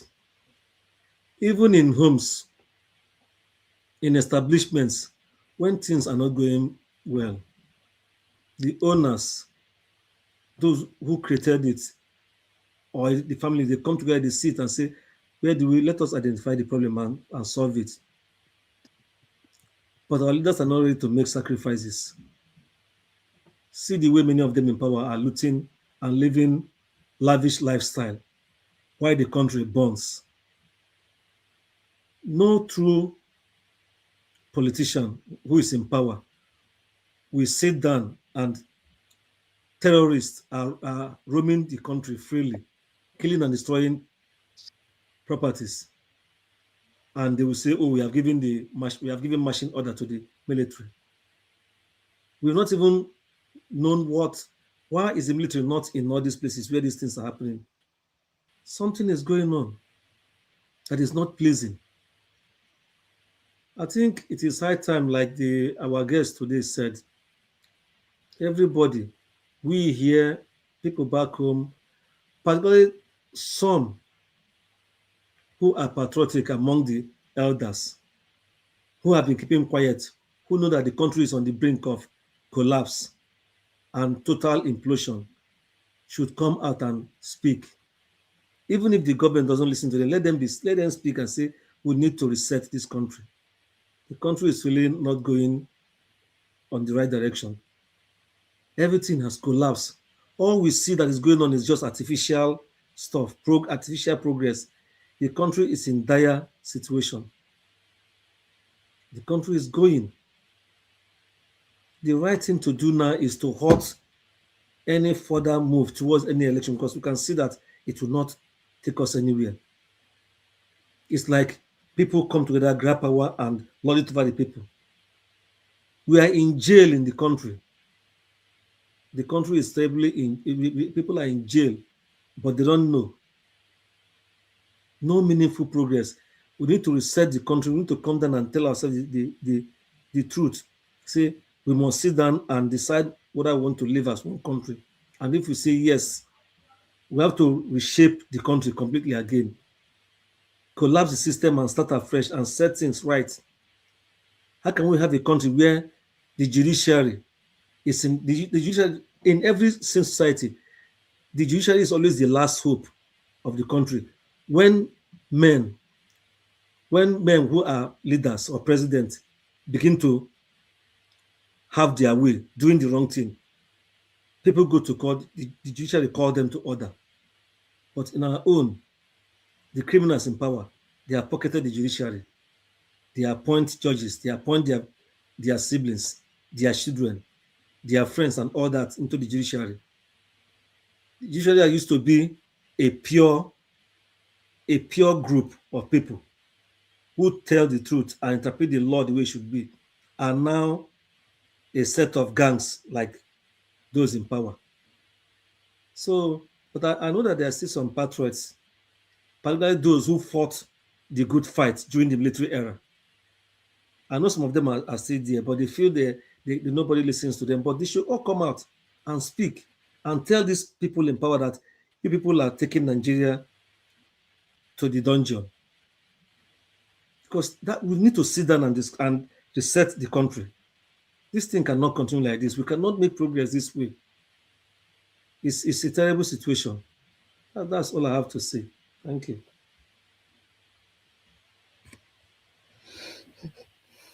Okay. Thank you so much.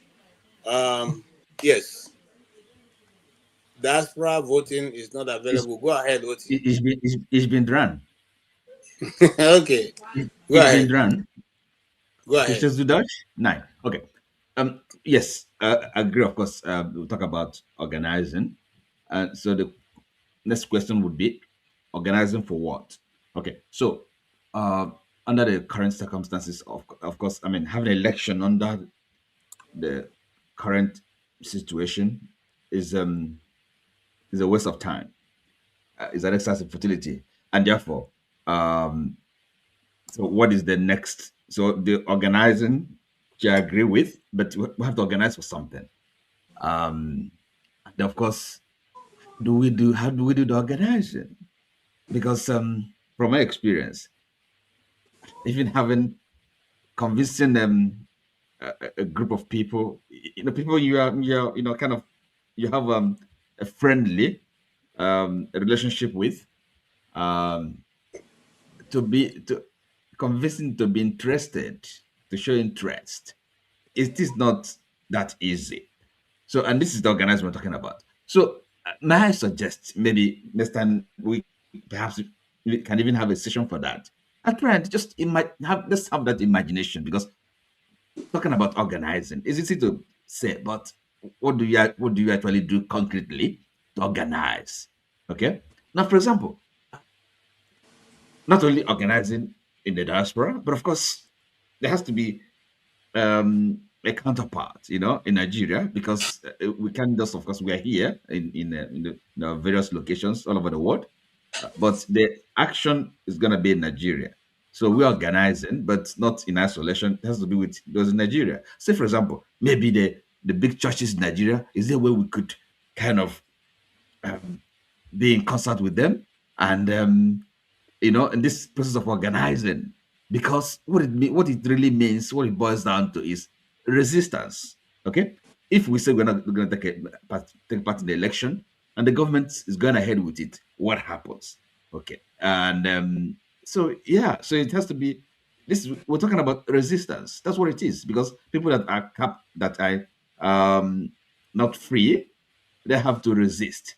They have to push for their freedom. So this is the fight. It's not just organizing. It's not. It's a pleasant word, but it's a lot of hard work. Okay, so that's all I can say. Okay. Okay, thank you so much. I appreciate what you had to say. Yes. Who is the next person? Is it Let Jabu? me yes, oh. Okay. Make I dey go do my own resting. You know, guys, I think today was one of the most progressive discussions we've had for a long time at least. It's been less rowdy. People have spoken very sensibly. People have agreed and disagreed. Fundamentally, as Ovier said a couple of weeks ago, he spoke about we've been having a conversation for a long time. And some of what we've been speaking about should be put to some level of memory, because there's a lot of wisdom that has been spoken. At the same time, there's a lot of trash and rubbish, I will put it to you, that has been spoken. Those things that have been sensible, they need to be collated. What Oti is underlining is that this is war. This is not going to be an easy road. I'm quite clear right now in my mind as to what Nigeria should be doing. And I believe Nigeria should be organizing not to have an election and to have a good 2 to 3 years where we can set forward a new system, a new motion, a reset as to how Nigeria is actually going to be. Now, I've got my ideas. Ovie would have his. Masca would have his. Blah, blah, blah, blah. We put everything down. We have to use this platform, basically, to do more than talk. You know, really, we began a long time ago speaking about this, and we began in terms of trying to meet in a private circumstance away from the platform so that we can have a real dialogue about how we document a lot of what we are thinking about. Now, whilst it's going to be hard work, it's not impossible. And I can guarantee you, if we don't set to do this, nobody will. The way I look at all the platforms, the way I look at YouTube, the way I look at everyone speaking all this hoity-toity, highfalutin bullshit, none of them, no one's going to do nothing. Nobody is going to do anything. So if it is us that are going to take our time and put thought, pen to paper, let's do it. Let's do it. Let's do it. As I said, mine is not, there is no feasible point in Nigeria going to elections. We know it's going to be a crock of shit. We know it. Even if Obi wins, Obi, who I was really hoping for in 2023, I can't see him being able to do anything of real diligence if he was to ever win in Nigeria under this regime, under this present system. He's not, as Masca said, he's not going to be able to perform. They'll frustrate the life out of him. If you notice what happens in Nigeria when a southerner takes over with the system that we have, the North goes haywire. The North just simply don't like it. They simply don't like it. They just, where Jonathan was there, up to today, nobody's beaten Jonathan in terms of direct investment. Nobody's beaten him, but he's gone. He did 6 years. He's gone. He should have won a second term. He deserved it. Compared to Buhari, who was sleeping for 8 years, sleeping practically, as far as I'm concerned. You know, you can say he did this. I don't know what you want to say, but as far as I'm concerned, the brother was sleeping until he died. And I had no feeling for these people. I have no feeling for them. Tinubu, what should I feel about him? He's wasting our time. He's making people suffer. He's making people phone me, asking me for money every other week. And I'm telling them, like, look, you're in that country, or If you are not doing enough for yourself, whether you get a job or you start a business, there's too many ways of making money. There's too many ways of tidying up your surroundings. Everybody is completely in an abject mood. They're not willing to do anything because they don't believe in anything. They don't believe. So this is a serious matter, and I don't believe if we don't take it into our hands and pull out what is the responsibility of doing something. Me, I know what I can do in that country in terms of Okay. the economy, and I'm sure everybody here has an understanding of what they can do. So I'll leave it at that. Thank you so much. All right, Jefferson. All right. Okay, let me start from beginning. Okay, good. First of all, I want to correct that notion that No, you don't have to start from beginning. You are rounding up. You have only 1 minute. Let me finish now. Please give my time. Let me just finish up everything. I want to correct the notion that we can do real-time election. Our fingerprint is not for fancy. If they are doing forensics, they know how to do checks down to the last person that voted. That's a story for another day. And the technology is easily deployable. That's a story for another day. There's a very big reason why I was talking about why the armed forces is the problem, because that is where our politicians that's where they anchor their strength on. When people come to protest, they always feel that, when they get the police army, tear gas, shoot, and all of that, people run away. And point of correction here, Nigerians are not, it's not as if Nigerians don't want to protest, Nigerians don't want to die or fight for anybody. And of course, there are some Nigerians too whose mindset are gone. Yesterday or day before yesterday, some influencers, someone dashed somebody's car, and then they started becoming barbaric about the whole situation. So it just tells you how things are, right? So, but basically, what we are saying is the system can change. Democracy that we are seeing today, everybody's talking democracy.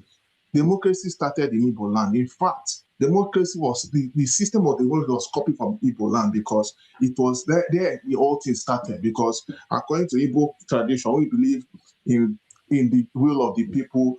People come together and decide who they want to vote. Unfortunately, in the context of Africa, the democracy has been abused, because it's being seen as whoever gets there, then the will of the people is being manipulated to align with people's mandate, or someone has to be good for the person. So there's so many things I have to say. In terms of the system of government, we all know the issue of funding is a big deal, because even for the local government to get money is a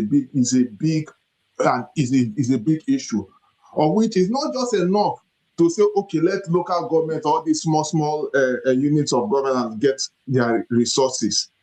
But it is more important that even if they get the resources, everything is being checkmate, because we need to make sure that everybody is doing their due diligence. You understand what I'm trying to say here? And for my neighbor who is talking trash of me about my own viewpoint, that is up to them. Unfortunately, right now in Nigeria, we have a divisive mindset. They are not giving people a chance. We have not recovered from the aftermath of civil war. If somebody comes out, they say this person is not good enough or is good enough, and then they start bringing in one factor or the other. And unfortunately, we are not progressing as a nation right now. As it is, just like people have been saying, there's no way forward, because we have a divisive mindset, a religious mindset, and that needs to change. That needs to be corrected, and it's going to take a lot of work to do. And it's not rocket science. It is not rocket science. We just need the right people to get there, and we need to correct the systems. So anybody that is telling me, democracy cannot work or we cannot get real-time election, I mean, that is fallacy. So in conclusion, I'm just saying that we need to find a way to see how we can also make our voices known in the diaspora, right? Making sure we disturb all those, our embassies, disturbing them real time, disturbing them by going to their offices and disgracing them internationally, so that the whole world will now know that we need to understand that things need to be done in a proper fashion. Because at the end of the day, even though the world will not listen to every of our cry, but at least we need to get to a point where some excesses need to be curtailed. I rest my case here. Thank you so much. Thank you so much. Am I leaving out anybody? Yes, No. yes, now. Pablo. What's the mean by your dream? Okay, go ahead. Yeah, let me just finish with that point. On the magic word, organizing, as terrifying as that word sounds, it means to teach, to educate, to inform, matter of fact, to sell your idea, to sell your vision, to resist, to fight. Because nobody fights, maybe say only you go feed do. That's why you need to go meet other people. That's just a simple layman of putting it across. And people they say how? How is first of all, we the so-called intellectuals, the English speakers, those that are the cosmopolitan people, they need to actually start deceiving ourselves and take our reality into perspective. Nigeria is still an agrarian society. More than 80% of us they live for rural communities. That's where the populations are. That's where you have to go and work. Now, how be that? No, before TV, no, we should not deceive ourselves. This thing will never reach this level of TV of talking. And no, go down to the people. We are still an agrarian society. We see they live like this, we see they farm. A lot of us. Somebody say, what for? Why they come here every day? Why are you hungry? Why are you insulting leaders? Is that not a good reason for you to actually organize to be saying what for? Whatever that it is that is making you mad, that is making you to insult of Paulo, go and organize. That's a reason. Good enough. Right? Go and meet the people. Resist. Someone say resistance. You have to take resistance. You have to convince the people what you are resisting, why you are resisting it. Just because it's so clear in your head doesn't mean if you take it out there, you are not going to face the challenge. The only thing I know that comes to human being natural is how to eat and how to shit. I want to teach person now, I want to teach small picking. Every other thing you have to teach. You have to teach kids how to be loyal. You have to teach kids how to love a nation. You have to teach kids that they are Nigerian, they are American. You have to teach them the rules and regulations. All these, nobody go do them. Now me and you. And those that is looking for power. If we are expecting those that is in power to do it, we are deceiving ourselves. Somebody said the main reason of power is to stay in power. I agree. So if you want to take power, you cannot do it yourself. You don't have the money. Go and mobilize the people. Nigeria is 240 million people. You see 5,000 people, they shout for Abuja, and you think that those people who are responsible that have done it work enough. Then what you say is difficult. Of course. I am so glad that you didn't say it is impossible to organize. It is difficult. It is difficult. So it is not impossible. That's where I agree with you. You never said that it's not impossible. And that's where I say the intellectuals are lazy. They are lazy because they know it's going to take time sacrifice. They know it's going to take money. But most importantly, they know it takes time. And that time, they might not live to reap the fruits of their labor. So we are selfish brunt of a generation that are alive. We think about ourselves alone. You want to build a system, you think about 20 generations ahead of you. So to organize, it is not impossible. It is just difficult based on this simple fact. And we know it. So we should start deceiving ourselves and claiming that if we don't understand what organizing means, it's going to take years, it's going to take time. So please, and again, not the ask wait what is for. Organize. Instead of insulting me, organize. I go organize 20 people more. You know, go to see me go here again. If I see 100 people now, they stop me, I don't come again. So if you don't know what that organize means, go and recruit people. That's called organizing too. Ladies and gentlemen, politics. Okay. Thank you so much. And last but not the least, we have saved the last for the best. Here is Loco P. Announced mistake by Rice. Okay. But you see, the funny thing about life here is, I think there's one adage, or that, okay, there's an existing phrase anyway. Like, I want to put it like this: like the most evil people, yeah, are the good men who fold their arms and watch bad people thrive. You know, that the most evil people are the good men, so to speak, good men who fold their arms and watch bad people thrive. Those good people are worse evil. Many of us are just speaking, but nobody want to do the work. Let me just even continue from where Ovie start. Ovie talk is Ovie an hypocrite, big hypocrite. You know, he's talking like, okay, yes, the people organize. He wants to go organize people, but how can the people organize better when people like you, or you want them to say they give you money to support Okpebolo? Like, is it because of money you are doing it? So people should go organize. No. It's So they're because going Allah is doing for my village. That's why I'm supporting him. so I'm what? organizing for him. It's because he's doing well for my village. That's why I'm organizing for him. Good, but which is still selfish. But No, in fact, I am not. Hold on now. I'm not saying you should do it, but I'm not recruiting you. I say do it your own way. No, I'm doing it agree. my No, own way. So we don't have to join effort. We don't have to join effort now. I never convinced you to vote for him. Hold on. That's what we join. So don't That's vote why I for start with Monday, the phrase. please. Don't vote for him, please. That's why I start with the phrase, say good people, good men, we naive or pass, they fold their army bad people thrive. Because on a very good day, I can be trying to make sure that the governor of your own state, good for everybody, generally, not just one. Why should you work with one? You understand? That is not why it's there. You understand? Because people vote and from the other part of the side. Why is it working in your place? Because now you vote them. So that's why I say good people. So, but it's supposed to be not only your own state. As you work for your state, if it's not working in other people's states simultaneously, it also failed. But you know one from that corner because So it work for politics you. is local. Politics is local. Yeah, I agree. But on a very good, if I try, see, it's local, but for good politicians, not for bad politicians. That word is not just general truth for everybody, both evil politicians. Politics local, but for politics that is played normally, the way it's supposed to be played. That's why they've coined that word. Politics is local, it's grassroots, but not for evil politicians.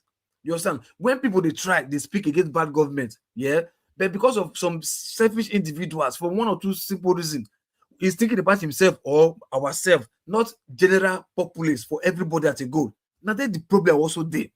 Because if I fight Okpebolo and say, they work for maybe like Edo Central or Edo South or whatever, you could carry placard the hell and say, no, you gotta try because they work for Edo North, which is not supposed to be so. You understand? He's a governor of a total state, not the governor of a region. You get my point? So by the time they criticize them and you the hell them, automatically do they fight me indirectly. They downplay what they try, bring out for we go benefit everybody equally. But you know the see for my side, you say for yourself because you they benefit, so you they hail them.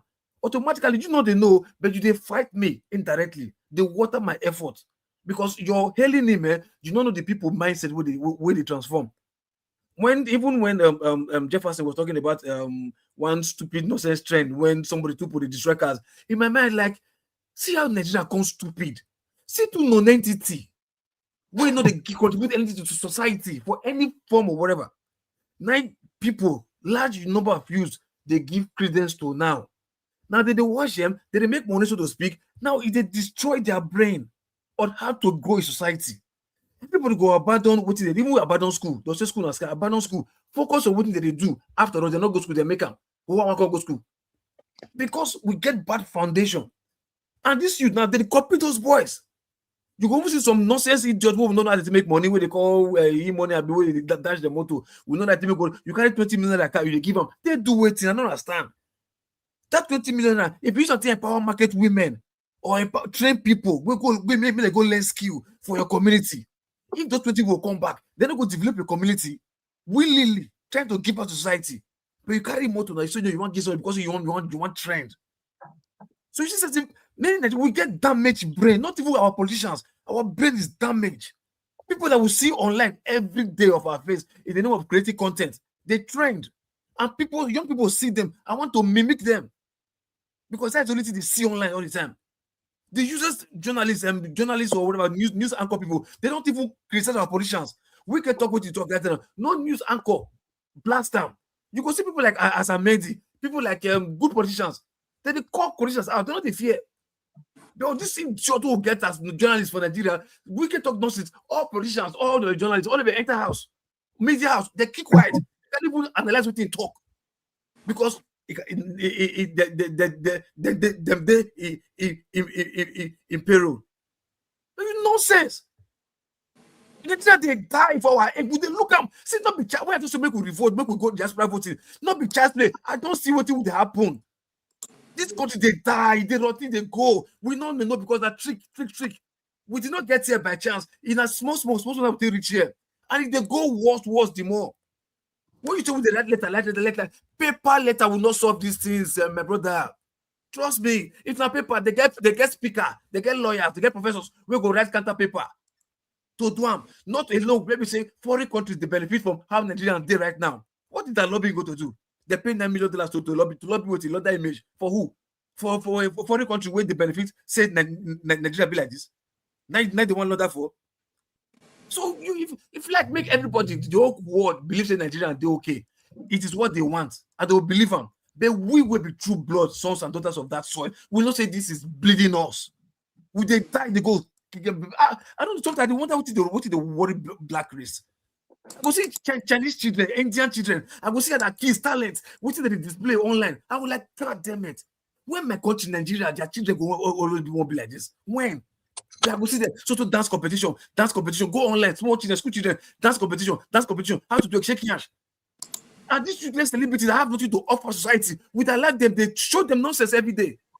How old are you? 21. 21, I look like this. You my point. So my brother, look, why is it Nigeria don't they look? We get to speak. That's why thank you for that point you make about Jeff, please, Mr. No, I want to ask you this question. I like that point that you make about the support for the support Okwabulo. Then maybe now you could take against and we are working against each other. So you now agree that competition is bad for the no, it's just a question. I'm not listening.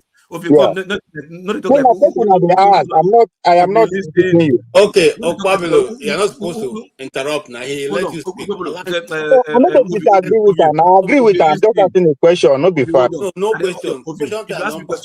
Ask me question like who don't buy ticket, enter plane, stay abroad, travel, go other countries, go Europe, go Asia. You don't visit, you don't stay for like 2 weeks holiday. Ask me question like that. Not ask me question like say you never come from Benin. Say whether competition is that. If we argue about better idea, wait. Now wait. Nothing know that kind of question now. No. Don't ask him. Let's anyway, guys. I'm out of here. Thank you very much, everybody. KJ, great job. Come on, man. I don't know why they verse. I agree with your point. Now, I dey verse because look, the system they die for my nose. I dey see skills not there, nothing they happen for Nigeria again. Exactly. My question is based on the system. My question is based on the system. So why you call the verse? Now, question is No, Ovie, yes, it's not time for question now. He's rounding up. Please leave him to round up. It's not a question. No verse. Hold on. I'm tired of getting it. Let me round up with this. Okay, obviously, to answer your question, let me round up with this, bros, KJ. Say, look, I don't tell you competition is not a bad thing. There's what they call healthy competition. There's what they call healthy conversation, healthy discussion. You understand? We can be discussing and it's not civil, it's not healthy for anybody. You cancel it. But that doesn't mean we're not having discussions. Any discussion or argument or whatever, it should be healthy. It should be the way forward. Not because say somebody they support what they bad, that they support what they good. You say no, say discussion, competition. No, just like when they tell you say headers farmers clash. Header farmer clash. Will you call that clash? Headers they destroy farmers, they destroy them, they go. Farmers not they do anything. You call that clash. It's not equal. It can't be clash because there's nothing replace that. If they do well now, and they say no, it's supposed to do in a better way. It's trying to, but I don't complain. I say well, it's a progress. But not be say person they wrong go back. Then I tell you say no, start from one place. You say no, no. But to me, they do well now. To me, they do well. So what you want make I go do now?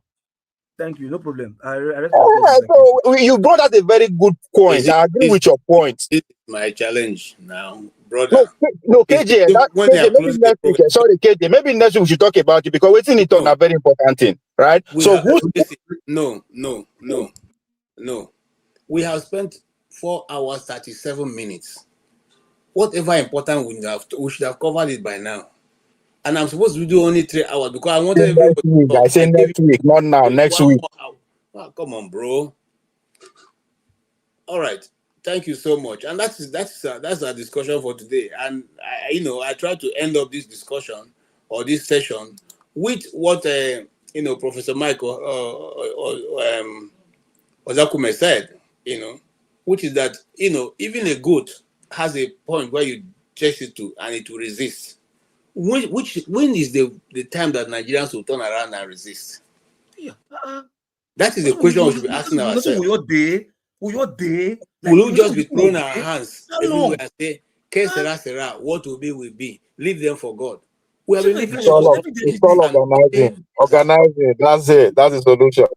We have organized. They use money to scatter the organization. So do again. Organize again. You keep going. You keep going. You don't stop. You keep going. Those, don't stop.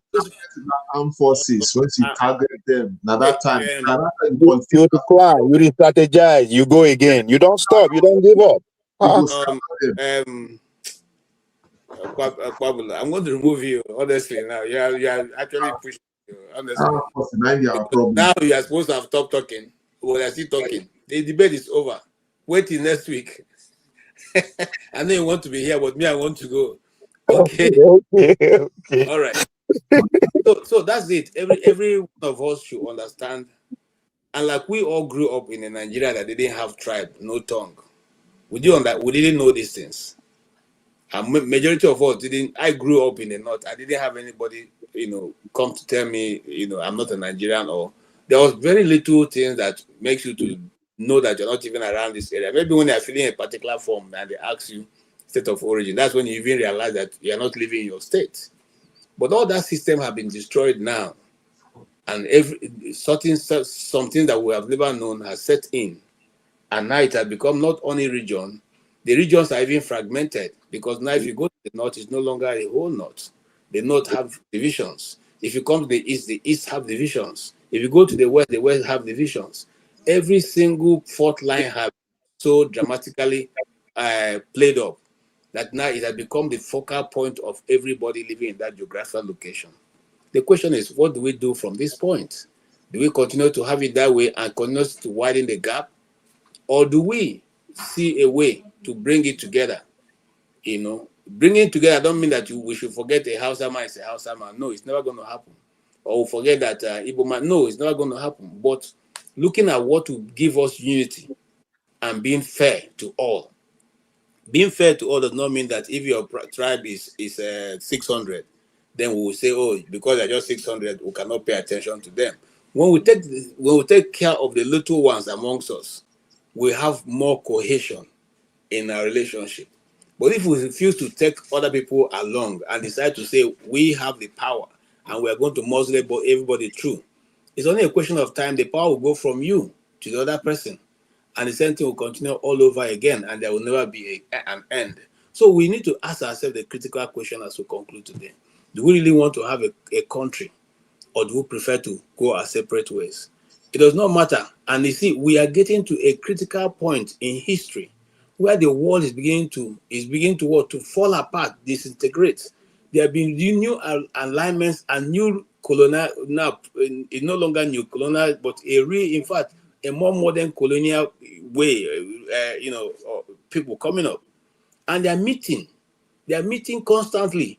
We didn't get the time to play the meeting with where Michael Rubio told them off. He told them to their face that, the world is changing and we have to play up and not allow our own part of the hemisphere to be weak. If that be the case, what is the arrangement we, the African people, who have suffered all the colonization and the effect of colonization and even medicine and every other study, we have been used as guinea pig. What is our leadership doing? Are we just concerned with driving Toyota vehicles from China? Okay. Are we just concerned with going abroad and looking for, going to holidays? Is that what our concern is? Any of those vehicles, I give you a personal example, and I'll close by that. When I was growing up, I used to like Mercedes 200 so well. In fact, we precise 200E, because a friend of mine, the father had it. I said, no, once I want to buy a car, this is the first car we buy. And they haven't left the university. I wanted to buy a car. I didn't remember again that I have been telling God whenever I want to buy a car, it will be Mercedes 200E. And I was trying to make the arrangements to buy the car. And the Spirit of the Lord reminded me, oh boy, you say I should give you Mercedes 200E.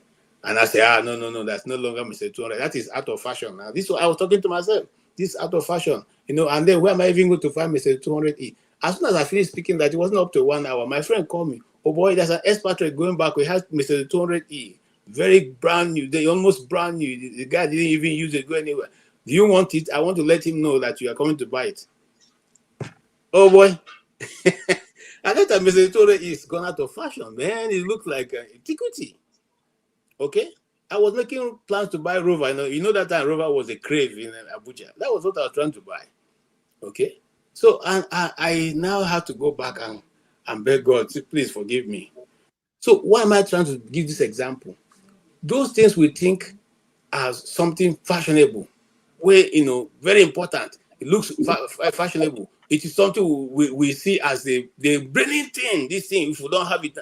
In just some few years, the Toyotas, the Avalons, or whatever you are buying right now, will become carton. Nobody wants to even look at it. Nobody wants to look at it. Is anybody now in Nigeria who you give 504? Those days that they used to give to our parents, 504. You remember the 504 saloon? Okay, like the AC, when you put the AC, you'll be hearing it a mile away before the motor reach where you are. Who will buy it now? So we need to wake up, Nigerians. We don't wake up and we don't take care of our problem. I can assure you one thing on this program today. That division we're afraid to do, somebody will come up from somewhere and divide all of us the way we not like it. That government we don't want to repair. Somebody will come from somewhere and say, you know what, to scatter all of you will be the best thing for all of us. That's the way we can manage you people. And they will do that. It's always better for you to go back, repair your problem in your house, than for you to let your neighbor repair it. Those of us who grew up in the 80s know that program called Jaguar Half Hour. When Jaguar met two brothers fighting, they were trying to share a loaf of bread, and he asked them, what's the problem? He said that this person is taking bigger than me. He said, okay, why the bread? They gave him the 2 loaves. He said, which one is bigger? They said, this one on the left. He cut that one from the left, put in his mouth. I said, okay, which one is bigger now? The guy said, no, it's the one on the right now. He cut the one and put in his mouth. And after he said, which one is bigger? They see this. Before you knew it, the whole bread was finished. That's what they're going to do to us. That is where the world is going. Every reasonable country right now is meeting secretly with their people, trying to find out where to align and who to align with. They are not debating about the latest Land Cruiser or the latest City Boy movement. They are not debating about who is dancing best naked on the internet. They are debating how their survival will be in the next 50 years. And we are here. We are here. We are crying tribe. We are here. We can't even use our military to stop what is going on, the killing going on. And then tomorrow somebody will use that same opportunity to come in and cause havoc amongst us. Maybe by the time they finish, we'll have 5 different nations, or 6, or 7. We as Africans need to borrow ourselves sense. And I'm talking to those people who are here on behalf of government. Go and tell your principal that we are not against you people. Make una borrow ourselves sense. It is time to let us go back and sit down and borrow ourselves sense. Borrow ourselves sense. Because the thing coming in the next 10 years, we may never be able to get out of it. Based on that, we want to thank everybody who have, in fact, today we have done 10 hours on this program. And I think you guys deserve, a praise. Thank you guys. Thank you, Yakubu, for being here. Thank you. Thank you, KJ. I appreciate, and I'm glad that we happen to have been brothers right from birth. Yes. I'm glad. I'm so glad. Yes. I'm so glad. Good to hear Thank you. you so much, everyone. Thank you. I'll reach out to you the next time we meet here so that we can. Sure. All right. Thank you so much. Thank you, Oti. Out of that 10 hours, how many people think they are convinced to vote for Monday Pablo and Tinubu in 2027? We're not looking for people like Are you not moving forward? Anything listen in Nigeria. We will discuss it here. Listen, my brother. In a great nation like Benin Kingdom, it's Monday Pablo now put for us. No man, no man, figure, dead guy. I don't want to talk to you. If No not, I would man, have said, Anyway, they try, so thank you guys. Thank you everyone on the comment section. We Thank really you, Jerry. appreciate you. Una know this. Honestly, Why una quick the best like this, eh? we Una know appreciate you. the We No, appreciate Obie, see, the truth is here, the guy, I am from Edo State. I am voting for Monday Pablo. All those are where they toss on your own. I'm not no, going to vote against my interest because you know like that. Forget I that know no, way be to like talk. Obie, no be like I am not voting see, against my interest. Anything okay, you should know. Obie, no, all I am of voting you. for him uh, 100%. I am organizing for him. 21st century. If We you don't will talk do about us a here. favor, please like the channel before you My go. guy, I am Like, organizing. I dey Please spend like, money to make please. sure he come back. All Kai, this one way they so toss on your own. stop campaigning. They are You campaigning dey for police local are man. happy. That's your people of you go run like rats. You go All right, run. so that We is go how meet, we we end. go meet 2028. We go meet. The game is These on. boys, these people's plan, leave us here till the next 6 hours, and I will not allow them to do that.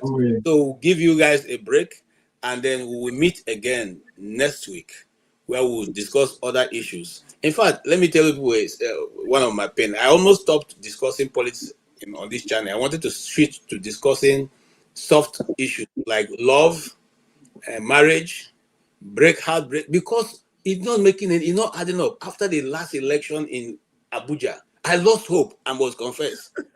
I told Rudolph I want to start a program to start discussing love. So know that I'm not contributing anything to the political frame. It just tells you the situation that we are in. It tells you, and it's a very big issue.